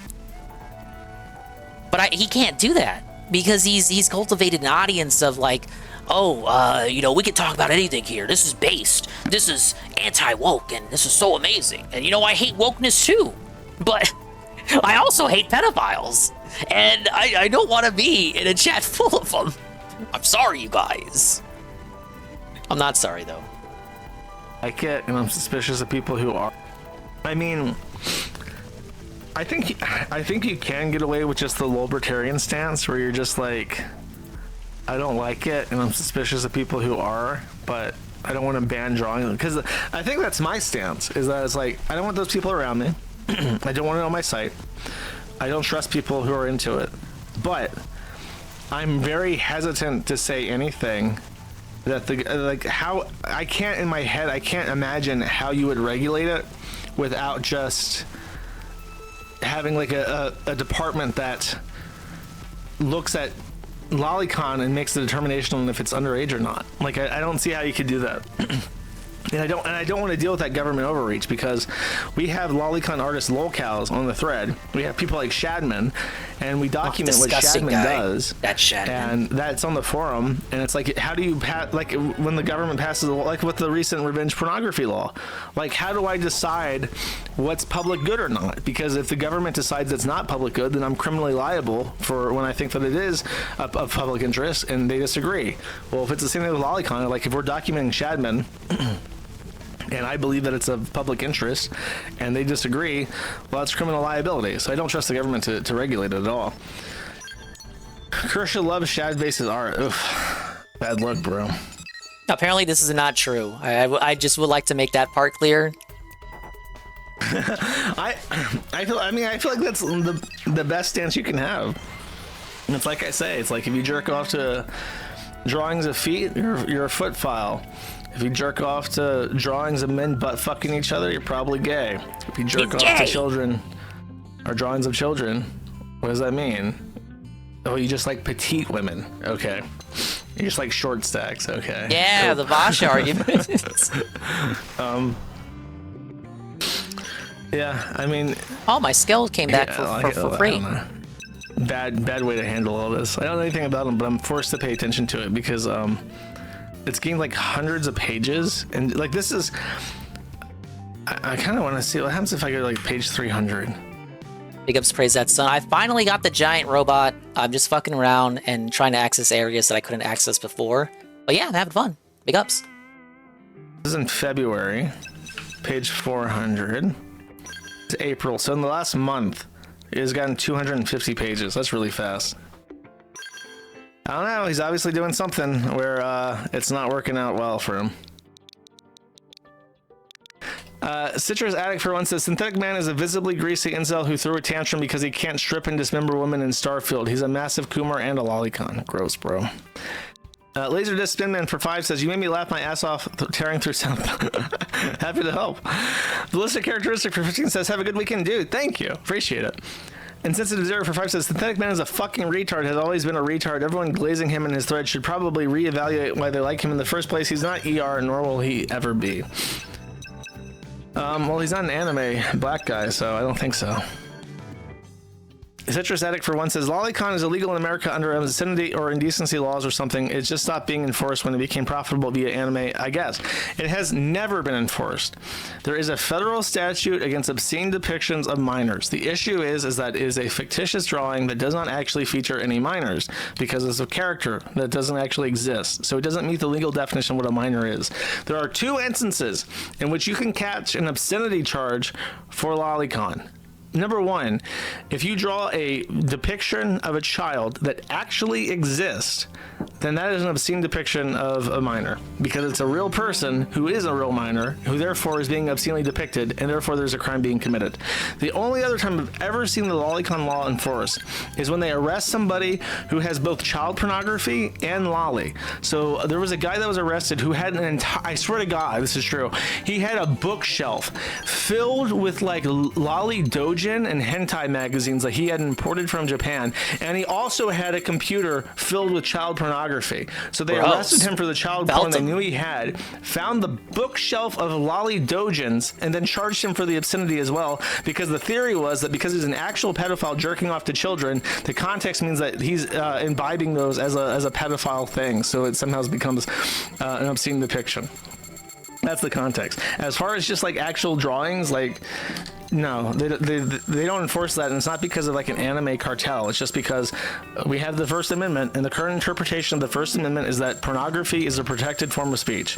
So if you really want to outlaw lolly, you have to outlaw all pornography, because then it's much easier. You know, how do you look at lolicon and you say, "Oh, what would Ralph's take on this situation be?" You literally get into that argument over if it's a petite or a short stack or a child with the federal government, and if there's a shadow of a doubt, then you can't be convicted. So the short stack defense is the reason why that doesn't work. The only way to make it work is to make pornography as a whole illegal, and then say this is a pornographic depiction of what looks to be a child, and there's no defense for having regular short stack pornography. Maybe you're the predator, motherfucker.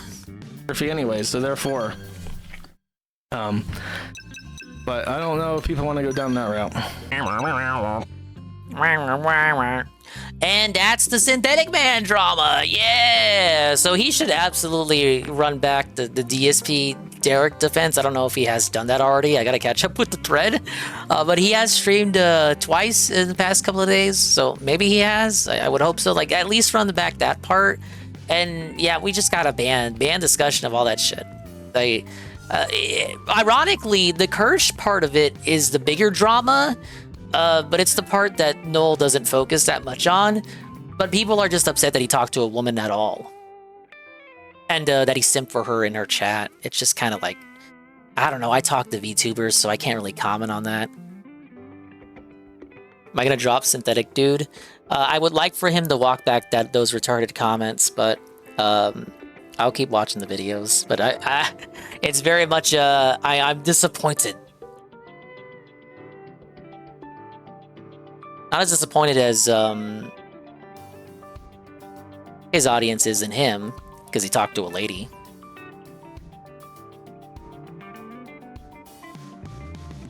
Yeah, big ups to Expand Dog. He's making amazing clips. He's not walking that back. He says plenty of stupid comments. I just like, I gotta be consistent. I thought that argument was retarded coming from DSP about Darish IP. I think it's just as dumb coming from Synthetic Man. Since it's always been a mini lolcow of sorts, I would say, and I'm trying to be unbiased because I've been watching the videos for years since he was just starting out, but he's definitely changed since he started out on YouTube. I would say there's not enough content right now to make a full lolcow thread. I think mini cow is a good assessment right now. We're kind of in that. Maybe transition would be the right word. He's transitioning. We're transitioning because remember, the thread is called appreciation thread. It's not a locale thread. His thread on the farms is an appreciation thread. What was the dumb take that DSP had on Derek? Recap my mind. Just the same thing that he said about actual pedophiles in that video just now, where it's like, if there's a pedophile in his chat that molests a person, what does that have to do with him? In my opinion, it would be a very easy W to just say, ban that people. Like, and he said that about, not about Lolicon or about pictures or whatever. He said, a real pedophile in his chat molests a kid, and he knows about it. He wouldn't ban that person because it has nothing to do with him. Now, equating that to DSP. Now, as far as we know, unless I'm missing something, Darish hasn't gotten that far yet, but he did have playlists of little girls. And DSP's defense was much the same way. It has nothing to do with him or his content. Even though Derek is like in your face any fucking time you went into his chat and tried to talk. You have to interact with Derek, or at least tolerate his presence in some way or form. DSP tries to say, oh, well, you just ignore Derek. Well, you can't ignore Derek because he talks like fucking 1,000 times a second, that guy. Spamming the chat more than most people do. Yeah, it's not my job to investigate my chat. And I get it. You know, as a streamer, myself, sir, it's not my job to investigate you guys. I don't know what you guys get up to after the stream. And when I chat in someone else's stream, I don't expect them to investigate me or any of the other chatters in their stream either, because it's unrealistic. However, well, I agree, it's unrealistic of DSP to investigate anybody that's in his chat. The stuff about Derek came out regardless, and it was in everybody's face. There's no ignoring it, and it was really just, it's just gross and it's wrong. It could have been the easiest W in the world to get rid of him, but he wouldn't get rid of him. He had to be bullied for 30 minutes by literally Noel, the guy we just listened to, and Triple P into getting rid of that guy. Is Darish talking about degenerate shit or just seeking for attention and going, hi everyone? There were instances of him accidentally copy-pasting degenerate shit in DSP's chat. That's been documented. Now, did that happen every single time Derek showed up there? No, but it did happen. We had the cherry tacos, cherry Trader Joe tacos, the cherry mango ice cream. So that was from when Derek would infiltrate those porn star streams. For sure, we had MILF's Take Miami. Remember MILF Mom's Take Miami? Happy Mother's Day, by the way. Yeah, like you're handed the information, you're handed the W, and you just don't take it.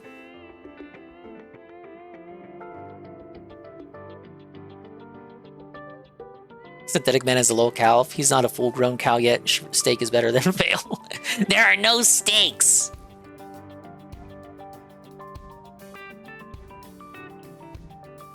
Trouble P, Worski, and Noel were initially very patient explaining it to Phil. They wanted him to take that W, and he just didn't get it. There's no evidence to show that Phil understood what they were saying. Yeah. Didn't he say something sus during Walking Dead? When Clementine... I haven't played Walking Dead. I think her name is Clementine. She was injured, and they were, like, putting alcohol or something on her to soothe the wound. DSP was making some very sus noises. It reminded me of when Ralph was drunk and, like, gooning over Soph. Remember Soph? He called her the Killstream Kid.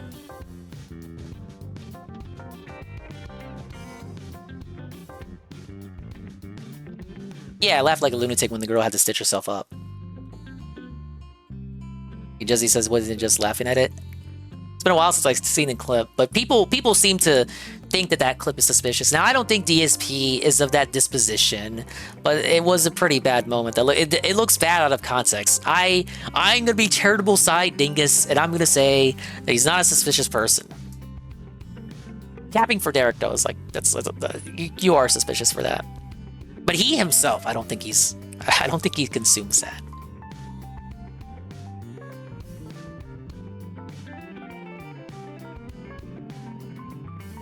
Oh, speaking of Phil, shit. We got some more Phil shit to watch. But I did promise a daily wrap. We need like a palate cleanser. An awesome return. New DSP tries it idea. Player Obscure, and Black Ops 6 Fun! The Daily Wrap, May 11, 2025. It's 8 minutes and he starts the video calling us his friends.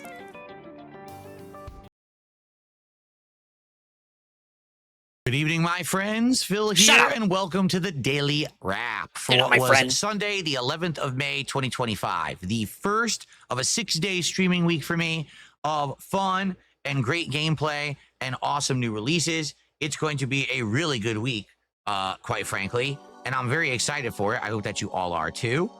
Let's talk a little bit about what you can expect. Yeah, we must have hit like 9 goals for him to call us friends. I'm trying to get all my lighting on. I just realized one of the lights wasn't on. Sometimes it doesn't work.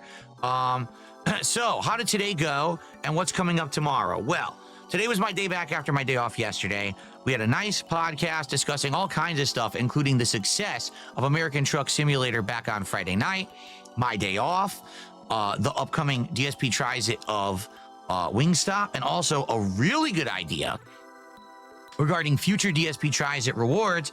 Instead of them being all fast food-like, we had a good idea of what else they can be. So, if you missed out on the podcast this morning, you're going to want to check it out for those topics. It's pretty interesting. Also, FYI, I think he touches his head on purpose. No, I think it's instinct. But I'm not going to talk about it yet because we're a ways away from it, right? I mean, it's only not even mid-May. We just did a marathon last week. Likely it's going to be a while before we do another marathon. Probably early June. So therefore, I'll let you know sooner to the date. But I know what it's going to be. I've already got it locked in. I know you guys are going to like it. Trust me on it. It'll be much better than the last one, okay? Closet Festival. All right, so after a chill and fun podcast, which was incredibly well supported, by the way, you might say, well, what do you mean by that? We had people coming Ryan by, dumped a big old Benji right away. Big tips. One person. People were just very excited to see me back after my day off, which I was very grateful they were for. so excited. It's always nice to come back and have great support. So guess this, we actually hit the goal before we even started with the gameplay of Clear Obscure Expedition 33. All right? It's pretty awesome. Now, because of that, there was no bitching, we right? were actually able to you had start a fun the game stream, and right? have no pressure about support. Oh, We did. great. Like, I had no pressure about support at all. What about a second goal? And You it want was to a hit? very You want nice them to hit a stream second today. goal, though, We're right? starting Act 2 in Clair Obscur. In Act 2, 2 weeks for Act 2. SQA can now swim. So because he can swim, you can go to all these different areas you previously were not able to go to.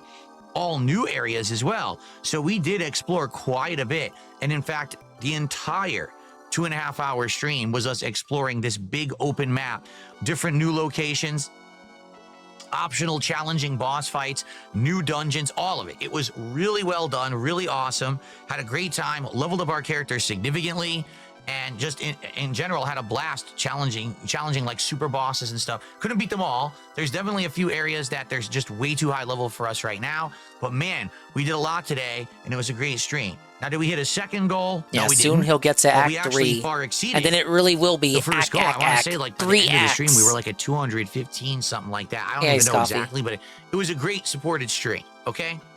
Then the late stream tonight was Call of Duty Black Ops 6. This is why he's And touching his head. He's stressed. FYI, Black Ops 6 It's going away. I said to everyone, this is going to be the last Black Ops 6 stream for a bit. Reason being, Why? number one, Too many games. this week Too many we have so many new games. releases coming out. Right. That we need to cover those more in depth. And number two, because I feel like, we've been playing it for a while, and it's fun to do the seasonal stuff and the different events, but, I'd rather focus on other things, notably with a new fighting game coming out, with some updates to Street Fighter 6 coming out next month, with Doom going to be the new FPS to kind of take the reins for FPS action. We're going to give it a rest. Now, I'm not saying that we're done with Call of Duty, but it might be. We'll see how the rest of the year goes. For now, I'm just not hyper-focused on going back to it. I'd rather have it come back maybe as a filler or a surprise, but instead, we're going to do other stuff. Filler with the PH. So tonight was kind of the last hurrah for Call of Duty.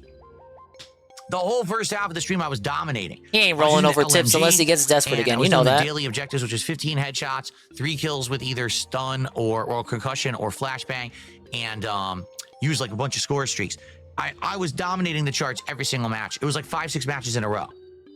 So then for the second half of the night, when we had done the dailies, I said, you know what? Let's switch to an SMG. So I did. I switched to the Uzi. I forget what it's called in this game. And I was kicking ass for like 2-3 games. he's playing Doom tomorrow. All of a sudden, as the game night kicks in, stream. lag-based matchmaking, because that's really what it is. It's not skill-based matchmaking. It's lag-based, where it gives you Lag is purposefully based now? laggier Based on matches. what? And every month then, I couldn't kill anyone. sorry, I would I fill couldn't them help with it. bullets. They would still insta-kill me. It was a nightmare. It was like 25 minutes of this. Finally, At the end, I said, you know, I'm just going to switch to the LMG then if they're going to really screw me. And then guess what? Complete and utter domination with the LMG, completely destroying everyone, kicking ass, crazy streaks again, domination, top of the leaderboard.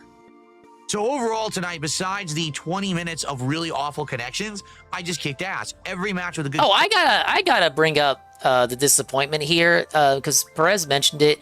After he promised 2 years ago, I want to say 2 years, maybe a year and some change, around when Mortal Kombat 11 came out, and he got like is it 11? No, Mortal Kombat 1. Mortal Kombat, my bad. Mortal Kombat 1, where he bought the deluxe edition for that, and the same year he did the deluxe edition for like a Dragon and Hogwarts Legacy.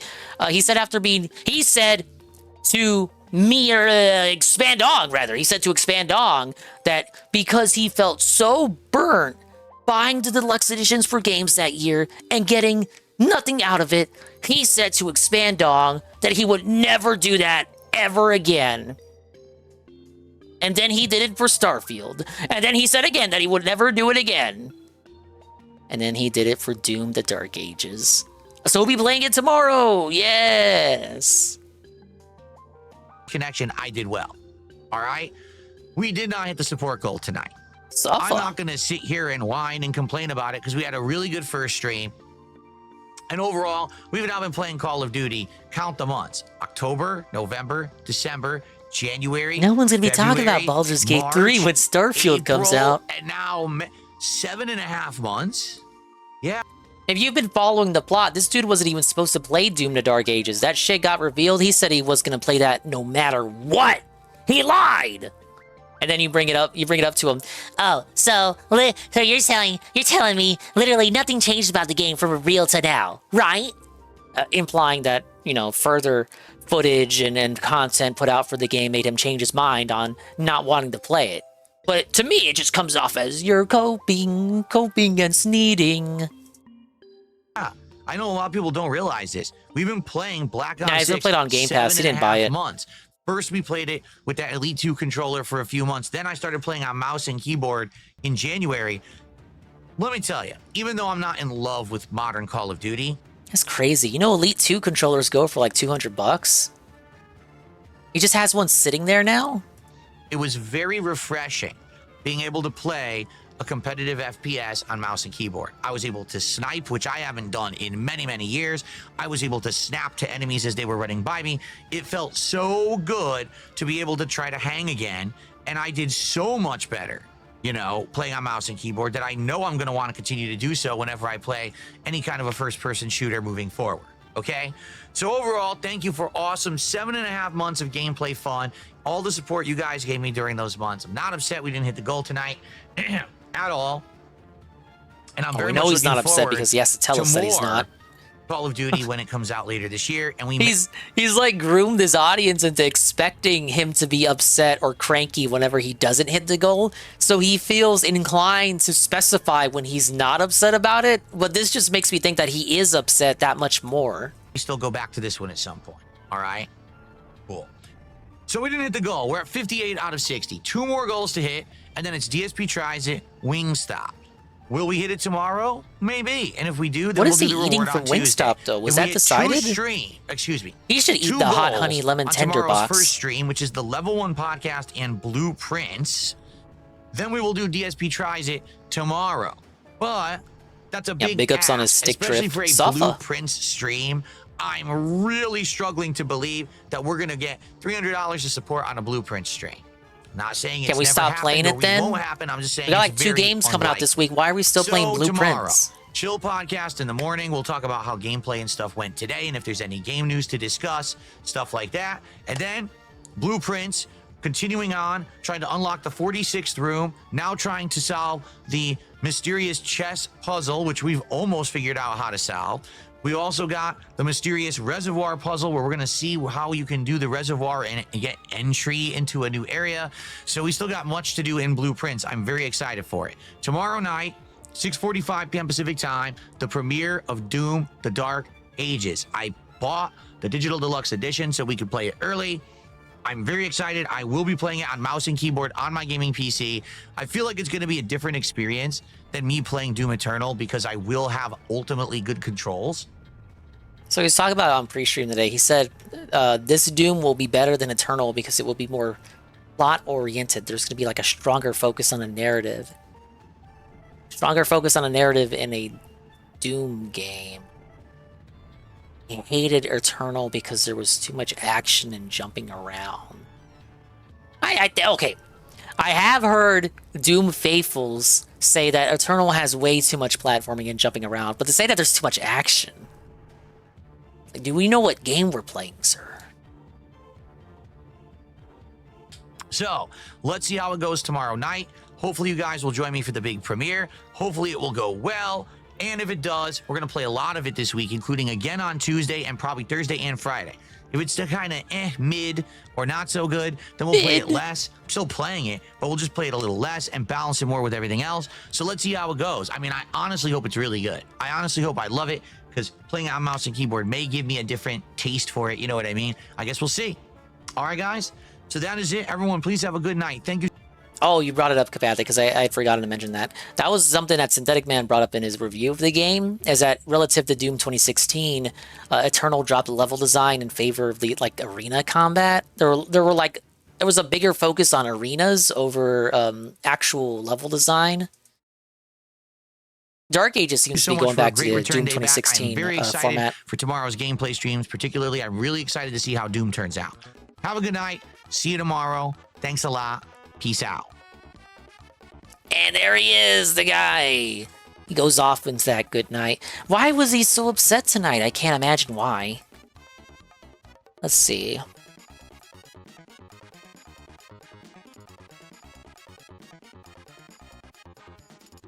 ESP near to extinction, banning fans for asking him to stop begging and suffering anxiety entire stream. Oh, this is a heifer of a video, but let's see what ruffled his feathers tonight.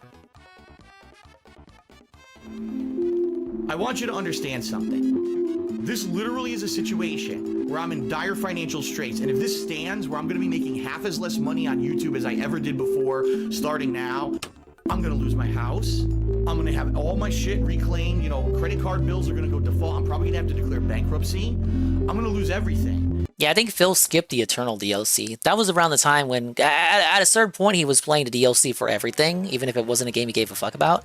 But I think around that point, he just stopped. That was like one of the first games where people asked if he was going to do the DLC, and then he didn't do it.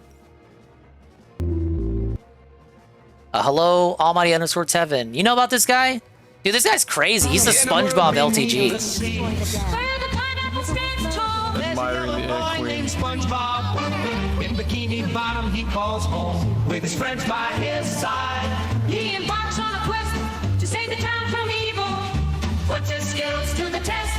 Revenge of the Flying Dutchman seeking trouble. Everyday man, but SpongeBob's here to serve.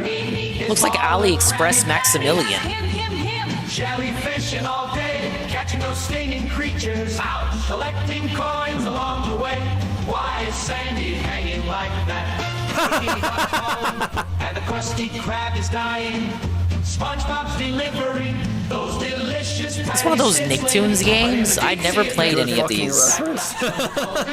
With bass boosted tunes and Ram Ranch to be told. 18 naked cowboys in the showers at Ram Ranch. Oh, what a line for that clip to end on. Yeah, I've seen a few clips of this dude.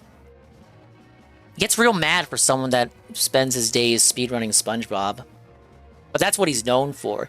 See, when I first heard about him when the remake was coming out, and I think that's when he got his like first big bump, because he was like talking about that game nonstop. People like turned to him as like a source of authority on the game. And then it came out, and then it just kind of left. If people stopped talking about it, I don't always talk about it anymore. So he's been kind of coasting since then. And a lot more videos have been coming out now of him spurging out and raging and seething and coping. Very much the SpongeBob LTG when it comes to speedrunning this one SpongeBob game. I was going to say he only ever plays SpongeBob, but that clip has proven me wrong. He plays Nicktoons games. That's not, you know, there's more than just SpongeBob in those games.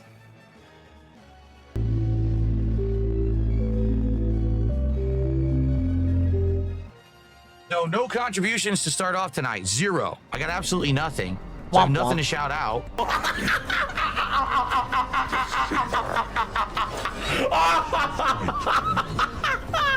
But there is nothing, no contribution from any direction to begin tonight's stream. That's not a good sign. We are only 2 goals away from DSP Tries It. So we're right there. If we hit the goal tonight, and then we hit a goal tomorrow, it's DSP Tries It on after tomorrow's first stream, which would be I couldn't superb speedrun if a game that either. happened. I fucking would love suck. to do that. So hopefully we can hit a goal tonight. Gamer Dad says he's gonna send it over right now. He said $15 for 15 kills, and I got more than 15 kills. Will he do it, or is he full of baloney? We'll find out. Let's get some support, guys, please. Well, at Please, least they please. don't Anything. force me to watch this. Super stickers, memberships, get the memberships. Ugh. Get the sub 4 tips right now. You got 8. Subs would be delightful. We had 0 subs earlier today on my first stream. It would be absolutely great. You know, it would be absolutely great to get some sub support tonight from Kick. But anything appreciated. So far, just X Shooter. Let's get some more. Come on. You gotta be kidding me. You gotta be kidding. Get some more viewers. How many viewers do we have right now? Absolutely pathetic. Less than 200 on YouTube and a measly 74 on you were Kick. less We can than do better 100 a that. few weeks ago. Let's get at least 1,000 viewers here tonight. Let's go. 1,000 viewers on each. I want 1,000 viewers on YouTube, 1,000 viewers on Kick right now. Let's do it. People wanna Dimitri, cheer, they put can him on the cheer, front I don't want page. them to have like pressure. Oh, we didn't hit the goal tonight. We didn't hit the goal tonight. Plus, the other thing is, and just being honest, people are so fucking nosy up in my business and shit. That if I had a goal every night, You they'd say, tell "Oh, us look, about Phil, it." This much on this night, and this much on this night, and this much on this night. Now he says he needs money to help for taxes. Oh, Phil's a greedy motherfucker. How do you spend all this money? So I don't want to deal with that shit. Yes, of course, Copium, the $15 bounty guy lied. Of course he did. They all do. No one ever does real bounties with me anymore. People used to love it. They would challenge me, and then I would try to play real hard, hit them, and then they would reward me. No one does it anymore. So I play hard. I complete every objective that people want, and then I get Well, nothing for it then you 'cause broke people are toss on it, scumbags, remember? you know? That's why you don't do it anymore. So it is what it is. That's why I don't even care about bounties. I don't even ask for them or nothing. There's no point. People never come through. McBain did a super chat and said, I'll give you $200 to do 25 push-ups nonstop. Okay, ready? Here we go. No, look, Dimitri from Kick does put this guy on the front page. You'd be surprised. I don't know why. He showed up in his chat and said as much. Wasn't he complaining about Kick's payments recently, or was that the Kick audience not contributing? I think it's the latter. I haven't heard anything about the Kick payments not coming through. Why isn't he adding his Kick hourly Kick income to the goal at the end of the night? Bro, he hasn't brought that up since it happened. Tevin made a great point, as he tends to do. DSP had that great big celebration stream about him finally making Kick partner, and then no one gave him subs on Kick for that stream, and he hasn't brought up the hourly wage since, and he's hoping you forget about it, just like you forget about how he gets YouTube ad revenue every single month, and a little teensy-weensy bit on Patreon that he also never brings up, that he just wants you to forget about. You know, it's not your business to know about any of that. So what if he makes fucking money on Patreon and YouTube ad revenue? It's all a drop in the bucket anyway. But also it adds up. When you take it away from him, he cries about it. When he plays like copyrighted music and it ruins the video's ad revenue prospects, he cries about it. But it's Schrodinger's ad revenue. When it matters, and when it doesn't matter, it doesn't matter. I did 25 real push-ups on my floor. I actually did. I actually did do them, but... Oh, okay. You know what? I should have expected that it was a Sly reference. No, that's fine. No, we're talking about Kick, and there's like a guy on there literally named Dimitri that has he has the capability of putting streamers on the front page. It's one of those guys. And he's really into this person for some reason. This begging bum!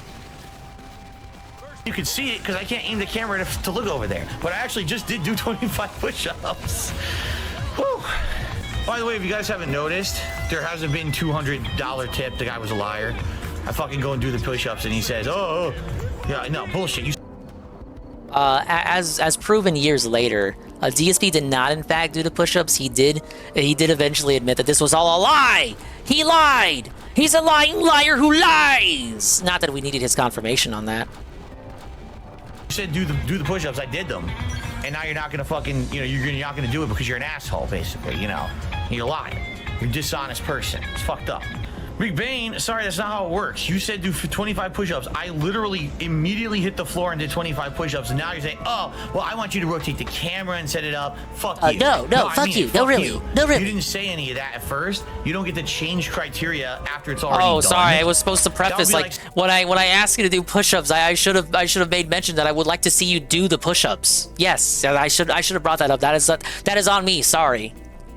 I want you to go do this job for me. Someone immediately does the job and they say, oh, well, I actually wanted you to do the job with this criteria, go do it again. No, that's not how it works. We had a verbal agreement. You failed to live up to the agreement, so go fuck yourself. Thanks for the super chat. Good fucking You're getting game. yelled at by DSP. You're doing something right. Agreed.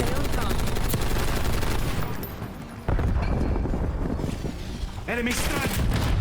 How am what? So where did he spawn? He spawned behind me again. Yo, the game is so bad. I literally can't move right now. Look. So what if he lied in the past? He's telling the truth now. And wouldn't let me move. I'm walking. I'm like, he won't do anything. What a piece of shit.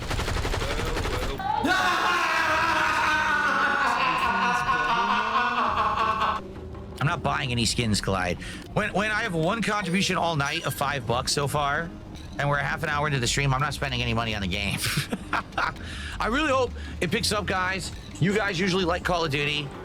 This is my only Call of Duty stream of the week, because we got so much other new stuff coming out. All right, and we're only 2 goals away from hitting. These alien ladies have some I hope that we can tantalizing outfits. Let's hit a goal. All right, one more match, then we'll split the part and we'll do another hour tonight. Come on, guys, let's get some support right now. We're only at $26 or something like that. Let's get some only 2 goals support. away from DSP Tries It. Let's get support for Call of Duty, especially because this is the only Call of Duty stream this week. And I'm serious about this now. Let's get a sub over on Kick. No support on Kick tonight. Like, what is going on? Let's get some support on Kick tonight, guys. Let's get at least a single freaking sub from Kick tonight. I have to please you? Well, I'm doing good every single match. Like, literally every match I've done well. Kicking ass, doing all the dailies, and getting good kill death ratios, top of the leaderboards. What do you want me to do? What else could I possibly fucking do? Oh, hi. You can stop crying for one. All right, thanks. I hope you're enjoying. I'm kicking butt tonight. Like, really, I'm mowing through. I am mowing through these characters, and I hope that you're enjoying. Please support the stream. We are officially halfway through the stream, and it's only like 20-something bucks of support. All right? We actually had a really good stream earlier today. We've had great supported streams for the last several days that I streamed. I don't want to have that end now tonight on Sunday night when we're only 2 goals away. If we hit the goal tonight, that means likely tomorrow we'll hit the goal day stream and we'll be doing DSP Tries It. All right? So please support the stream. We're at 29 bucks. Come on. Let's get, again, I can't believe, are we seriously? I gotta say this now. Are we seriously gonna go an entire day with not a single piece of support from Kick? Not a single. Has that ever happened before? Tonight? At all. None. 0. That's nuts. If that's the case, that's nuts. Now we're gonna get none. A big fat goose egg. 1 sub on Kick right now. That would absolutely be insane. I'm not going bald. I've had this problem with my hairline since I was young. Like, I'm not even kidding. I've always had. Yeah, it's your mom's fault for combing your hair. We know. This side of my face is not even with this side. It's always been like that my whole life. Phil with the ollie-shaped head. Okay, I've learned to deal with it. Why are you making fun of it's me? all good. I didn't choose to be born this way. Adonis model. I'm already Nobody happily asked. married. Any I askers? don't need to look like fucking John Stamos for all of you on a gameplay stream. Nobody You can asked. stop worrying about my look so much. People who are saying dumb shit in the chat, like, you can stop. You're making worrying fun of about me? You're that making a right gay now. joke? It's gay for him to care about how you My hair was look? literally never even my whole life. Middle of my head and goes like this. It's really fucking annoying. Because maybe just go bald again. In my entire fucking life until I started wearing headphones all the time, and now that I wear them all the time, He's got the gamer den issue. And I don't know what, like, for example, let's say you're someone else who has to wear headphones all the time. How do you solve that issue? Right? I don't know. Let's see. We did finally get a sub. It's from It's a Me Markula. Thank you, It's a Me Markula, the first sub of the day. So now we can at least say we did not go. We can now say we did not go a whole day It's a without Me any Ken, I support on presume. Kick. So there you go, Markula. Oh man, that's sad as shit. Oh man. And Rodney did a $10 super chat, $10 for Rogaine, joking Phil. I'm pretty sure Rogaine's way more expensive than $10, isn't it? I mean, I don't know. I never got it. I probably never will. But The most annoying part of having a hairline like this is that if it were even on both sides, it wouldn't matter. But instead, I have more hair here and less hair here, and it's fucking annoying because it's uneven. If it was even on both sides, it wouldn't matter, right? So maybe I should take my own razor and shave the other hair. Shave it over. Weren't you gonna do that for a goal? Weren't you gonna do that for a goal? Dan Aykroyd hairline, right? Or the Bill Murray hairline, because they have this similar hairline. That's how I used to You're look not when I was either in of those elementary actors. school. My mom used to comb my hair like that. But actually, the truth is, that's why my hairline is much less on one side than the other, because all the way. It is so great that he told this story in the background of the Disney game. Dan Aykroyd hairline, right? Or the Bill Murray hairline, because they have this similar hairline. That's how you. Oh, you're right. It was a beard shave. My bad. He should bring Dumbhead Phil back anyway. Used to look when I was in elementary school. My mom used to comb my hair like that. But actually, the truth is, that's why my hairline is much less on one side than the other, because all the way until I was like maybe 16, 17 years old, my mom always did my hair like that. So because she always parted the hair there, it actually fucked up my hairline. And that's why, right, that's exactly where my part was, right where my hairline's fucked up. You see?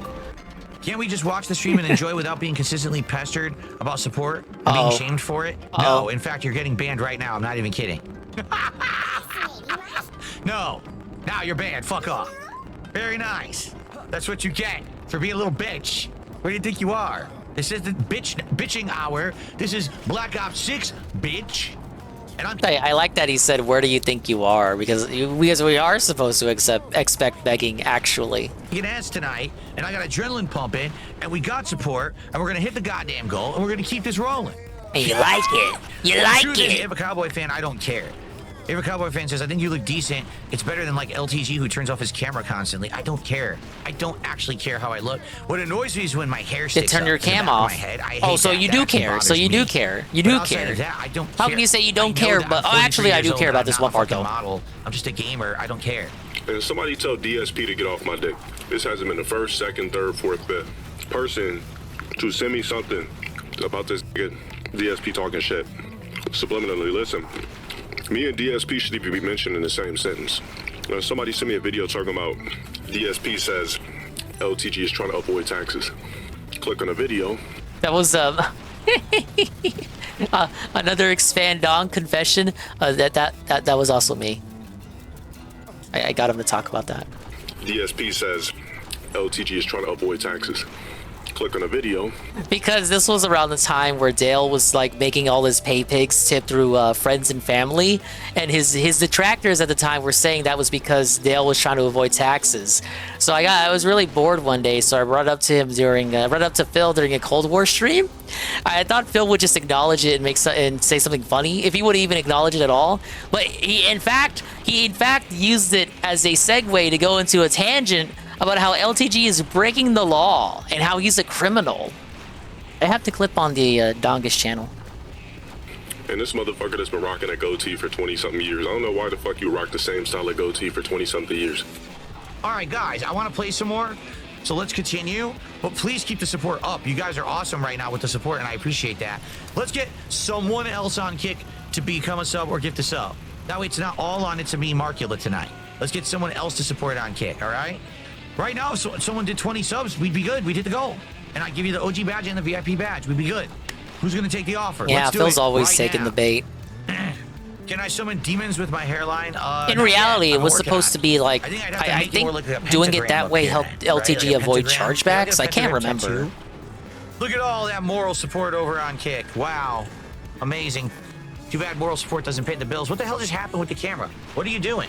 Come over here. Oh, What you a can't even make your funny complete little asshole. zinger. Watchdog Kilo incoming on your location. Hostile counter UAV established above. Great, now we got a fucking chopper. Nothing I can do. Don't reward failure. So I was doing great. I was doing great until the idiot came and wasted a spot on our team, which then made the entire downward spiral of the team. Nothing can be done when that happens, so. Yeah, I have a Cowboy fan. Every time I try to play this, what happens is a troll tries to join the lobby. They try. Fuck those what they'll do trolls, is they'll look at man. the other people who are listed in my lobby, and most people don't have the ability to join a game through their account off. I do, because I'm a streamer, but a lot of people don't. They leave everything as open, right? So then they join the lobby, they try to get on my team, and then they do what they just did. So they're not actually playing. They're just running around following me, tagging the map to distract my whole fucking team so we can't pay attention because it's so loud. Saru, I And have then they acquired shoot the whatever giant they're near me robot. to give away my position. So It only that's what took they me do, and they've done this 95 for years. hours. This is not a new thing. Usually, by But I also hiding the play map very trading like I'm doing slowly. right now, we're good because no one quits. But if someone quits the match early like a bitch, like someone did on my team, then we get screwed over. I need banana, I need banana, tasty Right, can't hear anyone. banana. Dude, no, enough. He ran in the door, I aim and fired. Street pass He hats for your avatar? flutters Aw, forward big in ups, a I love street teleportation pass. animation, looks up, and I'm instantly dead. Fuck The style this is laggy very piece fitting of for shit your fucking game. avatar, too. Treyarch can literally kiss my hairy fucking ass. They have no idea how to make a video game. What a waste of time. So you're gonna put me in a match now with higher latency than everyone else and nothing ever registers? No, Phil. fuck you. Fuck you, you dumb fucking idiots who don't know how to make games. No, really, fuck you. Unreal Fuck garbage. you, Treyarch. You have no idea how to make a game. Taking Bravo underway. Again, whatever you say. Ultra slow-mo, can't throw the grenade, comes out super late, has no effect on the guy. Down. Using A. I drew and fired, all of a sudden my bullets have no effect, I die instantly.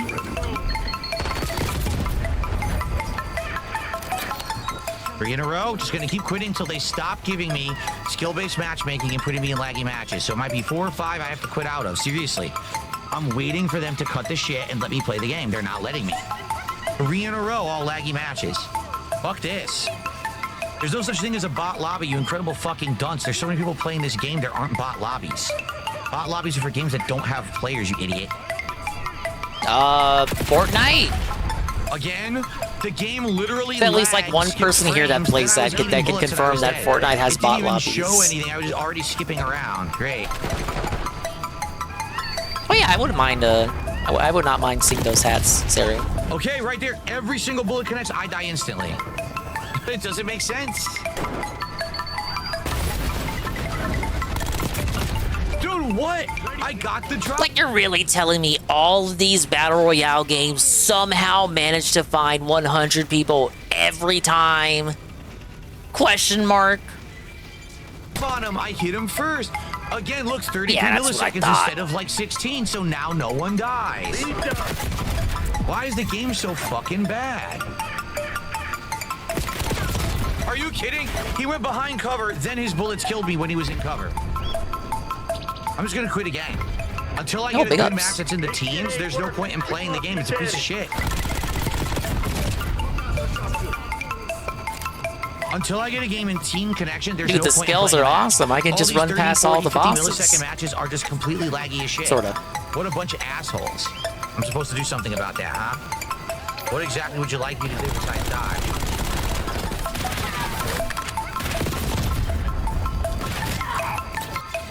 Okay, wait again.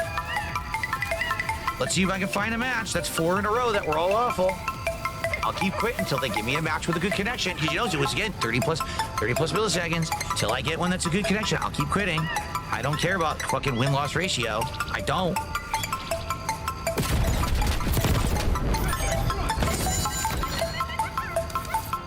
Okay, let's try. Go for number 5. Let's go for number 5. Can we get a working match? That's for 4 in a row that didn't work. All right. Well, guys, last couple of matches. Money, Last money. chance to support and let us Money, hit the goal, but there at it this point, is. I'm not even going to mention it again because I don't think we're going to. Frustrating night with the game running like shit. Bad connections. Team deathmatch. Neutralize all threats.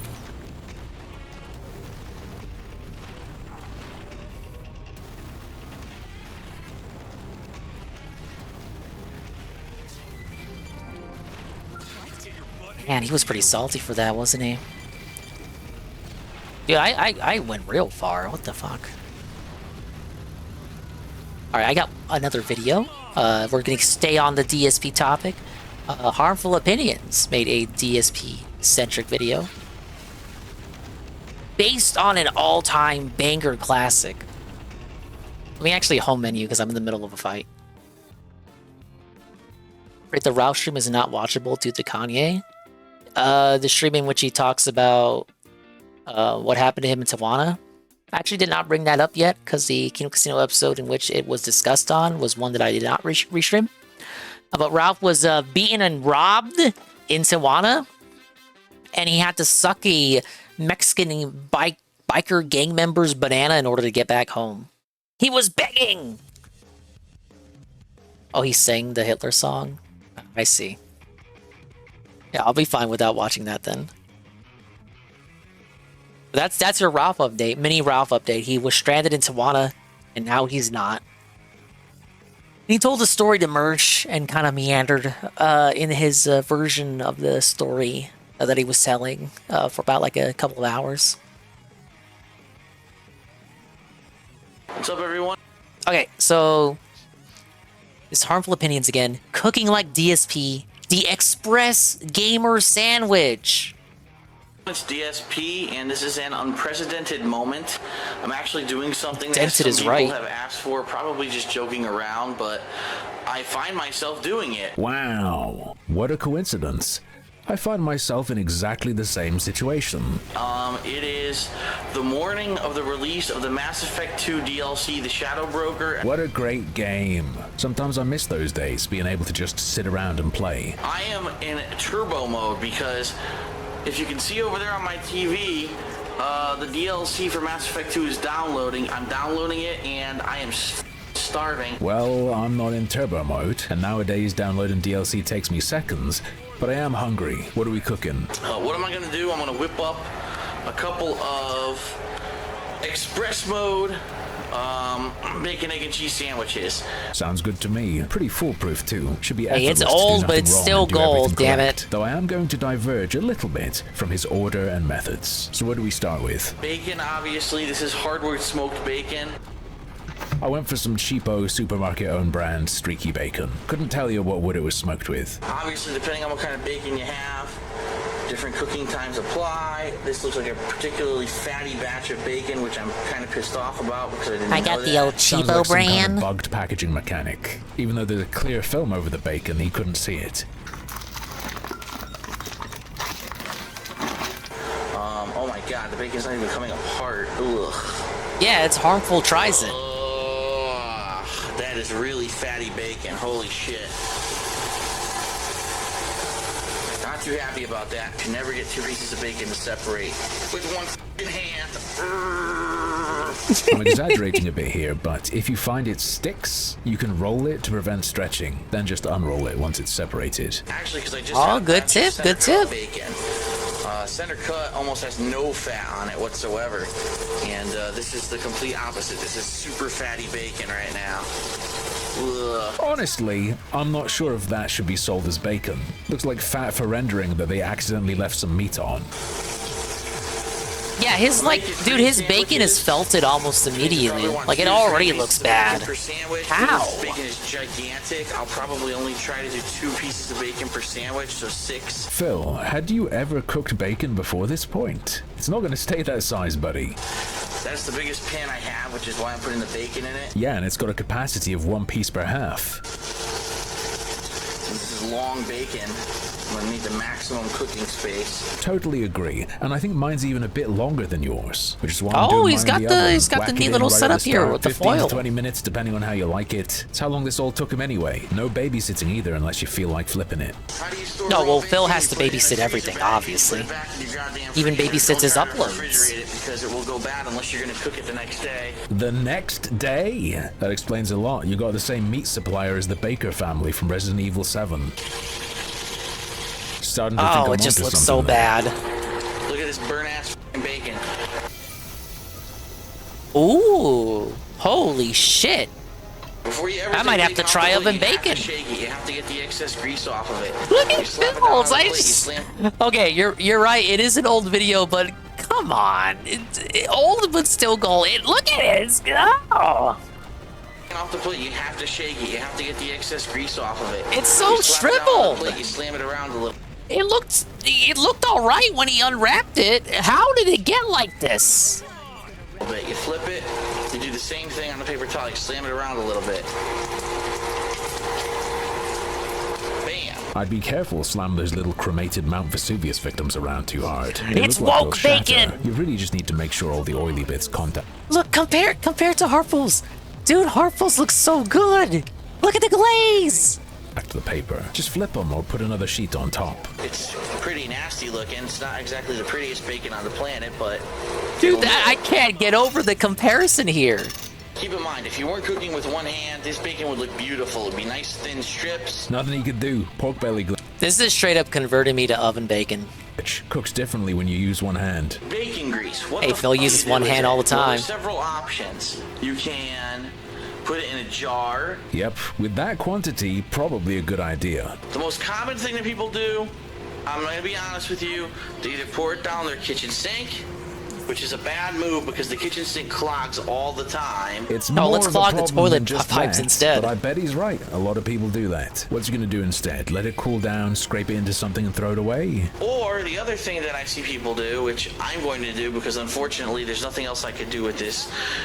Put it in a jar. This is going to go down the pooper. So yeah. This is going to go right down the shitter, which is going to be disgusting, but what can you do? You could simply choose to do literally anything else than help to grow a fatberg in the sewage system. Yes, that's As true. long as you know that you're not doing this, 10 times a day, it's not going to clog up a pipe. Safest thing to do with bacon grease. Is actually not to walk around your house with a...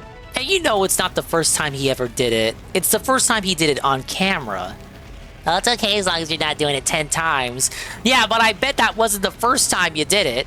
So was that like the 8th or 9th time? handful of boiling fat. Oh yeah.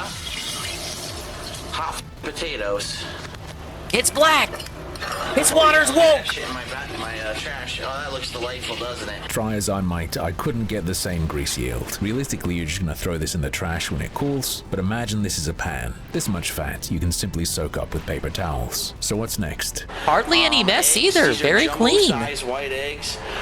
2 frying pans. I have them both on the stove right now at just above medium strength temperature. For some reason, my stovetop doesn't have a strength rating, so I just set mine to low-medium temperature. Obviously, you must put on your fan on top of your stove whenever you're frying anything. Don't turn that off because I learned the hard way. As soon as I moved in here, all the alarms went off, all the fire alarms, and it wasn't too pretty. Yeah, definitely want that on, but my cooking doesn't typically produce smoke. More about catching grease, not having the whole house stink of bacon all day. I don't have time to melt butter. I'm in a hurry. I'm a gamer. So I spray my pans with this Pam. Yeah, I'm a gamer. Organic canola oil. I don't have any aerosolized oils, but I'll join you with the canola. So you need a spatula to be able to flip your eggs. Duh. I'm personally going to use a plastic spatula because I don't want to have to buy a new nonstick pan. Now the toughest part is cracking the egg. Because I suck at cracking eggs, I'm not gonna lie. How do you crack an egg? The easiest way to crack an egg, you slam it once against something. He's not just a pro gamer, he also Yeah, I don't offers think you pro want to cooking slam tips. it, actually.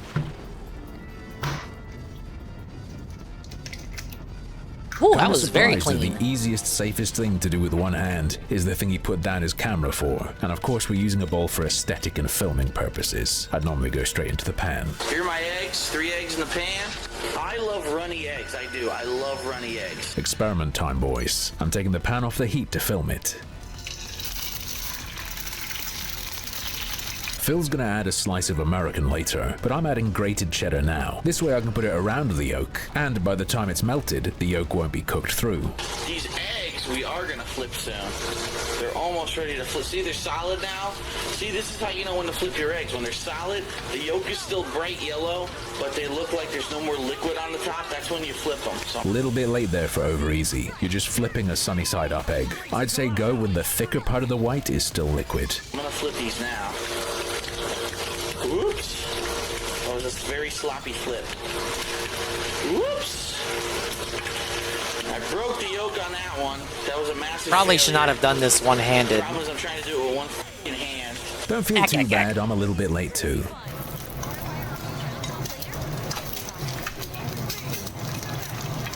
immediately. Oh, that was If you're pretty gonna good. put cheese on your You didn't break eggs, the yolk. You gotta put it on right away. As soon as you flip an egg, put the cheese on. So I'm getting the cheese ready here. It's stuck to my hand, so that doesn't help. Ladies and gents, it has never been more over for Runny Yolks.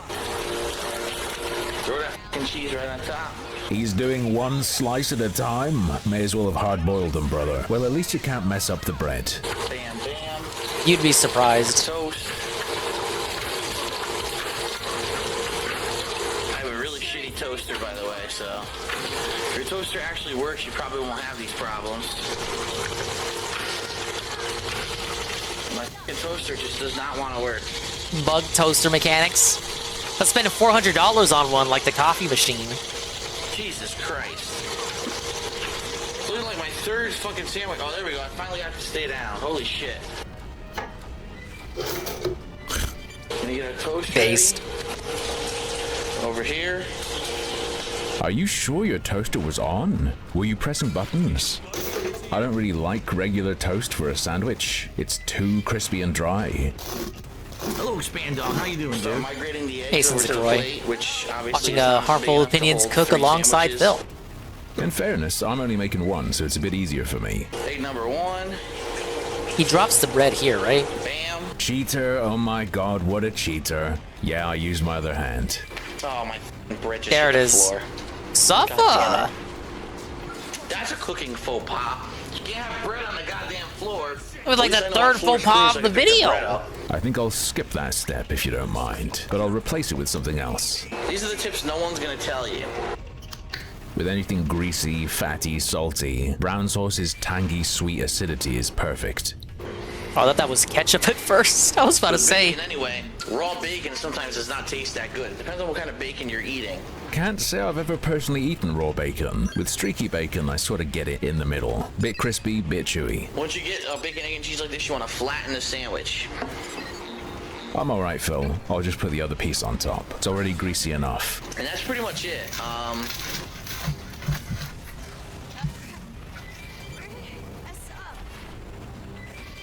Hopefully those are still running. They're probably not, which is going to piss me off. Well, there's only one way to find out. Oh! There's a plate off screen, don't worry. I can just mop it up. Looks about right to me. Let's see how it is. Will be better just put in a sandwich press or in a pan afterwards instead of toasting the bread. But you can't really mess up this kind of classic breakfast combo. That was DSP's Yeah, looks very good. one-handed cooking, gamer food. Gamer food. It's literally a classic breakfast combination. Big ups. Look, I'd eat that sandwich. Harmful sandwich, not Phil's. I don't want floor bread. I certainly don't want floor bacon. But yeah, he ate 3 of those for DLC. It wasn't even like a big game release. It was for DLC. Yeah, I was sipping on some water. All right, let's give it up with Harmful. This one that he put out today, Alana Pierce isn't being honest with you. She's a video game lady. I think she's the one who said that she wrote for God of War Ragnarok, but actually she didn't. Maybe that's what the video is about. I don't really know. That's our only controversy that I'm familiar with, at least. In this video, I would like to make a very humble, polite, and simple request of Alana Pierce. In the recent video of hers I just watched, she shared a clip from an old video of hers. The old video is from September 16th, 2022, and it is private. She showed that it's now called Q&A, Am I Excited for People to Play God of War? And archives show that most of the people who saw it were shown the title Q&A, What It's Like to Work on God of War. My simple request is this. Alana, would you please kindly unprivate that video? I ask because in this new video of yours, you say, I never claimed anywhere to be a writer on God of War Ragnarok. I claim she lied. Why?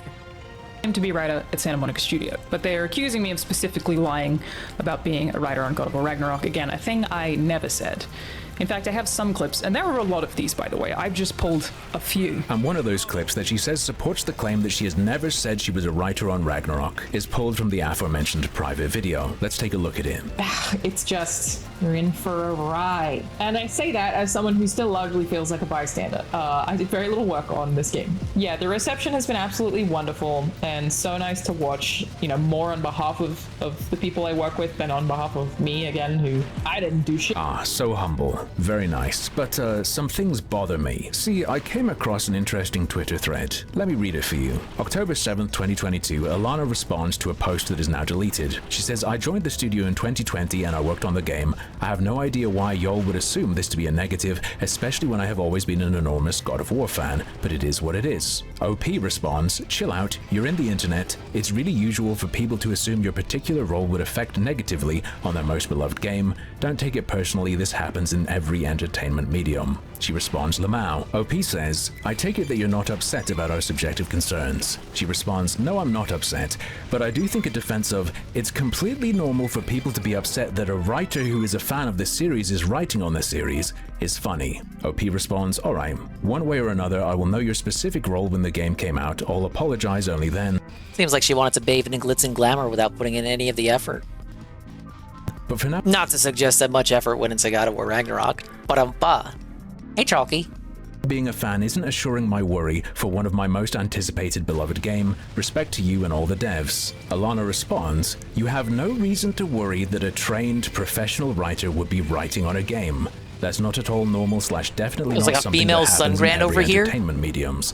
Don't feign respect where there is none, but thanks anyway. OP says, as a fan, it's my right to worry even on veteran writers that they maybe lost their touch over time. Worrying on the game's performance, especially these times, is reasonable. Going in fans mentions and consider their worry as an attack is unprofessional, Miss Professional Writer. Alana shoots back, you quote tweeted me, aka mentioned me. I didn't come to you unprompted. But that's fair, though it means you should also be tweeting all the other writers with the same concerns and not just singling me out for no reason. Now, I'm not a professional writer and she didn't literally say the words, I'm a writer for Ragnarok, but sounds to me like she's saying here, she was a writer on it. And what's even more interesting than that is that prior to the deleted comment she initially responded to, someone posted a URL, which as you've seen I plugged into the Wayback Machine and it turns out, hey, that's the link to one of the private videos she quoted. And most people who saw it saw the title as, What It's Like to Work on God of War. And another really cool trick knowing the URL enables me to do is to look up the archive of its transcript, which turned out to be available on a tool I like to use a lot. According to this archive, in a video titled, What It's Like to Work on God of War, you answered the question, what do you actually do? Are you writing story, lore, dialogue, etc. by saying, I get asked this a lot, so I figured I would answer it, even though I've kind of paraphrased that question. The writers on my team write everything. We all write everything, with the exception of like, there are things that I'm better at writing and things that I'm not good at writing. Not good at writing romance, so like if something romantic existed, I would pass on it. I'd be like, what a non-answer, so you didn't do anything. Better at writing this, so they should write that. You just like play to the team's strengths. In case of my team, we all write everything. And that is similar in my experience to every other game studio that I have been involved in. Maybe I'm delusional, maybe I'm crazy. Answering that question that way in a video you titled, What It's Like to Work on God of War sounds to me like you're saying you wrote on God of War. In answer to another question, she stated again what she does is write games. Again, I remind you, this was in a video titled What It's Like to Work on God of War, which was a Q&A session that was spurred on by and dropped 3 days after the Ragnarok story trailer dropping. And on top of this, less than a month later, as I showed you earlier, she was on Twitter defending her role as a writer to some random guy, specifically with regard to God of War Ragnarok.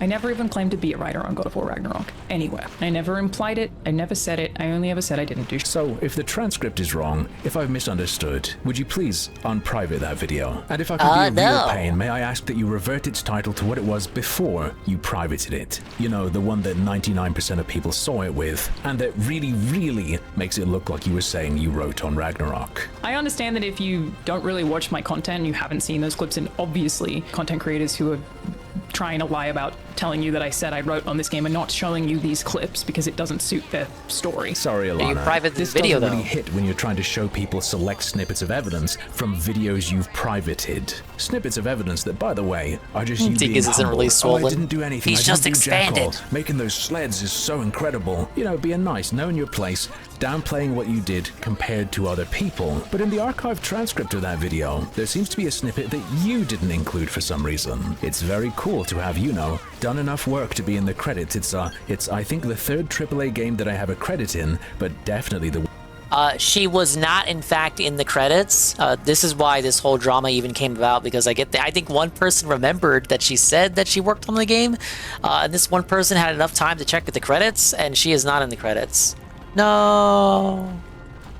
one that I had the biggest hand in. So who's not showing who stuff because it doesn't fit the story? By the way, I have no idea why this matters. I haven't watched the videos attacking her. I just started watching her video about the controversy and she came off really slimy, so I checked. Only took a couple minutes and I'm not gonna bother looking for more because who knows what else she's more successfully hidden, deleted, or privated given what we now know of her MO. You know, challenging people to find her saying something when, regardless of the original reason, she knows most of her videos are private, using little snippets from stuff that you can't check. Embarrassing.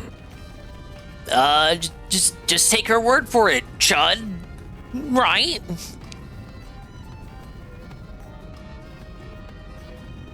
Okay, we're caught up on him.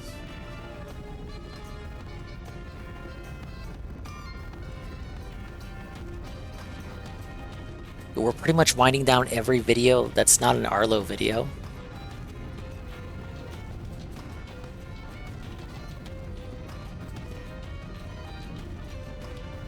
Yeah, hashtag believe women. It's your sworn duty.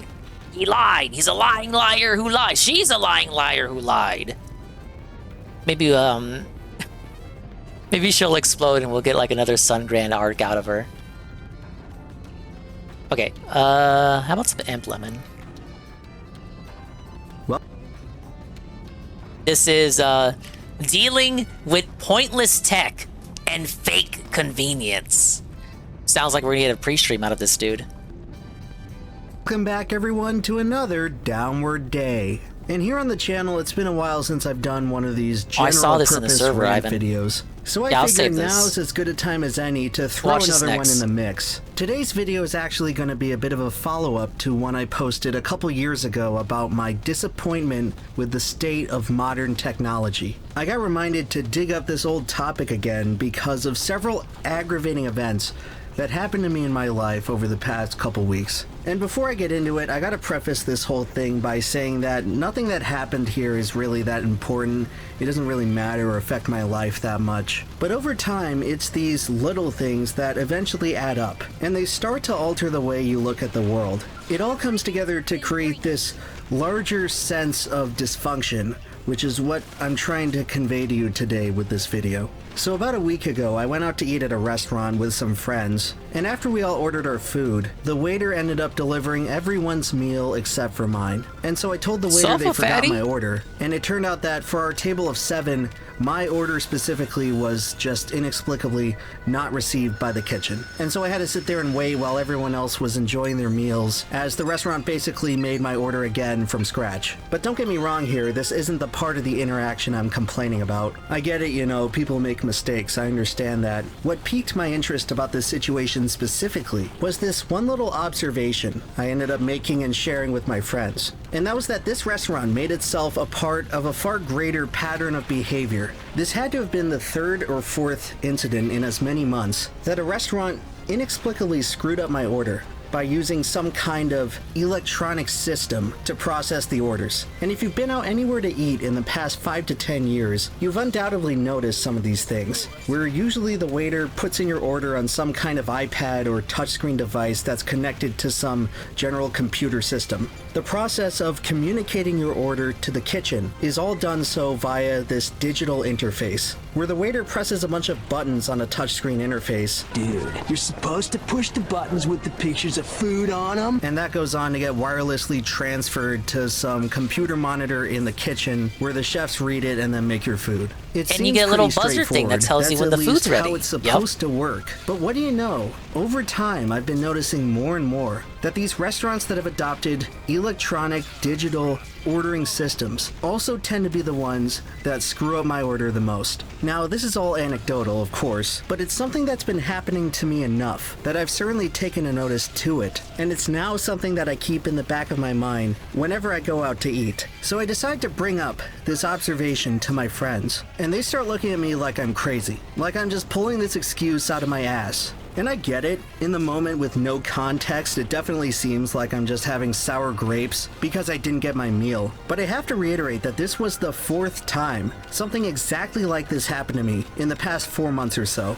A restaurant using some streamlined electronic technology that ends up wasting more of my time and causing more aggravation than if they had just done things the old-fashioned way. Let me tell you another example of this happening. A new Indian restaurant opened in town, and I went to go eat there on their very first day of business. And this restaurant, like many other new and modern restaurants, also had some kind of iPad system to tabulate and input the orders. I swear I'm telling the truth when I say to you that they had to come back to our table and ask us to repeat our order to them 5 times. It had What's wrong with Indian food? I'm just being a hater. 45 minutes after we originally put in the order that they were still coming back and asking us to repeat ourselves because something in the stupid system was screwed up and it wasn't going through to the kitchen. And a couple weeks later, we ended up going back because wouldn't you just get the paper weird, out at that point? Unexplained service problems, the food was very good, and I wanted to give them another chance. And hey, lo and behold, this time around, the iPads were all gone, and they started taking our orders on, get this, a pen and a notepad. And to date, I've probably been back 3 or 4 times, and not once at this point has there ever been another issue with my order. Now, I happen to be old enough to remember a time when this was the way that the vast majority of restaurants took their orders, when pretty much all... He stated his age on videos before. I think he's very early 20s. I guess that would still predate like the onset of technology and shit. But when he says that, it makes you think he's like a boomer or something, but he's not. Needed was a pen or pencil and a pad of paper, and all the waiter would have to do was write down what you said, take the piece of paper to the kitchen and stick it on some Rolodex thing for all the chefs to see, and then the chefs would take the ticket, make your food, and then the ticket would be transcribed to your bill. And it was as simple as that. This was a system that was perfectly functional, and it pretty much persisted unchanged for 100 years. But over the past 10 years, the restaurant industry has been gradually phasing out this tried and true system with something that is advertised to be more technologically advanced and streamlined. And as a result, at least in my personal experience, the actual results have been pretty much the opposite of what was advertised. Where instead of making things easier and simpler, what appears to have happened is that these electronic ordering systems have added an unnecessary layer of complexity that at the end of the day contributes to more hassle, mistakes, and confusion. And who knows, maybe I'm just off base with all this and I happen to get really unlucky. So for anyone listening to this who works in the restaurant industry, I'd be interested to hear the experience from your end. If you've had your own bad experiences with these electronic ordering systems, or if I'm just making a big deal out of nothing. But as I currently see things, my assessment is that this is an example of technology that is not just inept and ineffective, but one that is actually worse than the old-fashioned system that it replaced. You want to know what restaurant pretty much never screws up my order? Waffle House. And I know that's ironic because I have a video on this channel literally complaining about a time Waffle House screwed up my order. But you have to realize in context, that situation only occurred because the waitress did not use a pad of paper and a pen to write down my order and tried to just remember the whole thing in her head. And you know, I get it. That demonstrates an important point. Human beings are not perfect, and we often rely on technology to smooth out our imperfections. But in this specific story, the only technology that was actually necessary to fulfill that function was a pen and a little piece of paper on a notepad. That's it. You didn't need an iPad and you didn't need internet connection to wirelessly beam some text and buttons over to some other guy in the back room. All you needed was a pen and paper. And you know what? If you go into any Waffle House in the country, that's still what they use today. And granted, they actually write down your order on the paper and don't try to juggle it in their head. My orders at Waffle House come out correct pretty much every single time. There's no miscommunication. Funny how that works, isn't it? And I can say with a lot of confidence that the average Waffle House staff tends to not have the same level of expertise as the average staff at a sit-down restaurant, where the food is twice as expensive and the waiters stand to make hundreds of dollars of tips in one night of service. And yet, these sit-down restaurants with the theoretically much better trained staff seem to be screwing up my order a hell of a lot more than Waffle House these days. Please make it make sense. And realistically, the only common denominator I can point to here is the unnecessary addition of some pointless technology that ends up making the customer experience worse for seemingly no reason. And this is just one example of a greater trend in modern society that I like to call fake convenience. We're constantly being sold this new technology that we're told is more convenient than what it replaces. Man, I wish DSP was still doing DSP Reacts. Could you imagine his reaction to this video? Stuff that's supposedly going to make our lives easier, and yet when you actually give these things an objective critical assessment, you find out that in all honesty, we're probably worse off for using them. It's fake convenience, and once you actually know to look out for it, as I have... Didn't he use technology to record and upload this video, though? It's somewhat disturbing how much it actually comes up in our day-to-day lives. Hey, but of course, when you bring this up to people, I can't say no it like how one wants to hear Amberlynn does it. Everyone's reaction is always, LOL, look at the boomer who hates technology. LOL, it's Ted Kaczynski 2.0. Am I playing the new Doom when it comes out? Sadly, no. But I bet Shroom Dukem is. That's why he's playing Doom 2016 and Doom Eternal, right?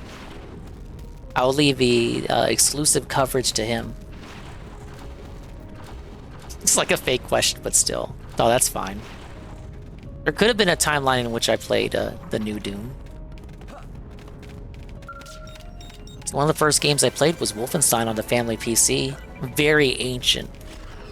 Like back when you would just put the family PC in the living room. I was not good at that game.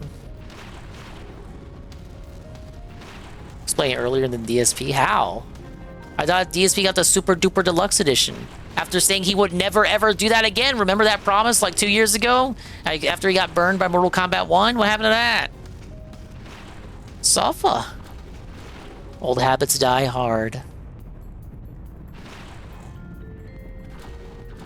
No. And again, I'm not attacking the inherent underlying fundamental basis of technology here. All I'm trying to ask is why we have to blindly accept this new technology that is clearly inferior to what came before. Like, is it Unabomber of me to not axiomatically believe that any new proposed technology is automatically going to make our lives better? And I don't exactly know where this unconditional faith in technology came from, but for the people who think this, you have to realize that the vast majority of tech that has ever been put on the market is not beneficial to human beings. And this has been the case ever since people were trying to do alchemy in medieval times. You have to realize that the technology that is actually relevant and useful in our day-to-day lives represents only a tiny sliver of all technology that was ever proposed and planned to be implemented for human beings to use. And yes, part of that logic does apply to stuff that was made obsolete by true improvements in technology.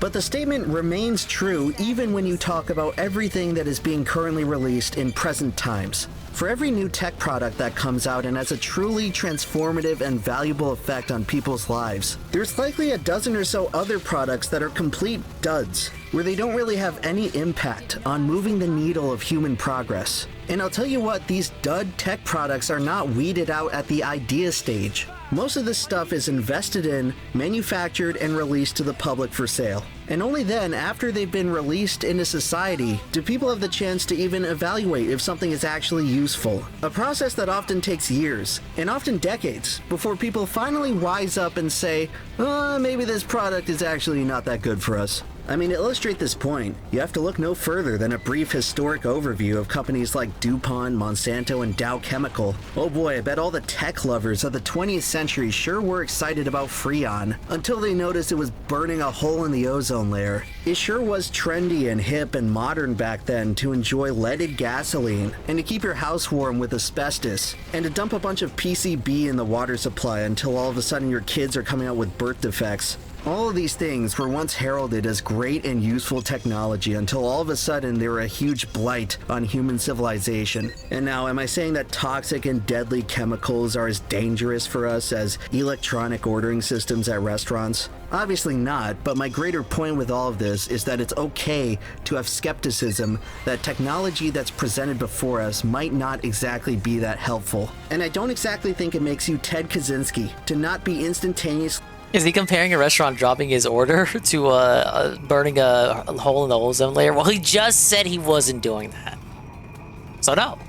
Enamored with every single new piece of tech on the market, and it's getting real annoying to not just be bombarded by all these companies with pointless technology that offers us fake convenience, but to have people bend over backwards and make excuses to try to justify its existence. And I'll give you another example of this fake convenience. And for this one, we don't even have to leave the restaurant setting, but I certainly got reminded of it when I started down this whole train of thought. I'm sure that many of you have noticed a trend in restaurants where instead of having a paper menu, they just give you a stupid QR code to scan with your phone. Yes. And this is just another example of something that really perplexes me about tech-oriented people. This bizarre obsession with Momma Dingus does hate that though.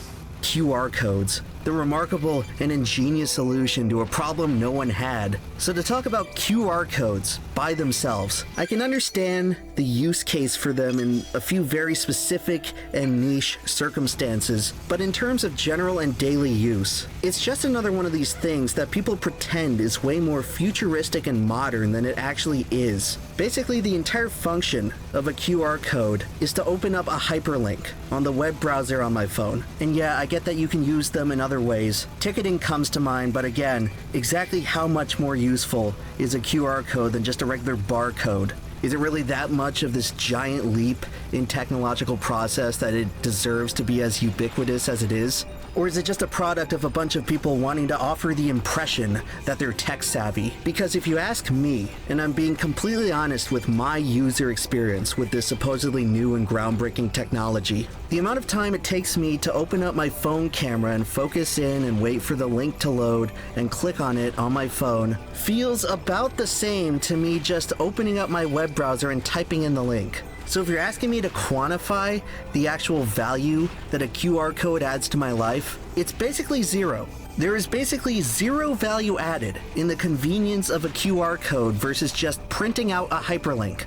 And I guess this is some advice for the uninitiated out there, but it's a good habit to build, to look at everything you interact with in life and think about what kind of value it actually adds for you. Where you basically have to ask yourself the question of, if you were to remove this thing, would your life be... QR codes were pretty neat in the Pokemon Sun and Moon on 3DS for catching specific Pokemon, but they didn't really bring that feature back afterward. One of those experimental things that they just fucked around with, and then after they found out, they realized it wasn't really that useful. Yes! Become more or less valuable. And I guess I've learned to think this way because I watch a lot of sports, and when it comes to sports management and the analytics of team building, there's this concept of value over replacement, where when the general manager is deciding on which players to add to the roster, they have to think about the individual athlete's value in terms of winning and team success. And it turns out that you can apply this way of thinking to just about everything you interact with in the economy and beyond. And I think where most people get tripped up on this is conflating something being new and modern and sort of futuristic looking with the actual impact that it has on your life. People wrongly believe... Oh, that's annoying about your county library. See, with my scanner, I just email everything to me.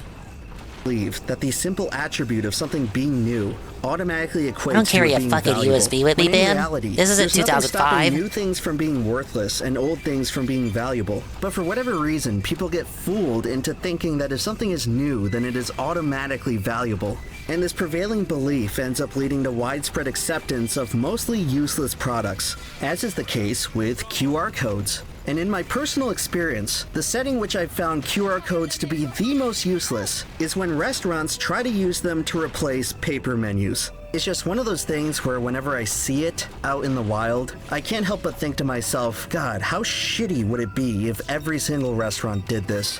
Where you're telling me that it was too much trouble for you to just print out and laminate a couple dozen menus. And now instead I have to scan this stupid piece of paper and pull up your menu on my phone. You're telling me this is easier and more convenient than just handing me a menu that I can read with my own two eyes? You're telling me that to find out what I can even order from your goddamn establishment, I need an expensive piece of technology and an internet connection.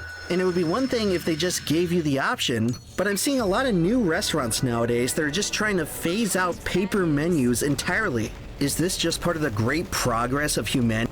Yeah, I've heard about, I believe it's HP. HP's ink replenishment scam. No thanks.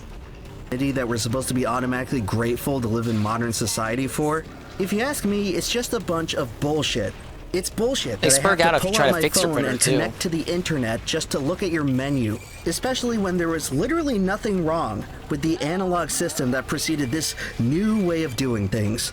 So before I go here, I just want to offer up one final example of what I'm talking about. Let's once again go back to our hypothetical restaurant of the future, where you just had to waste time pulling up the QR code menu so the waiter can type in your order on an iPad and ends up screwing it up because the system is faulty. It's gotta be the bill next, right? You finally get to sit down and eat your futuristic because some restaurants give you tablets for the bills too. Logically delayed meal. And now it's time to pay, which raises the completely reasonable question of, how can the wonders of technology possibly find a way to screw up this simple process? Well, how about forcing everyone at the table to use an app that just complicates and frustrates the process even further? And the saddest part is that this time it wasn't even the restaurant's fault. No, I'll admit that the following rant was caused by something completely self-inflicted. And that would be me, foolishly agreeing to let my friends configure all the payments for the weekend through Splitwise. This supposedly amazing and genius app that all my friends just keep insisting is the most convenient thing on earth.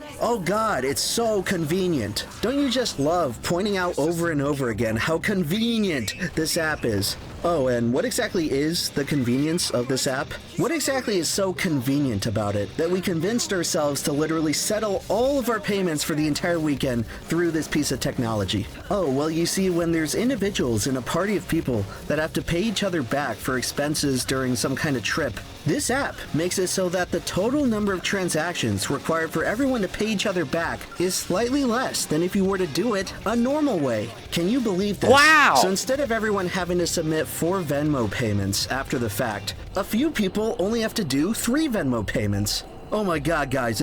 I gotta be honest, I would be the worst person to take on a trip for this shit. Like, I don't use Venmo or Zelle or Cash App or any of this fucking newfangled technology. I don't trust it.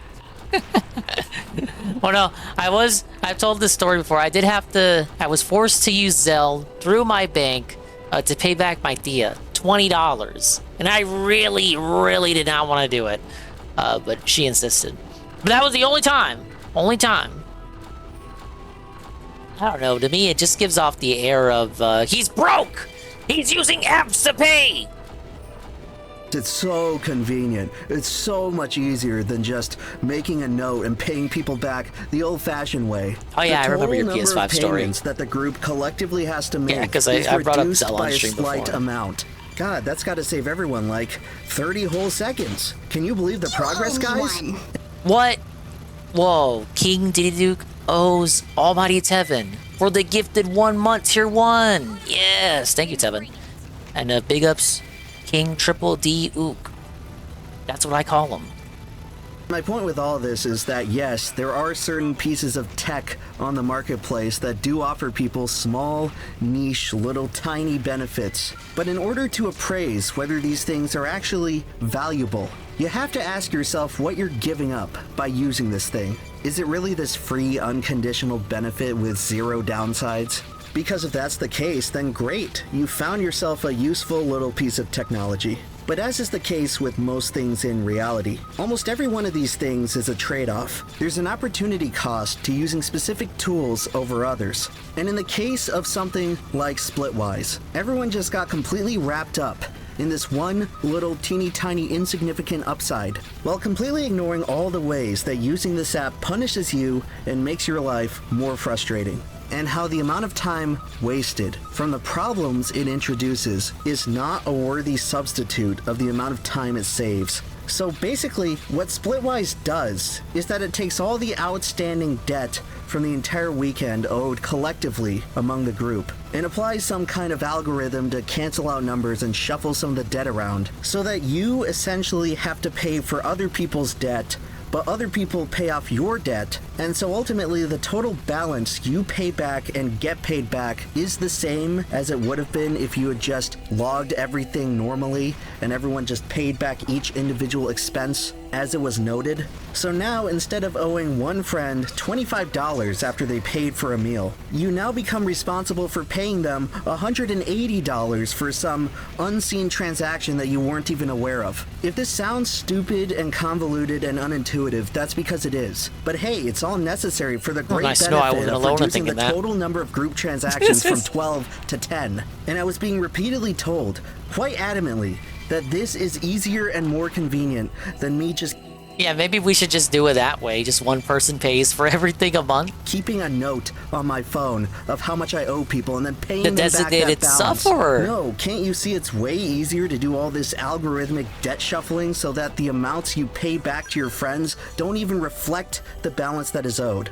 And this is supposedly all worth it so that a few people can save 30 seconds by having to send out fewer total Venmo payments. So folks in the comments, you have to tell me, am I the asshole here? Am I just being completely pedantic and overreacting for expressing my disgust with this overly convoluted system? Gotta return because to I feel like I'm being completely guys. gaslit by my friends for being made abnormal for thinking this way. And by the way, it's worth noting that in this specific situation, my personal number of transactions was not reduced. So basically, the outcome of this whole thing is that instead of paying 3 people back the balance that I actually owed them, I had the pleasure of... Oh, I got a good email for Crash Out now. He's crashing out! Literally! Ah! Transactions was not reduced. So basically, the outcome of this whole thing is that instead of paying 3 people back the balance that I actually owed them, I had the pleasure of paying 3 people back the wrong amounts. First of all, what if I had to itemize any of these specific expenditures for business purposes? Guess that's completely fucked. Forgot to mention that might come into play when designing the debt algorithm. Itemized expenses, thrown completely out the window using this system. Second of all, the moment anyone enters one individual expense incorrectly, which did happen by the way, the effects of the algorithm is that every single person's balance gets affected. So if one person already pays their balance, and then someone comes along and says, wait, you charged me for this meal and this drink when that didn't happen. Now you've just unloaded additional hassle where everyone has to figure out whether they owe an extra few dollars or not. And then to actually make sure all the balances are square, you have to, get this, add in additional transactions, which is the exact thing that the system is designed to prevent. Third of all, if I had known from the beginning that this whole thing was just going to contribute to additional stress and dysfunction and confusion, when the whole point of this exercise in the first place was to save me time, I would have been far better off just keeping track of everything by opening up a notepad on my phone, and then just adding everything up manually. Or, better yet, I could have just gone to an ATM and withdrawn some cash and just pay people back when the transactions happen. Or, better yet, when the transactions happened, I could have just paid my share directly and not have to deal with any sort of outstanding balance in the first place. These are all the different options that would have been more simple, straightforward, and convenient than using dumbass Splitwise. But no, instead I had to deal with 30 minutes of aggravation settling all the balances and actually checking if the numbers were correct in order to possibly save 30 seconds of not having... Well, he said earlier in this scenario, his friends kind of roped him into it and told him it would be a good idea. So he had just took their word for it and just didn't do his research that the app would be, you know, the pain in the ass that it ended up being. To send out an additional Venmo payment. Like, does no one else realize how completely insane this sounds? But I'm supposed to believe that I'm the unreasonable one for complaining about this.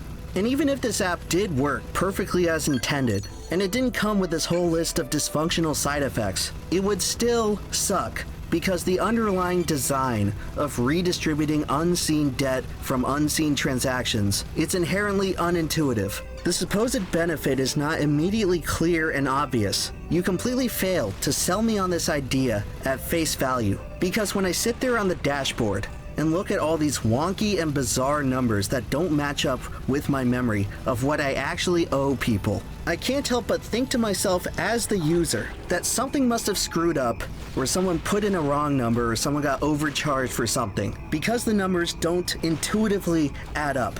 I understand that it works in the computer logic, but human beings don't think like computers. And it's unreasonable to expect human users to automatically intuit computer processes. That's just not gonna work. And if you make something too computer-brained, that's just gonna end up amounting to bad design.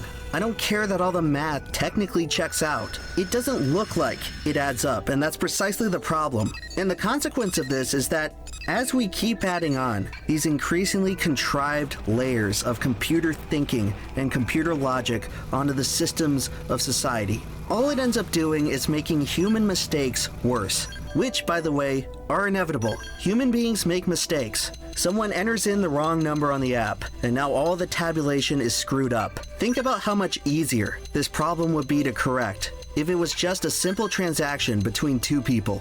Oh, sorry, it looks like I overcharged you $5 for this drink. Guess I'll just pay you back $5. And now think about how much that simple error is magnified by adding this contrived computer system on top of it. Now, instead of the problem just being confined to 2 people within the group, it's gotta affect all 6 people, or however many people got roped into using this thing. And what this also does is create a symptom of induced demand. The devs are book smart. They're not street smart, like this, idiot. You're basically forced to participate, because now that your numbers have been entered into the system, dropping out is gonna screw up the whole equation for everyone else. So the pressure's on you to just stick around and use the inferior dysfunctional system, so that you don't want to be pass that the guy that burden fucks it onto up the rest of the for everybody party. else. You can't just stop using it once you realize the whole thing has become more of an annoyance than an asset. Once you're in, you just gotta stick with it and hope for the best. Oh, and hey, now that we're all using Splitwise anyway, let's just pay for everyone else's stuff. Because it's so convenient, it's just gonna all figure it out in the end. Just everyone pay for everyone else in everything we do, even in the various instances where it's easier and simpler to pay individually. And this is another thing that a lot of people never end up realizing about shitty tech, is that a use case for a piece of technology should not be solving the problem that is caused by the technology itself. It's not exactly valuable or convenient when a piece of technology forces you to be dependent on it. The benefits of something like an app should be intrinsic. A product should not be able to justify its existence by punishing you when you want to stop using it. It just results in induced demand. It's the same logic as to why adding lanes onto a highway doesn't... Whoa, wait, hold the phone. We were just talking about this amazing fella. It's Shroom Dukeem with the massive raid. The party of 8. Hello, Shroom. I have acquired the giant robot in Xenoblade, and I am exploring the world in search of areas that I could not have previously accessed. Thank you, Chowder, for the 10 bits. And I'm watching random videos. What do we got? Oh, I love this game.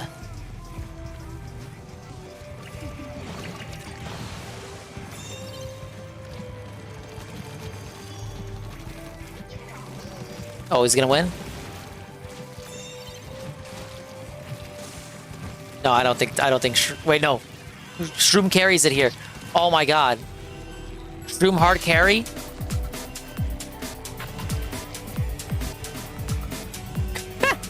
Ow! No way. What the fuck? Clip that! Clip that! Clip that! Clip that and show it to Dingus. Dingus, did you fucking see that? I saw it now. Holy fucking shit, dude. Those dumbasses in overtime fucking Shroom Dukeem. I told you they weren't watching the left side. That was crazy there, bud. Time. I agree. I told you they weren't watching it. I think only P-Pen was there to see that live. I saw it now. Thank you, Shroom. Happy Mother's Day. EDBot may possibly play Schedule 1. We ended that call a little while ago. Whoa, the Tevin and Edward bot weekly collab. I can't wait. And yes, Shroom playing the Dank Ages. Tomorrow, I hear. We got a big week ahead. And I'm playing Crash Bandicoot. Since we're shilling, I will get to Crash Bandicoot this week. It's sure to be fun. I'm not gonna chuck my controller at all. Thank you for the raid. Actually improve the flow of traffic. And honestly, that example is a pretty good metaphor for what a lot of technology is nowadays. It's all this stuff that offers the impression of progress, when it really offers you no net benefit to your quality of life. When you force someone onto a treadmill, they sure feel like they're moving forward, but in reality, they're just staying exactly where they are. I can even tolerate the female. Discussion. I fucking spoiled the joke. I can even tolerate the remaster. I was gonna say, well, you can even tolerate the female form. I like accepting the female form. And I want to reiterate once again that I don't hate the inherent progression of technology. I'm well aware that there's plenty of examples of good technology out there, and I tend to be very appreciative of technology that does, well, 100 hours, big ups, prove itself as useful.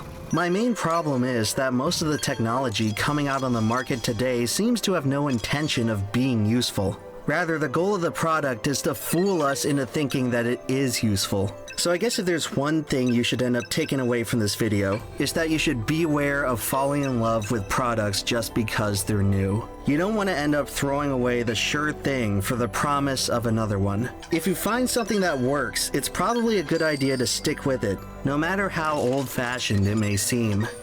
It only gets more brutal from here. God damn it.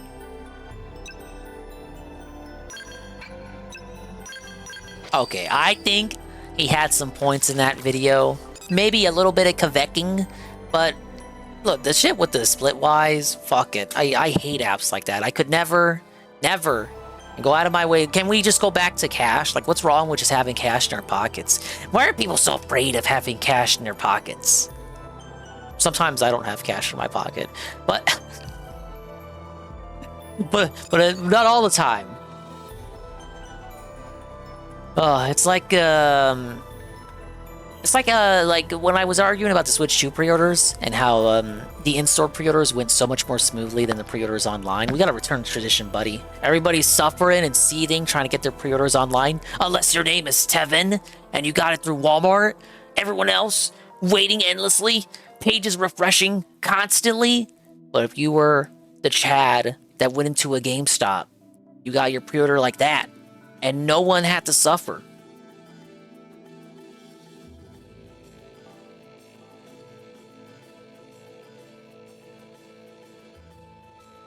I want a smart TV, I got a Roku, and if I hate ads, I got an HDMI cable, and hook up my laptop with a U-block. And we had a Roku once upon a time. I think we got rid of it. When I caused angry dudes at IRL? No, when I did it in the store, no, everything went fine. And I looked through the replies too, because people were bragging on Twitter about how smooth the GameStop pre-orders went. I didn't really see anyone saying that, oh, my store sucked, my store did this, my store did that. Sure, I would presume most GameStops are better than... So there are some GameStops that are worse than others, right? But for the most part, everyone that I saw in the replies said that their experience was just as smooth and easy breezy, lemon greasy. Okay, I do see your video, Ivan. Now let me get a quick glass of water here. So I've been out for a few hours. It's a quick beer me.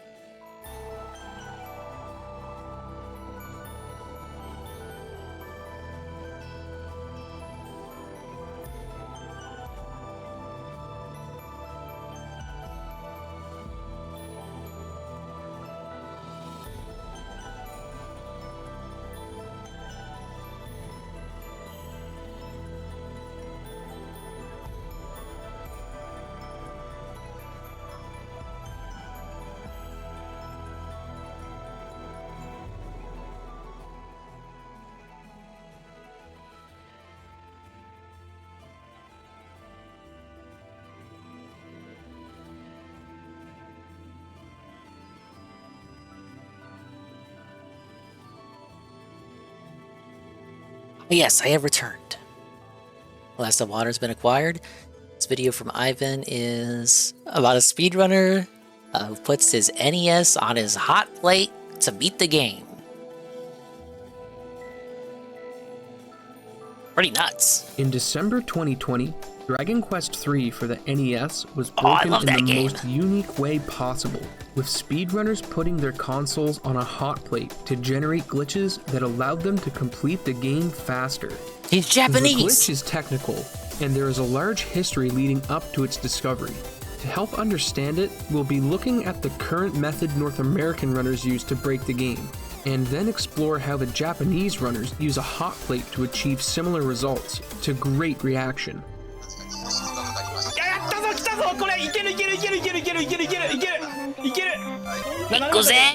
The third game released in the series, Dragon Quest III, hit shelves in at least this one's 1988 Japanese. in Japan, but wouldn't see a North American release until 1992.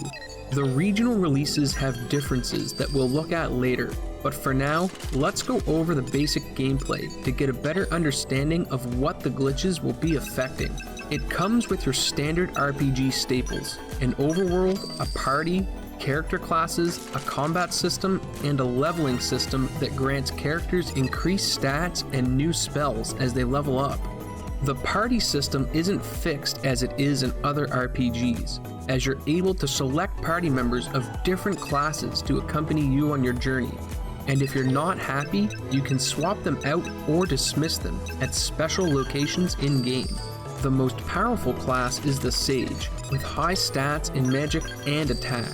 They aren't available at the start, and require two things: a character of level 20 to promote, and a special item to unlock that promotion.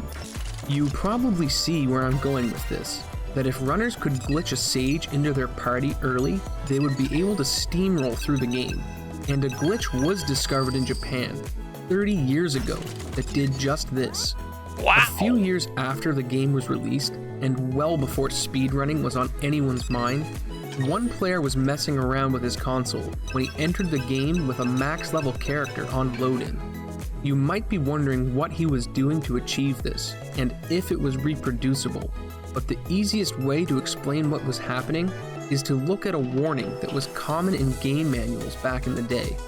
If you're like me, you grew up Don't playing fucking put your Pokemon, game in the and the one microwave. thing it said Don't put while it in the saving toaster. game was "Don't turn off the power" in big bold letters. Don't put it in the This oven. is because when the game is saving, it's writing data to a file in the system's internal memory. If this process is interrupted, various glitches and bugs can occur when it's booted up again. Dragon Quest was no exception to this rule, and included in the game's manual were instructions to hold reset while powering off to avoid any corrupted save data.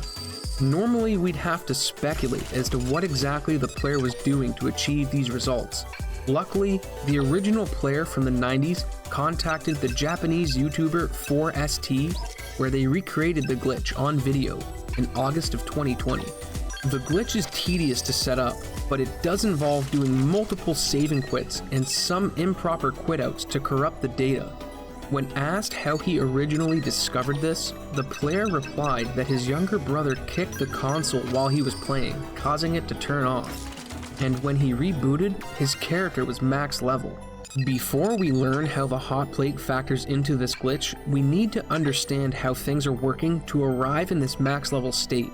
And That there's no requires better us to way learn about than looking parallel at the glitches universes. North American runners use: the item glitch and RNG manipulation.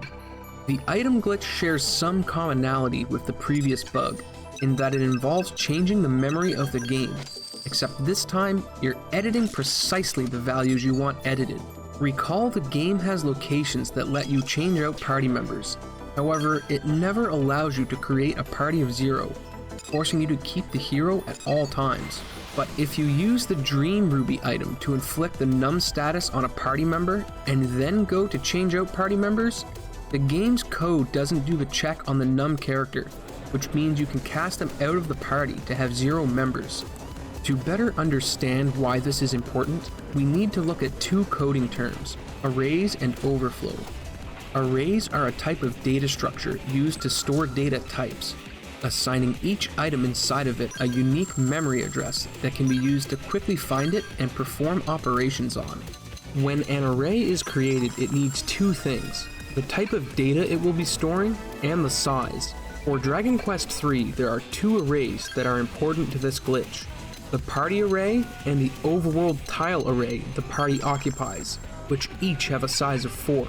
By showing up to the tavern with 3 dead characters and 1 with a numb status, you can then get a party full of dead characters, which doesn't seem special on its own. But since the array is expecting 1 to 4 is that items the inside of party? it, the zero Party causes when something everyone, else to happen. Overflow. Everyone with you is dead? Overflow occurs when a data type tries to compute an operation that is outside of its range. A byte, for example, can represent numbers between 0 and 255. If an operation would cause it to go over that range, overflow happens, which can have varying effects on the software. When you have a normal party, the two arrays function to apply damage on party members that enter a damaging tile on the overworld by making a check to see which character occupies that tile, and then it subtracts 2 HP from their current total. With a fully dead party, it starts with 0 in the array, when it should only be encountering numbers between 1 and 4, so it starts going through all 256 numbers and applies a subtract 2 operation to them. It gets much more technical from here, but due to the work by a runner named Vaxherd, it was discovered that while in this state, the game will edit other pieces of data while trying to apply damage to the dead characters, including stats, spells, and experience. Ow. With a glitch that allows you to customize your party through data editing, you'd think the run would be solved, but it wasn't the only thing I'm learning how Vaxherd Japanese discovered people are while breaking he was Dragon Quest investigating III. the item glitch. He found a bug in the game's code that generates RNG. The game seeds its RNG from the save file and has a possible 65,536 seeds that it can generate. To understand how RNG works, picture the random events in the game as a large shuffled deck of cards. Every time it needs a random event, such as an encounter, it draws a card from the deck. While looking into the item glitch, Vaxherd discovered a flaw in the RNG logic that meant under certain conditions, the game's RNG seed would become locked on a save file, making the generated random numbers a predictable sequence instead. The setup to perform the locked RNG seed is quite complex, but the results allow you to get the items you need to perform the item glitch reliably. With RNG manip and the item glitch, you can not only get a buffed up party, but also give yourself a quick warp to the end of the game through use of the return spell. Normally, the return spell warps you to a previously visited town of your choice. With the item glitch, you can edit its properties to allow you to warp to the last town before the final dungeon, to beat the final bosses with your near invincible party. With an understanding of save and quit data corruption and how the actual data can be edited, we're ready to look at what the hotplate is doing to the game and how it works. The original glitch found 30 years ago isn't hard I would to presume reproduce, cook the game and with to a point where dozen attempts, you forces can that likely state to replicate it happen? as well, but there are some restrictions. The first being that the control We're circuit cooking for the game, let 'em cook. cartridge for Japanese releases were older models that didn't handle instability in the data the best. The North American release has an updated chipset, so you likely won't be able to reproduce this on your own version of the game. Aside from the regional difference in the hardware, the timing required to perform the glitch is fairly precise.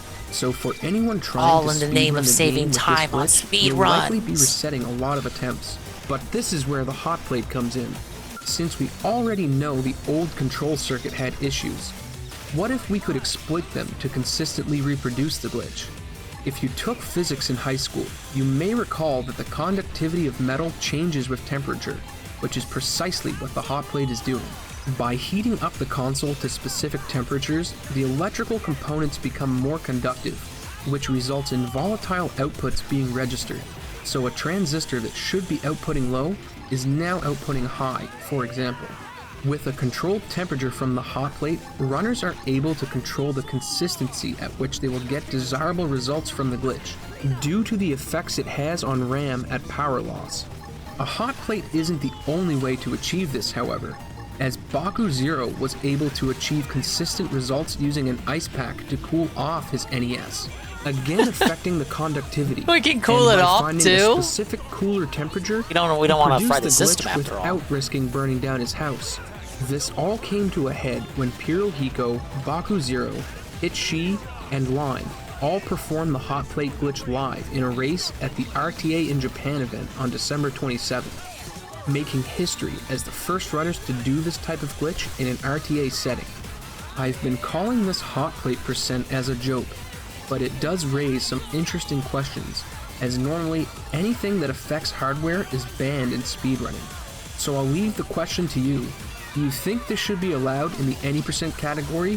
Why it's or why funny, not? but no. Let me know in the comments It's down below. external manipulation of the game. Did you know that Mario Kart 64 had a huge number of glitches found by the same runner back in the 90s? Or that some records in Mario Kart have lasted for over a decade? If you're interested, check out these videos I've made on the subjects. Nice segue. If you wish to support the content, check out my Patreon page, and be sure to follow on Twitter, or join the Discord for all the recent updates and happenings. No thank you. Until next time. This guy was featured in one of Carl's videos because he got plagiarized by that dude who was like a dude from... I don't want to say he was Russian if he wasn't Russian. We'll just say that he's Russian for the purpose of the anecdote.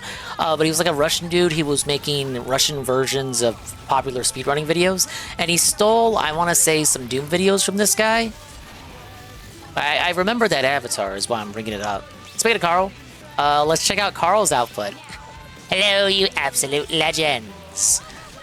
Ever since the loss to Billy there, he's been kind of just going back to business as usual since that last video he put out, in which he like talks about the lawsuit and everything over like B-roll of Minecraft. That video didn't go over well with his audience, so with no other copes left, he just went straight back to doing speedrunning videos. And he put one out about Doom, but people feel kind of strange about this one because it feels like it's AI. Now, I've not listened to more than 5 seconds of it, so I guess I'll figure out if it's AI right now. Oh, Carl's a big fan of AI, you know? AI told him he would never lose the case. I can't think of a stronger argument against AI than now, but that. You can never underestimate the human element. Especially when you're in an Australian court. Not exactly in the land of the free. Hey, I finally beat this guy. Very cool. Even though I was like 12 levels above him. I should have beaten him ages ago. Okay, the hardest level in Doom history was finally beaten. Alright, well, just hearing this on myself, or on my own, without putting it on the stream, it doesn't sound like it's AI. Hello, you absolute legends. Doom has always been a very violent game. When it was released in 1993, it took things to the next level, exposing the video gaming world. He does have this weird cadence about him.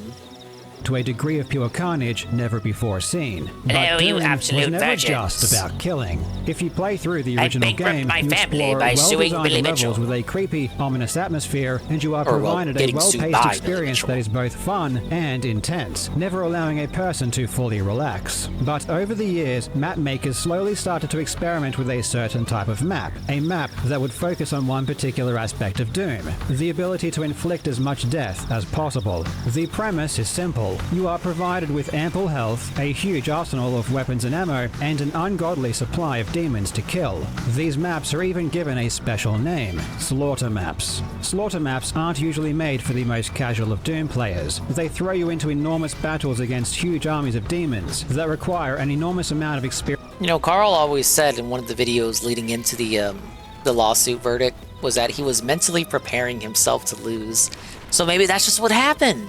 You know, Carl's accepted that he's lost, and you know, life moves on. He's ready to go back to making videos. That's all that is. Experience and knowledge to navigate successfully. Here, the player needs to understand how to control enemies on a mass scale, a skill that you simply never develop by playing the base game. Generally, players aren't expected to even survive at all, let alone perform well. The normal way of playing through these types of insane maps is to survive for as long as you can before saving. And then, after repeatedly dying, you can progress just enough to save again. And one map was particularly infamous for its difficulty, a map released in 2012 2012 by the player Okuplock. When released, it was possibly the biggest map ever made in terms of the amount of enemies. It contains 23,000 demons, which is more than the amount of demons in every single official Doom map combined. And for all intents and purposes, Okuplock's map was considered impossible to beat. Still, for those who enjoy exposing themselves to mass levels of pain, this map was considered a fun challenge to get through abusing saves. And ultimately, its reputation became that of a map that was just so brutal and so unforgiving that it was almost comical. I can't stress enough that Okuplock's map wasn't made to be beaten. It was made to punish you. But as we all know, as soon as something gets the reputation as unbeatable, that's when the fires of determination truly ignite. And after years of theory crafting and hard work, in April of 2025, the legend known as Coincident became the first player in history to beat Okuplock's map on Ultraviolence without dying a single time. In today's video, we will take a look at what is almost certainly the most difficult map in Doom history to have ever been beaten. I really hope you enjoy. Now, Legends. Guys, check out this card. No, I have not started making my own cards. I got this from the Legends over at Revolut. Revolut is a money app that is specifically designed to simplify your money. Revolut is used by over 50 million people worldwide. Setting up an account is very simple, taking just a few minutes. And if you download Revolut using the link in the description or QR code on screen, you'll get $40 after your first purchase. You can get loads of spending features inside the app. For example, maybe you're buying something online. Why wouldn't I want to do that? Your card details being reused or stolen. Not a problem. Just instantly generate a single-use card that stops working after one purchase. And if your physical card gets lost or stolen, you can freeze it in seconds with the app and generate a virtual card to use while you wait for your new card to arrive. Sorry, but Emperor Lemon told me that this is fake convenience, and it actually sucks. Sorry. Revolut also has a range of handy travel perks for spending abroad, offering competitive exchange rates for over 30 currencies with very low foreign transaction fees, and you can easily purchase and use eSIMs to get coverage in over 100 countries. Revolut also helps manage your cash flow with tons of tools that make budgeting so easy. Yeah, you can save money for Hogan's. Revolut also lets you customize your card, which is why mine says Absolute Legend, and mine... It should say Absolute Loser. ...is even a stylish, high-quality stainless steel metal card because I'm on the metal plan. Don't forget, you can get $40 when you download Revolut and use your card for the first time. Head to the link in the description or QR code on screen to learn it looks like more. You got scammed. The card looks kind of weird. High-quality stainless steel metal card because I'm on the... It looks fake. Metal plan. I would be very suspicious of anyone that pays for a product with that card. Forget, you can get $40 when you download Revolut and use your card for the first time. Head to the link in the description or QR code on screen to learn more. You know how many Hogan rolls that will buy you? It is argued that the genesis for the idea of the Slaughter map was the second secret level of the Plutonia experiment, an official Doom episode that was part of Final Doom, released in 1996. Map 32, called Go To It, is a remodeled version of Doom's first level entryway, but this time it is chock full of the most dangerous demons Doom has to offer. It was obvious. The idea wasn't to design an interesting and immersive level, but rather to produce pure chaos. As the years went on, Slaughter maps became progressively more and more insane, culminating in the map Holy Hell, created by the player JK and released in 2006. Containing almost 20,000 demons, Holy Hell is ridiculous. Huge arenas are packed with as many enemies as can possibly fit, and you can see how this is now no ordinary Doom map. As a casual observer, it doesn't even seem possible to survive. But when you watch a good player attempt a map like this, you can see that with the right type of knowledge of how demons behave, it doesn't really matter how many there are. Monster behavior is it's like how Billy learned how the ghosts in Pac-Man work. So with enough experience, you can become almost unkillable. Ultimately, what becomes the biggest concern is not necessarily how to survive, but rather how exactly you're going to kill everything.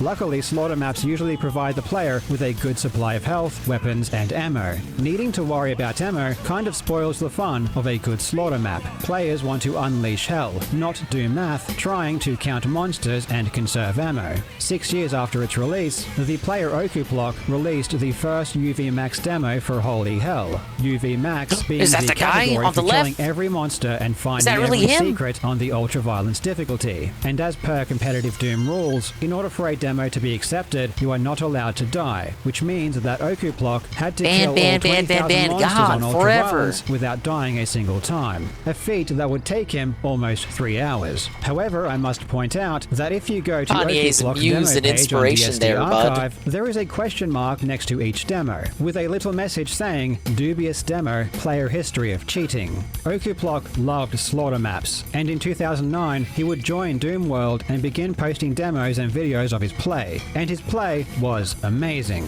He would effortlessly navigate the most difficult of levels, and due to his amazing performances, he received incredible praise. This shit is insane, ridiculous, inhuman. Oku is made of God and impossible. The way you sail through this is just godlike. You barely even get hit. It doesn't even look challenging to you. I am truly awestruck. I gotta agree, these are just so smooth and clean, more than impressive. But when Okiblock uploaded an 8-minute run of map 8 of Speed of Doom, things took a turn. Okiblock did the entire map, taking damage only a single time, and that single time was an intentional jump using an Archvile blast to gain distance. His video, which he posted to YouTube, was unbelievable, and it's interesting that while he did have a habit of posting demos, for this particular run, he didn't. He only shared a YouTube video, which is definitely of note because you can learn a lot about a run by studying the demo, and posting only a video to the community isn't really what Doom players normally do. Several days after posting his run, the user Vince DSS would be the first to raise his suspicions, saying, "I found Okiblock demos here and on YouTube pretty fishy. He barely takes any damage and looks way too easy. Even godlike players like Anders, Vile, or Gusta don't come out of fights totally unhurt." And he posted Okiblock's hitless run, saying it was a good example of possibly being too perfect.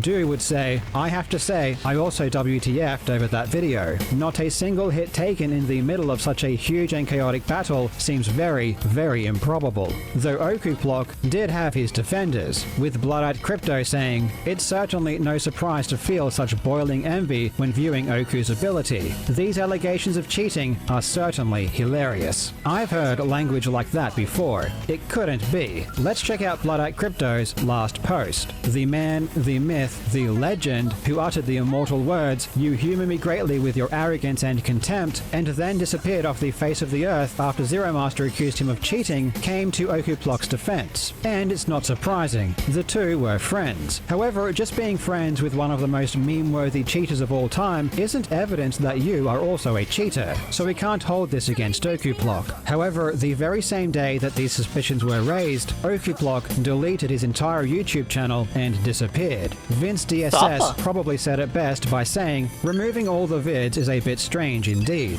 Feels a bit like taking the evidence away." And I'd say Okiblock's actions definitely didn't help his case. Several months later, Okiblock did return, and his explanation wasn't very convincing. He claimed that he didn't know how to TAS, except for the fact that he does know how to TAS, and he assured everyone that he has never used— Guys, I'm innocent because I don't know how to do the thing you're accusing me of, so there. I'll always go back to, it's gonna be a deep cut. But when Takasaw was getting shit for doing Discord gay ops, he said that he couldn't do gay ops because he doesn't know how to use Discord. Donga just regarded Indian native red man. Donga don't know how to use Discord. Any of those tools, except for that one time where he did and admitted to it after being called out, and he claimed that he only uploaded videos for entertainment and didn't make them to gain respect, except for when a couple of people didn't give him respect, so he removed all of his videos. While there was never any concrete proof that Okiblock cheated because he never provided demo files for his most insane runs, it is very likely that he did use tools, and that's why his demos now all have that little message saying he has a history of cheating. I find it fascinating that despite most people accepting that he did use tools, he didn't outright leave the community, and the community didn't outright shun him. Okiblock would stick around, and eventually, as I talked about earlier, would release a full UV Max demo of Holy Hell in October 2012, more than 2 years after he was first accused of cheating. Regardless of whether or not Okiblock used tools, what's certain is that he had a lot of experience and knowledge about slaughter maps. Even tassing them requires you to understand enemy behavior very well, and Okuplock had spent years playing the most difficult maps. So when Okuplock decided to create the biggest slaughter map of all time, this wasn't some random player doing it on a whim. This was an expert, cheater or not, and what Okuplock created would go down in history as one of the most infamous slaughter maps ever. Okuplock would post his map to the Doomworld forum in November 2012. It was a map simply called Untitled 2, though these days players generally refer to the map as Okuplock Slaughter Map, or just Okuplock after its creator. 2 months after it was posted, Okuplock would disappear again, this time forever. And according to his post, the map is only 3/4 complete. It begins with some platforming, followed by a gauntlet of imps. An army of Mancubi surrounds the arena, lining the cliffs in all directions. The sky immediately becomes densely packed with rockets and fireballs. It looks like hell in every sense of the word. Playing the level myself, I can't even get through the first fight alive. Mind you, this is even after I've seen it done and know what I should be doing. It honestly feels impossible. Even when I think I'm doing well, the waves of imps just never stop, and I always end up getting overwhelmed. And it doesn't help that the design of the level forces you to stop halfway through your climb. When you reach halfway up the cliff, you encounter archviles that will kill you if you continue ahead. But remaining in place seems like a death sentence. I don't know what kind of madness would drive someone to play this map for fun. I couldn't survive for a single minute, let alone even humor the possibility of surviving multiple hours. Okuplock is far more challenging than your typical slaughter map, but it's also brilliant. The battle arenas do have some kind of logic to them. They each present a puzzle that almost appears to have a set solution. The terrain seems to be built around enemy mechanics, and if you understand enemy behavior, you can use it to your advantage. At first glance, this level just looks like a joke. Surely anyone could make a similar map if only they just create some generic architecture and fill it to the brim with as many enemies as they can. But that's just not how Okuplock was made. There is definitely a method to this madness, and it's one of the reasons it has always intrigued players and has stood the test of time. Another thing that makes Okuplock particularly difficult is the scarcity of health, which is not typical of slaughter maps of this size. Normally slaughter maps have ample health, and generally only require you to survive one battle before replenishing your health completely. That's not the case here. Okuplock sometimes requires the player to survive multiple fights without giving you any health.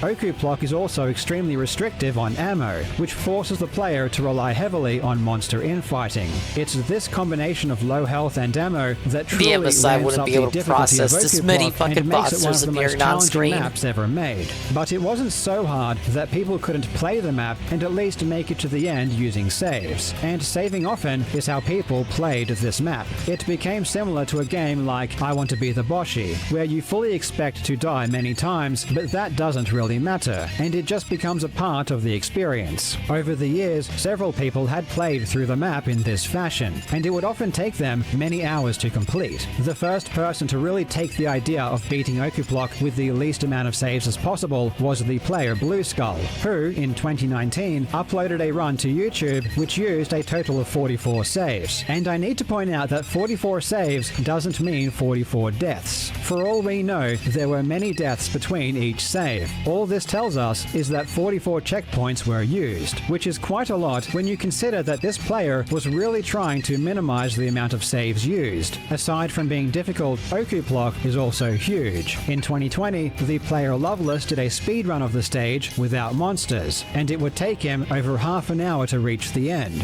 Okuplock was always considered impossible to beat in a single sitting, but in 2023, things slowly began to change after the player Coincident began to play the level. Coincident was drawn to the level precisely because it had the reputation as being impossible, though he realized after only a couple of weeks of play that this reputation might not be as deserving as previously thought. Coincident found that with the right strategy, many of the fights were possible to beat most of the time without saving. He realized that each fight could be solved, and ultimately it only came down to a matter of technique. All that he needed to do was figure out the correct strategy that would enable him to survive. In March of of 2023, Coincident began uploading videos to YouTube describing the strategies he had developed for each fight, a series I highly recommend you go and watch after this video, because it's otherwise impossible to truly understand the amount of thought that goes into each encounter to make them consistently survivable. Within a couple of months, Coincident had developed consistent strategies for every single fight, except for one, because there was one particular fight that no matter what Coincident did, he simply could not survive with any consistency. He calls the fight the Revenant Snake. The room is a long winding corridor with space on each side. When the battle is triggered, an army of revenants fills the space, and a cyber demon appears at each end of the corridor. The ends of the corridor are also closed, trapping the player within.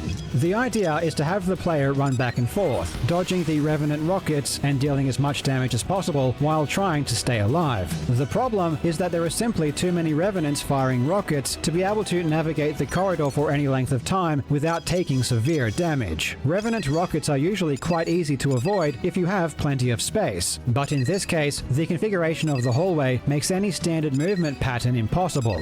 Coincident could only survive the fight less than 1 in 50 tries, which is completely unacceptable, especially because this fight appears almost 4 hours into a run, so Coincident needed to come up with a solution. Though luckily for him, as it turned out, someone else had already solved this problem. Back in 2021, the legend himself, Zero Master, released a tool-assisted speedrun of Okuplock, and in that task, Zero Master performed 2 very precise skips that allowed the ends of the corridor to remain open. Basically, he skipped the triggers that caused the ends to close, and this allowed him to hide in a small nook that would normally be inaccessible. With this strategy, the fight would theoretically be trivial to survive, as the main problem of needing to avoid revenant rockets was completely neutralized. In practice, however, the skips are incredibly precise, requiring 2 sub-pixel perfect angles. Coincident spent multiple days brute forcing to find a human viable setup, which he ultimately did manage to find, though this didn't make things 100% solved, as even performing the skips did require a couple of perfect inputs to execute, and because this skip needs to be performed several hours into a run, the pressure is extremely high. Any mistake at all and the run would be over. I need to calm down, I need to calm down.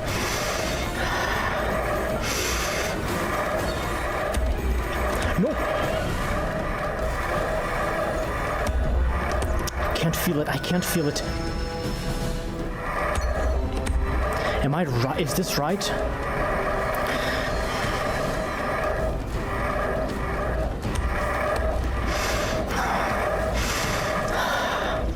You okay, bud? It's just Doom. Get over it. You commend him for getting through the map.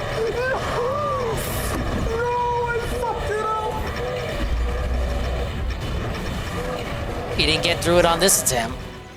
With the Revenant Snake now feasible to beat consistently, Coincident began attempts to complete the entire map without the use of saves. However, he would do this on the I'm Too Young to Die difficulty setting. On this easier setting, not only do you receive double the amount of ammo as you do on Ultraviolence, but you also only take half the amount of damage. This makes an enormous impact on the survivability of the map, though it doesn't make it easy by any means. And even getting through the entire map on this difficulty would have been unthinkable before Coincident showed that it was possible. And in April of 2023, Coincident would be successful on his mission. He became the first person to beat Okuplock without dying a single time. That is Okuplock from start to finish. No deaths, no saves, no shenanigans, no nothing. But it's I'm Too Young to Die, of course, and I would never fucking do this on Ultraviolence. GG. Oh, fuck. It's over. And as Coincident finished the map on I'm Too Young to Die, he proclaimed that he would never do it on Ultraviolence. Though over the following year, Coincident's attitude would slowly change. As he continued to develop better strategies for each encounter, the possibility of a full run on Ultraviolence became more and more realistic. By April of 2024, a full year after he beat Okuplock on I'm Too Young to Die, he managed to beat it with only 3 saves on Ultraviolence. And a month later in May, he had a run that was over 5 5 hours deep. He had reached a very complex section that requires you to first clear out small pockets of archviles, while an army of cacodemons shoots fireballs from behind. You need to be very quick, as another army of Hell Knights are encroaching on your position fast, blocking any chance of escape. So the idea is to clear out as many sections of archviles as possible to give you enough distance and time to kill as many Hell Knights as needed to clear a path out.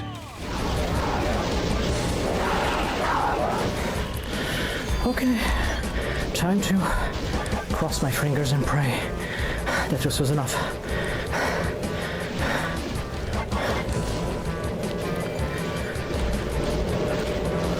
Shit, I'm dead. I'm dead. Nah, he's got this. I'm just dead. He did not, in fact, have it. Though unfortunately in this instance, Coincident didn't manage to kill enough Hell Knights and was ultimately swarmed. After this death, Coincident will go back to the drawing board and alter his strategy, changing it from mostly using the corridor to avoid fireballs to a strategy making more use of these small rooms on the side instead, which counterintuitively slows the progression of the Hell Knights down, as their pathing would cause them to go into these side rooms as well. Let's go.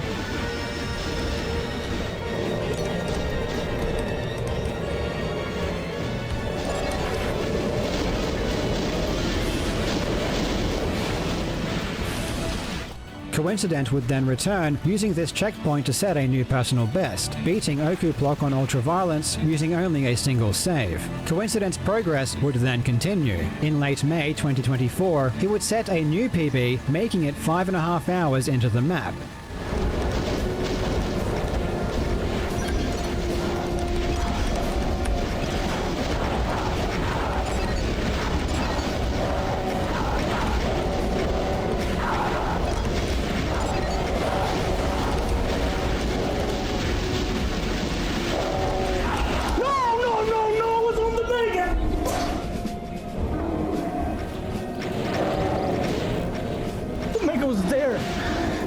Right there. After this, it wouldn't be until almost a full year later that Coincident would beat this mark. In March of 2025, he had a run that was a full 6 hours in, making it further through the map than ever before. Hearing these same monster sound effects ad nauseum?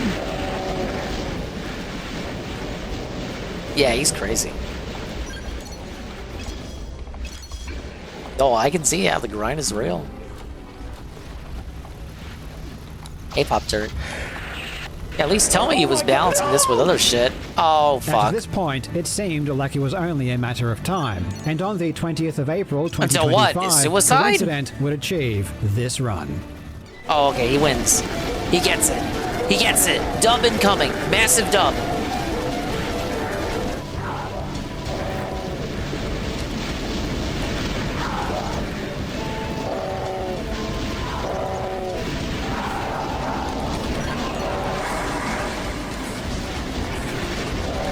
Okay, there's a tunnel, okay.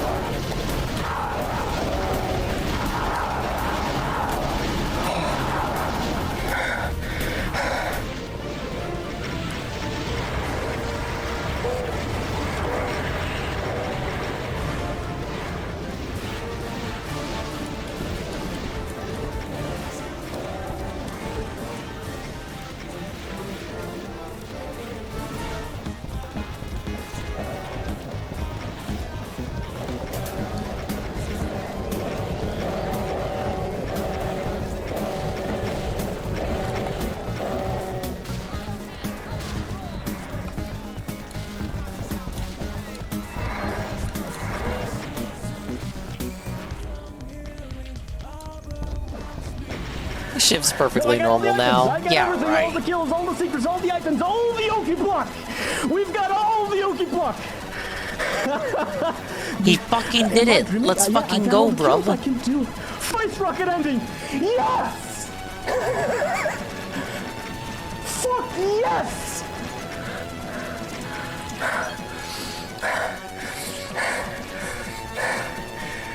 You need to take a fiver there, bud. Is done.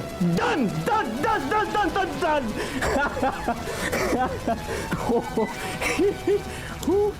Coincidence UV max run of Okuplock is truly astounding, and clocks in at just over 6 hours. Considering just how intense the battles are, this is nothing short of a marathon. A mere 2 years earlier, a run like this would have been deemed as simply impossible. Personally, I still don't even see how it was done.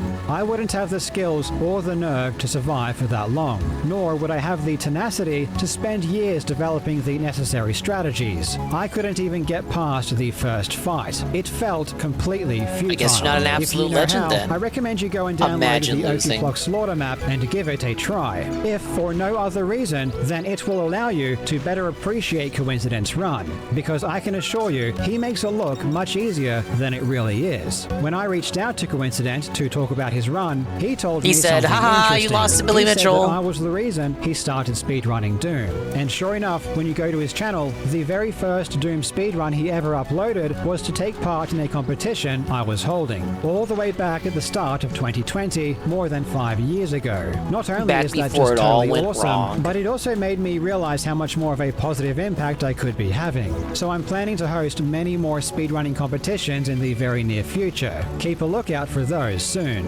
In the Yeah, less meantime, go and negativity, check out more Coincidence Full positivity. Run, and also follow him on Twitch, where he regularly streams Doom. I will put both links in the description. Thanks for watching, you legends. I hope you're having a fantastic day, and I will see you in the next video.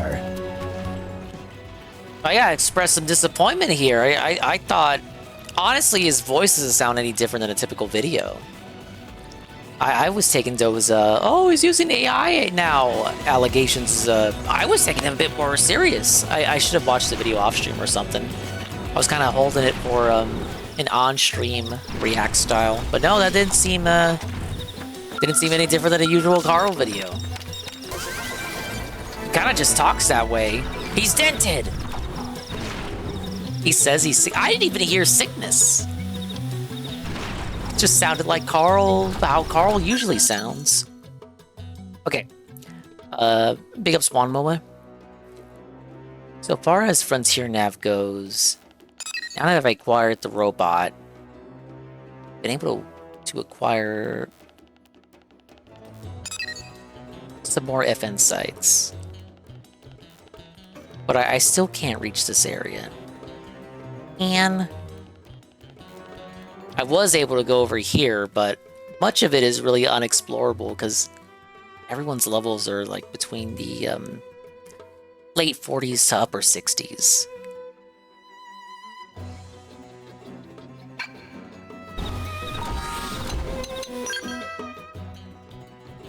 Yeah, I know some of them require flight. I may entertain you with a vid. Yeah, this will be the last one because I do gotta go to bed. We got a shift video. Let's see.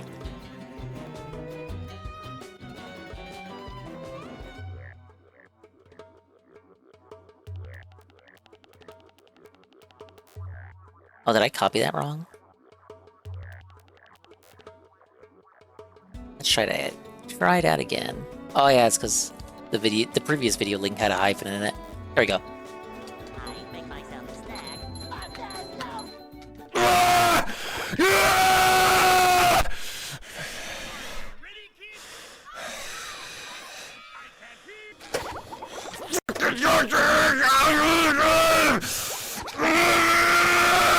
He's shitting? You're shitting yourself. Poop is coming out of your ass. You're shitting yourself. You're shitting yourself.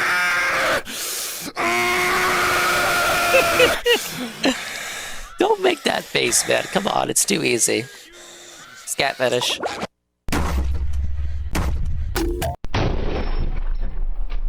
That's on the Kanye music video? No, I didn't watch it. Let me play a game! Let me play it! Let me play it! It sure pickle. I think I'm gonna have to learn. What? Is this recent? You're not playing the game, you're grinding it for brownie points on the internet. Impressing no one. Hi, Knock. Yeah, he's lost it. I've seen a few compilations on stream a few months ago, but this is worse than those ones.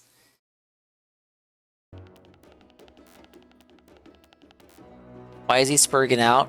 Cause he's the LTG of SpongeBob. Sorry I woke you up, Knock. That was the last video too. So now we can all go to bed together. Yes. Okay, but far as priorities and where we are, so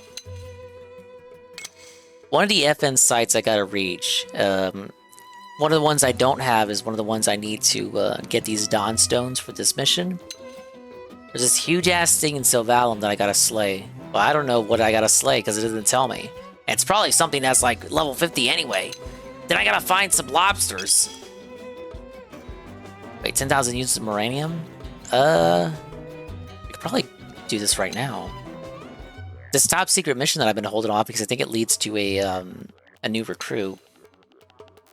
And the riddle, this riddle here. Ask in the morning to find the way. What? I guess I could investigate that right now. Oh, and I got a lot of affinities that I can do. How much Moranium do I have? Oh, I have enough. Yeah, let's do it.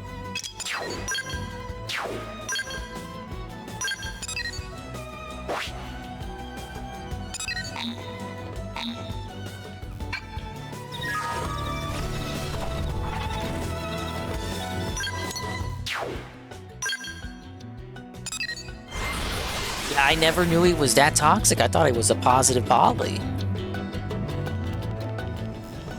Complaining about summoning salt again. I saw that tweet. He had put out a tweet about like how these history of speedrunning videos are actually bad for the community, but you're not ready to have that conversation. I think he's only saying that because he's salty that he's not getting those views and ad revenue.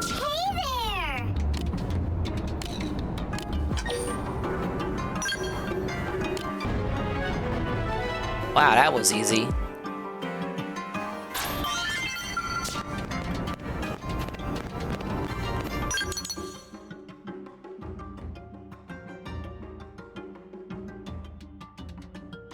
Alright, set field to green. It's gotta be the residential area.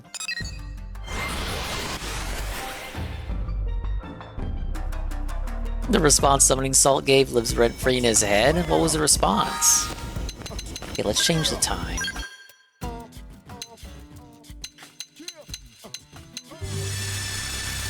Sulfa shift? Sulfa! What do you think about that, bish?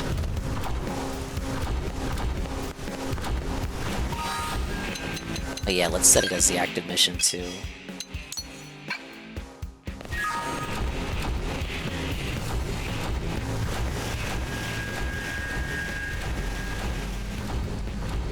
It's like, where am I gonna know? Where am I gonna know where I gotta be? Free.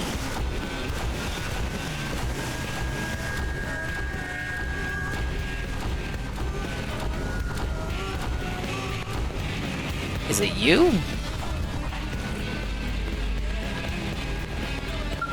Sir. It is not you.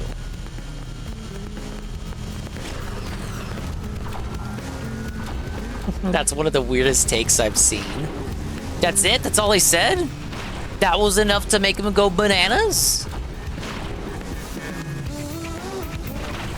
Dingus not observing local traffic laws in his giant robot. You bet your ass I'm not. I'm gonna stand on your house too. What do you think about that, bish?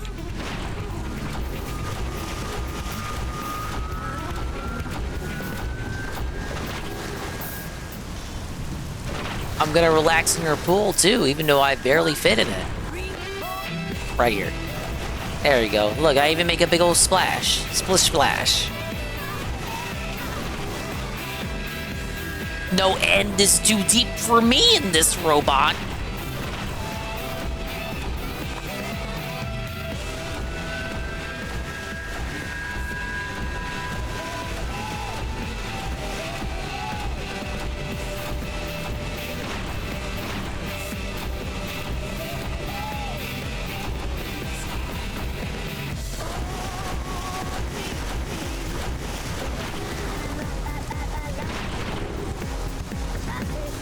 Alright, am I too late? Like, what's the time here?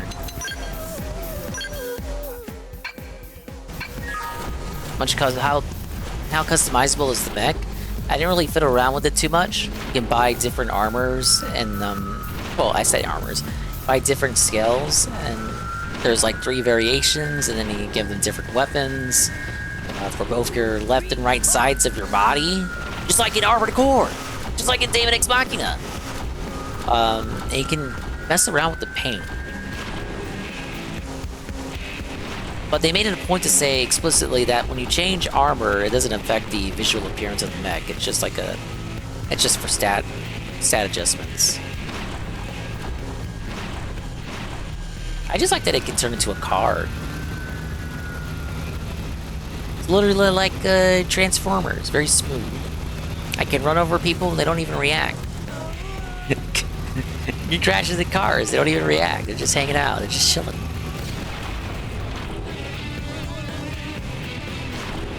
Don't worry, we have friendly fire on.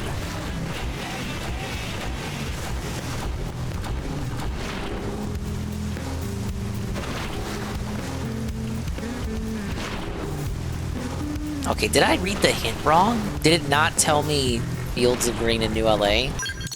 Unless it's referring to Primoria. But Primoria isn't New LA. The hint should have said Mira then.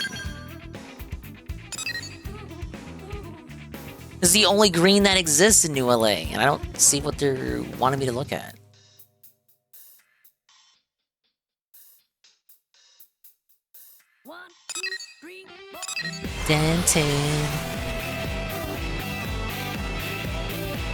Oh, no races with the vehicle form? That would have been fun.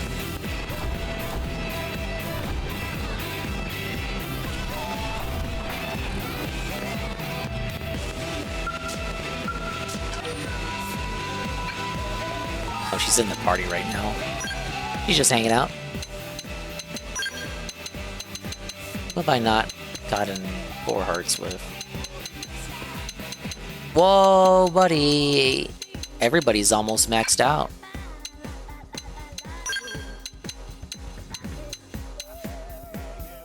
I'm not surprised that we've, I'm gonna say 5-star. We 5-starred Murderous already. Just swap out to randoms.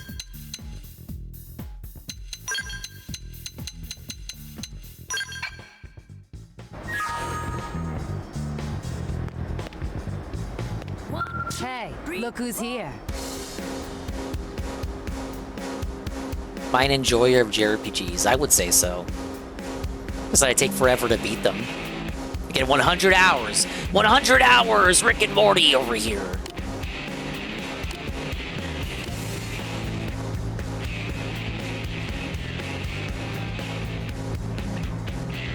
Completionism and me with JRPGs don't exactly go hand in hand.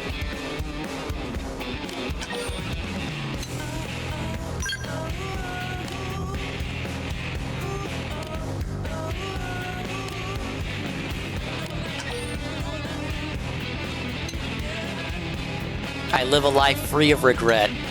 You know what? I do.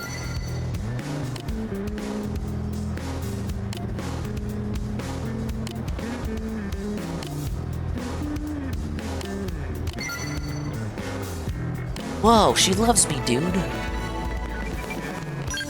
Okay, I got a few more. I see 1. I got 2. Gotta set the Boppy for him.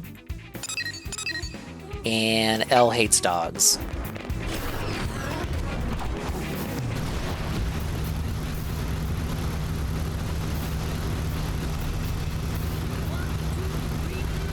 Atlas-style RPG. Fake fan. Never tried one.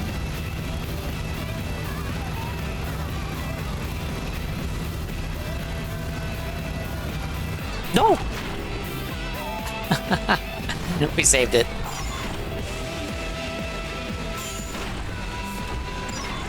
Whoa, there he is. I don't even have to change his time. Fancy of you to meet us here.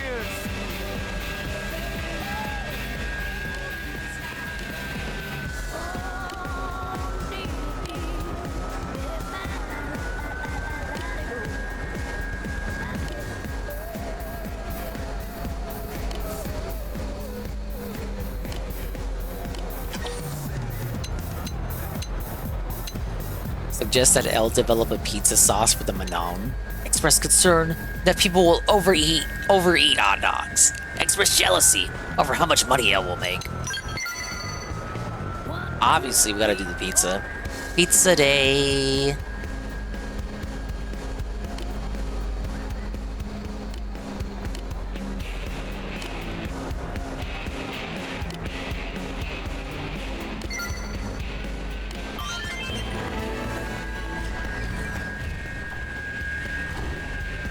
Should give Persona a shot. I know, it's not as though I don't know.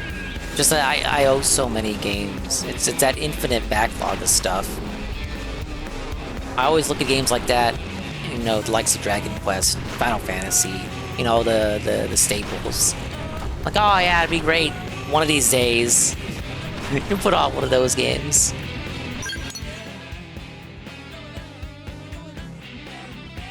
And everyone can be like, whoa, Dingus is finally playing those games?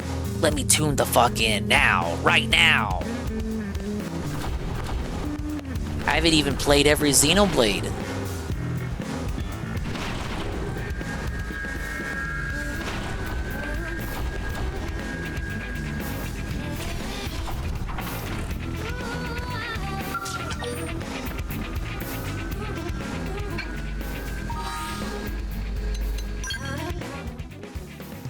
Okay, is this because I don't have the dog out?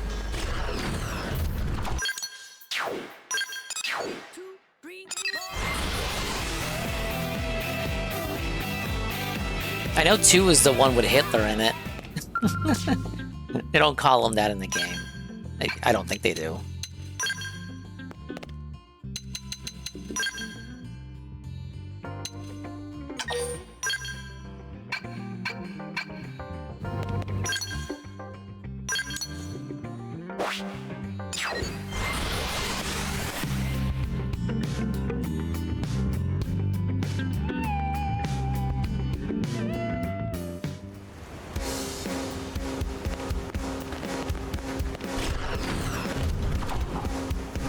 Whoa, there he is, right there. Just hanging out with his dog. A man in his butt. Listen. How inspirational. Hey, what's up?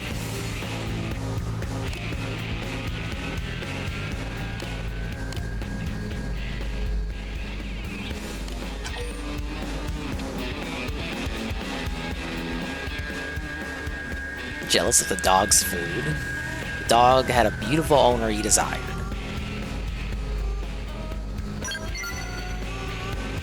Wow, I was right.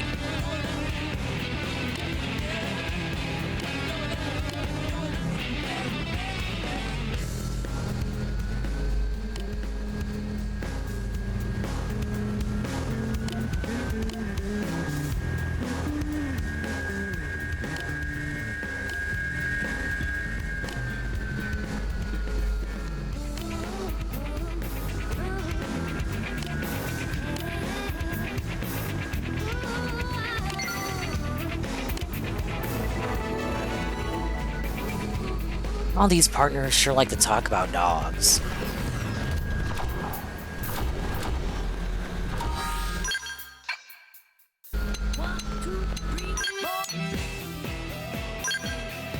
Alright, so main thing is... That's 20... That's 18... Wait, no, that's the one I need. Because... Yeah, these two require flight, which I don't have. But I need those for the mission that I gotta do. So this is the one I gotta find.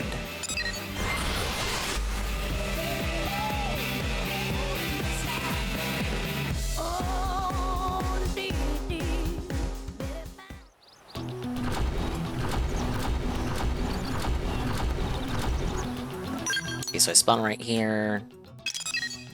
Segment is right here. But it's not out in the open.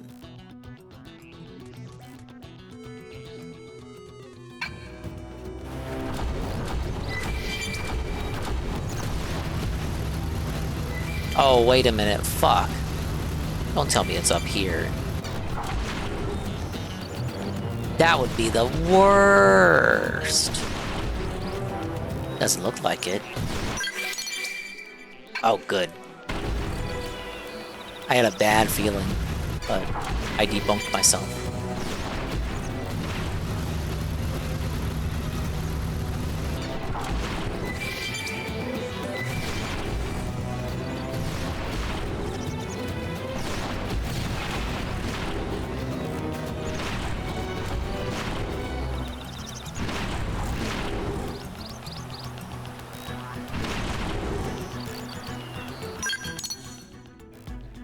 Oh, that's that one. That ain't the one I need, though.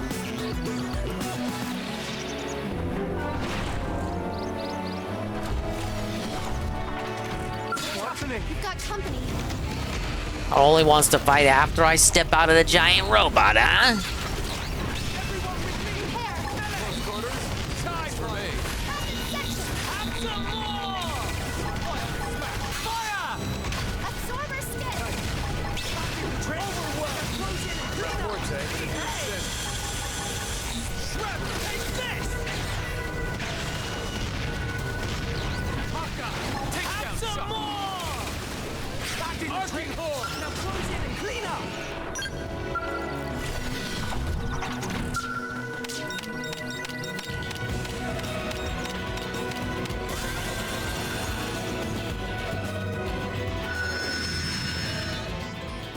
Yeah, it doesn't hurt to grab that one while I was there, but it's not the one that I gotta get.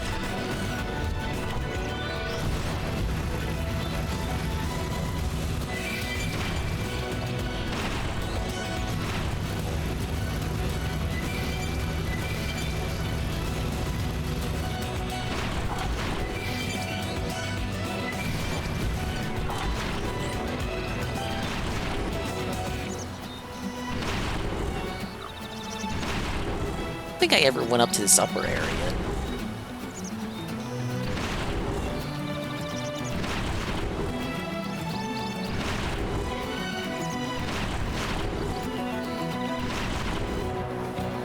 Yeah, because there's wreckage here.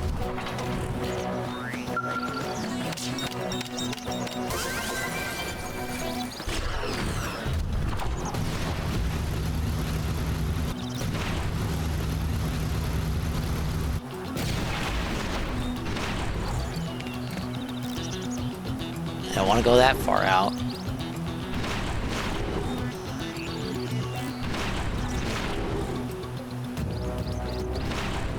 Oh no, wait.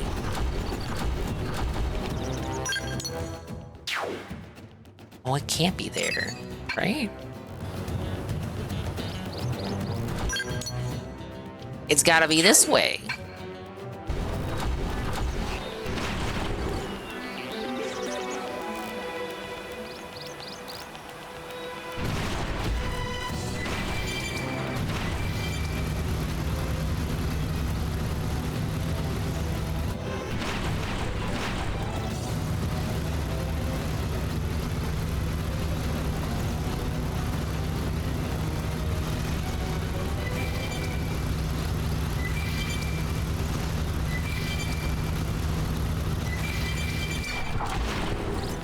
Will I be Nintendo shilling on the release day of the Switch 2? I will be. I'm gonna do some Mario Kart World. And isn't getting it on day one, but, you know, I don't believe him. He's lying. He's a lying liar that lies! So we're gonna be playing, I don't know, doing like the multiplayer mode or some shit with Cerulean and some other people. Look, Anne's gonna have a Switch 2 day one. Just you fucking wait. And I'll be like, look who's laughing now. I told you you'd get it. And he'll be like, yeah, Dingus, I guess you're right. I did end up buying it. Oh.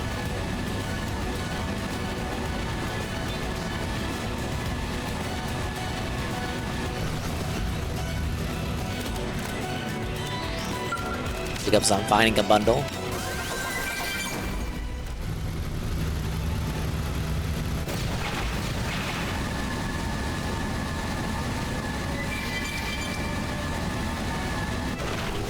I don't see a reason to get third-party games right now. The ones that do exist outside of Cyberpunk are all game key cards.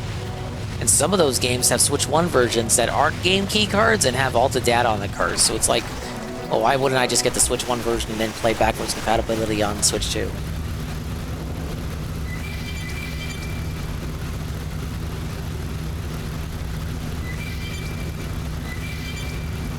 In cases where I would want to play third-party games, obviously.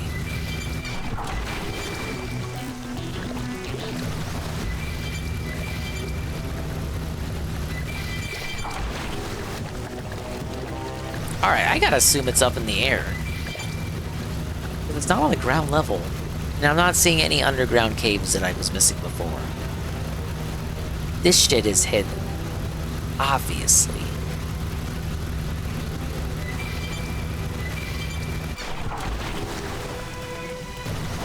There's that cave, but I believe I went in there already and there wasn't anything in that particular cave.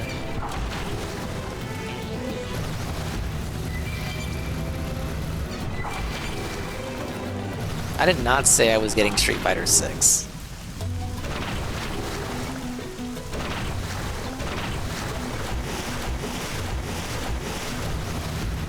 Yeah, this ain't even a cave. It just leads out to that upper edge. There's nothing here. Somebody fix this. No.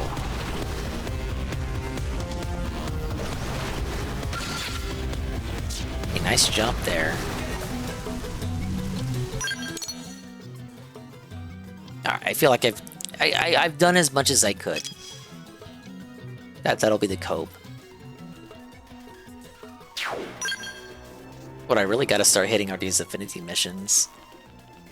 I'll do the ones that require Chapter 6 completion and Chapter 7, and then do all the ones that require Chapter 7. Is this outside the building? Or inside the ship? I guess we'll find out.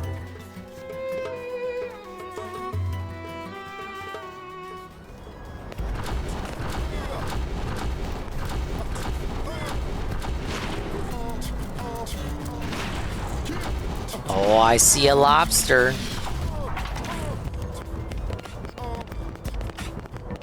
You wouldn't just place an exploding lobster right there, would you?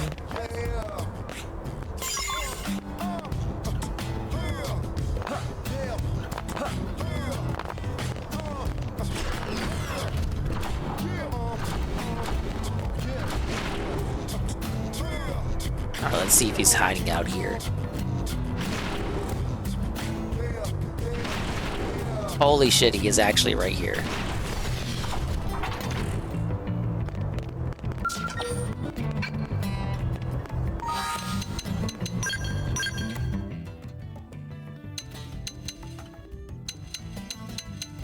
I was getting the new Fatal Fury? Who told you that?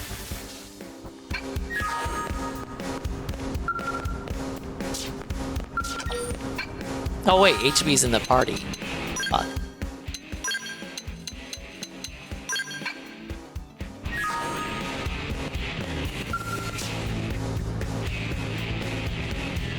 Came to you in a dream? How inspirational.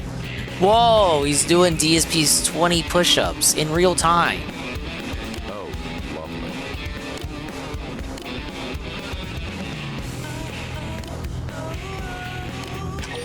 Secret to success? DSP told me it was luck.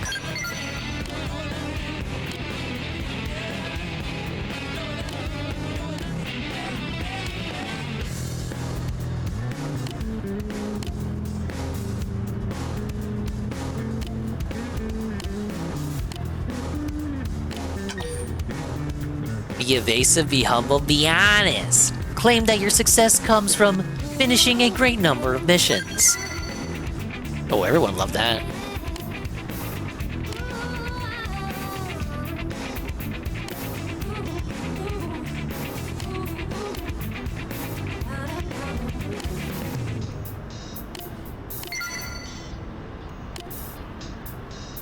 Alright, is that all of them I can do for now? That's it. That's it. There's nothing else. Besides this one mission over here.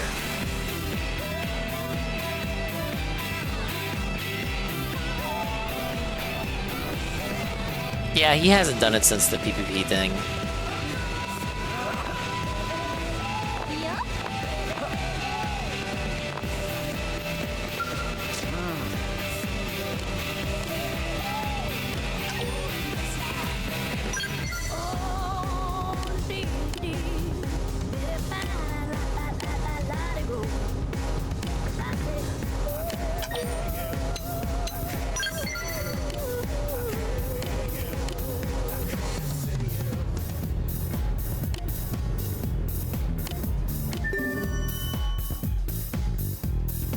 Damn, level 27. I should have done that fucking ages ago.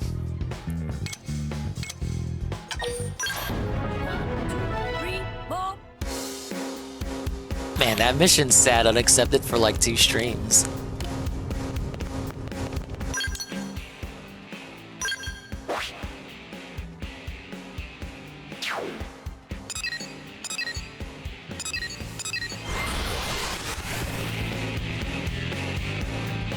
I thought it was gonna lead to a party member.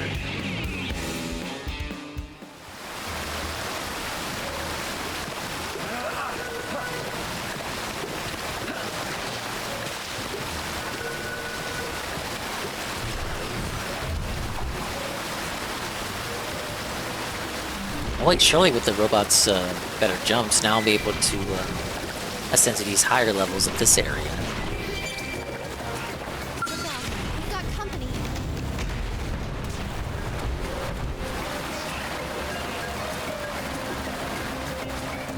Alright, new alien immigrants?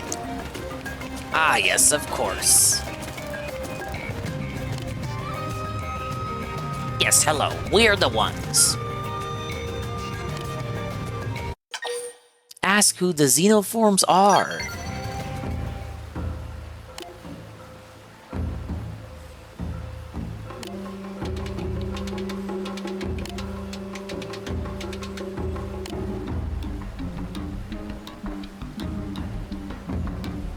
Hey, 51 is good odds.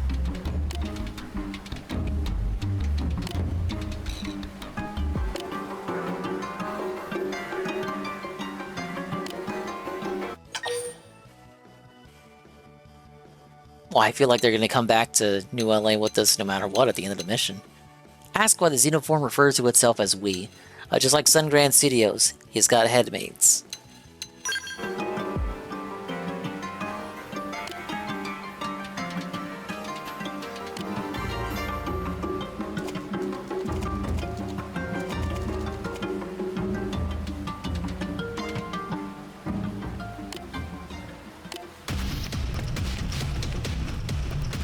What the fuck? Is this the Doom guy?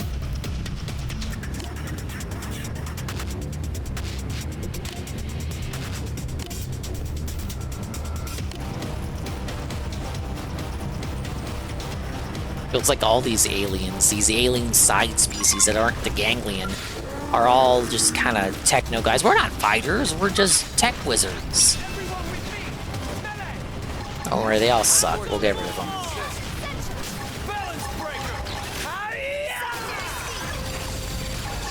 Well, I love being in the cockpit.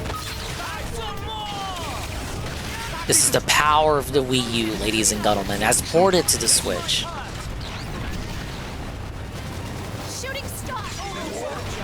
Alright, we win. They spawned more.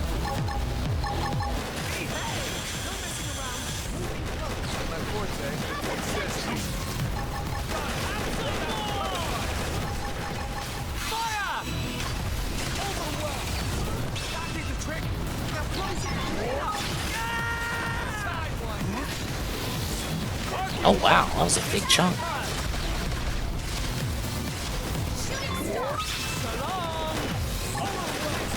Not my forte, but if you insist. No getting away! Archie-core! Have some more! Overwhelm! Balance breaker! And so the day was saved.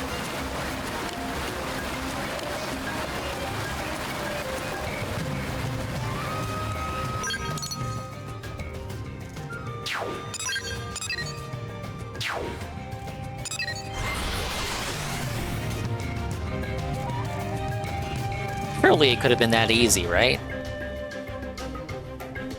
They're gonna ask me to do like 10 more things before these guys move in.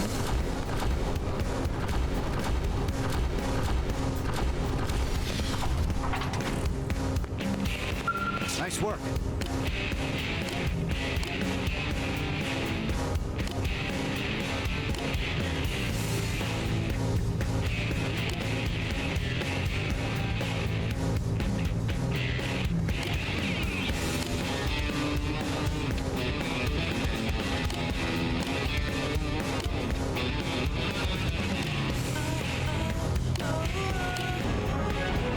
Whoa, that really was it.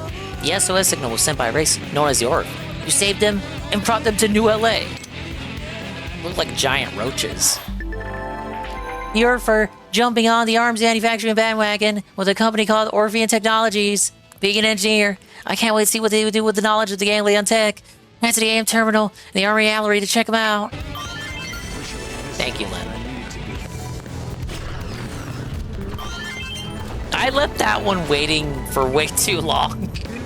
I thought that was gonna turn out to be a much bigger mission. God damn it. Now I truly don't have anything left but the affinities. And these fucking lobsters. That's like a meme mission, it doesn't count. I spent the whole fucking game looking for lobsters? Who do you think I am? I already spent 100 hours just trying to get the robot. And now that I got it, I don't want to get out of it. Just like I said last stream.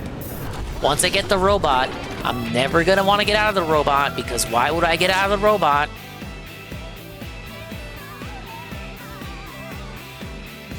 Yeah, that's what I noticed. They only seem to be in the city.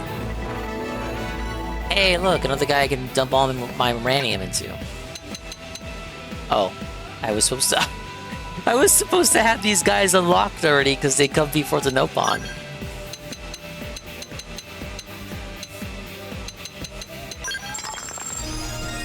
Ah, yes, the instant level 3.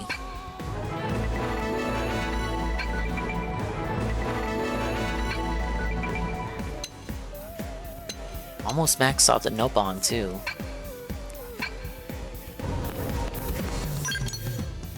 Pretty good. Yeah, all I got left are a shitload of affinity. Oh my god, why did I say that? Now these guys got their own fucking missions I gotta do. Well, completely scratch what I just said. Well, okay, I'll leave these for after Chapter 7 then. Because I figure those only open because I got the new alien race settled in. And this mission I still can't make heads or tails of. Either way, that's the goal. Let's head back in.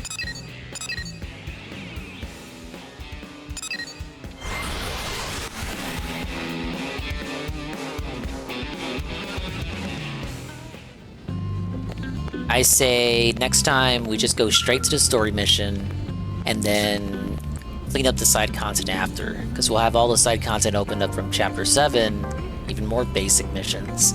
We'll do all the normal missions that have opened up, and then we can tackle the affinities. That's what we'll do, because I want to hold off story too long. I want to get closer to unlocking flight. Then I'll finally get to be able to get those last FN sites. But ladies and gentlemen, it's 4 in the morning. Everyone's already asleep, so I have to send you off. And I gotta go to sleep too. I gotta be up in a few hours. So I'm gonna be cranky as shit. Yes! Thank you so much for stopping by and enjoying the chill. Not just enjoying the chill, embracing the chill. Always gotta embrace it. We have many people we can raid.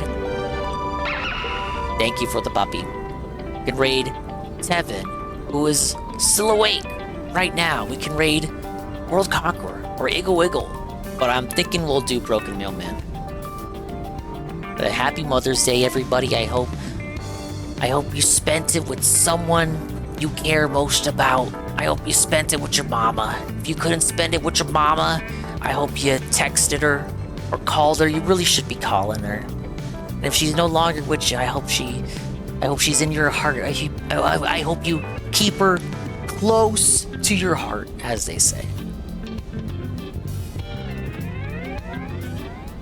But we're roosting. Same Dingus time, same Dingus channel tomorrow. Probably do, because tomorrow's Kino Casino, so we'll probably do more of this. And then Tuesday, we can do Crash on Tuesday, because I got the overlay ready. That'll be another game I can die ruthlessly in.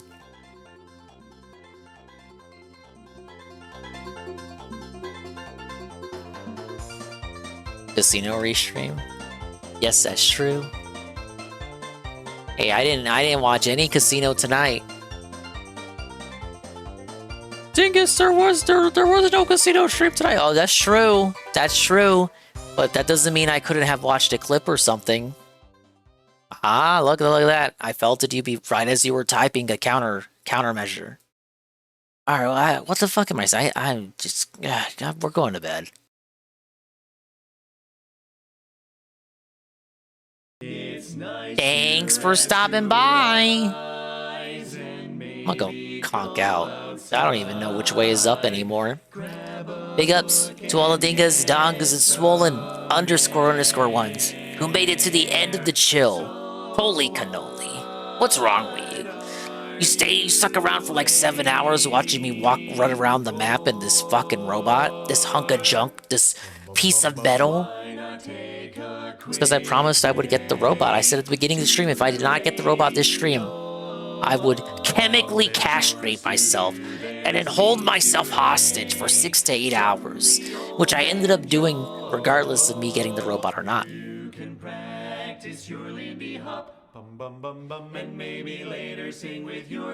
But as Ivan said, there's so much of the game left to explore. The first 100 hours will be nothing like the second 100 hours. The latter half of the game will be a whole different ballpark. That's why I had to play as much of the game as possible without the giant robot. Because once you get in the giant robot, you don't go back. Anyway, thank you to Genesis with the behind the scenes follow. Makoto, the behind the scenes follow. Daluz, tier 1 for 18 months, 19 months total. And Leet, massive rate with a party of 32. Mr. White, the follow, not behind the scenes, but during the scenes. Big ups. They were enjoying the Xenoblade chill and the mockery of Phil. Thank you for clicking the heart. Stephanie, the 5 bits. BR Joe, tier 1 for a year of BR Joe, subbing. Tevin, the gifted tier 1 to King Triple D Ook for the 1 month. And Shumdukum, right with a party of 8. Okay, so I know Tevin is still awake, but we're gonna go hang out at Broken Mailman's. He's doing Claire Obscure Expedition 33. And me thinks he could use some company. No, Goon, I was joking. I said I would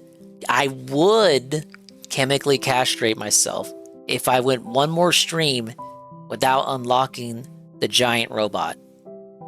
And then I did do it on this stream, so I won't have to do that. See, I only said that because I knew I would do it this stream.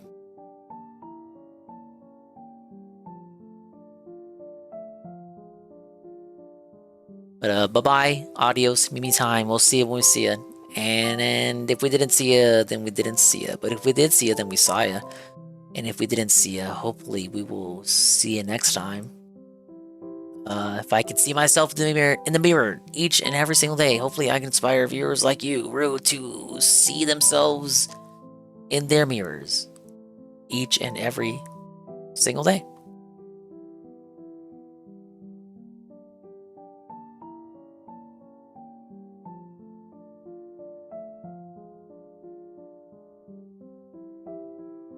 Yeah, I just mean that I stream 6 to 8 hours. As in, that's what I did anyway. Regardless of me getting the robot or not. Dingus seems like a dong main. That's a bit too easy. Is that like a character? Well, obviously, if you're saying that, then it is. The raid message is the old-fashioned, always reliable mail call.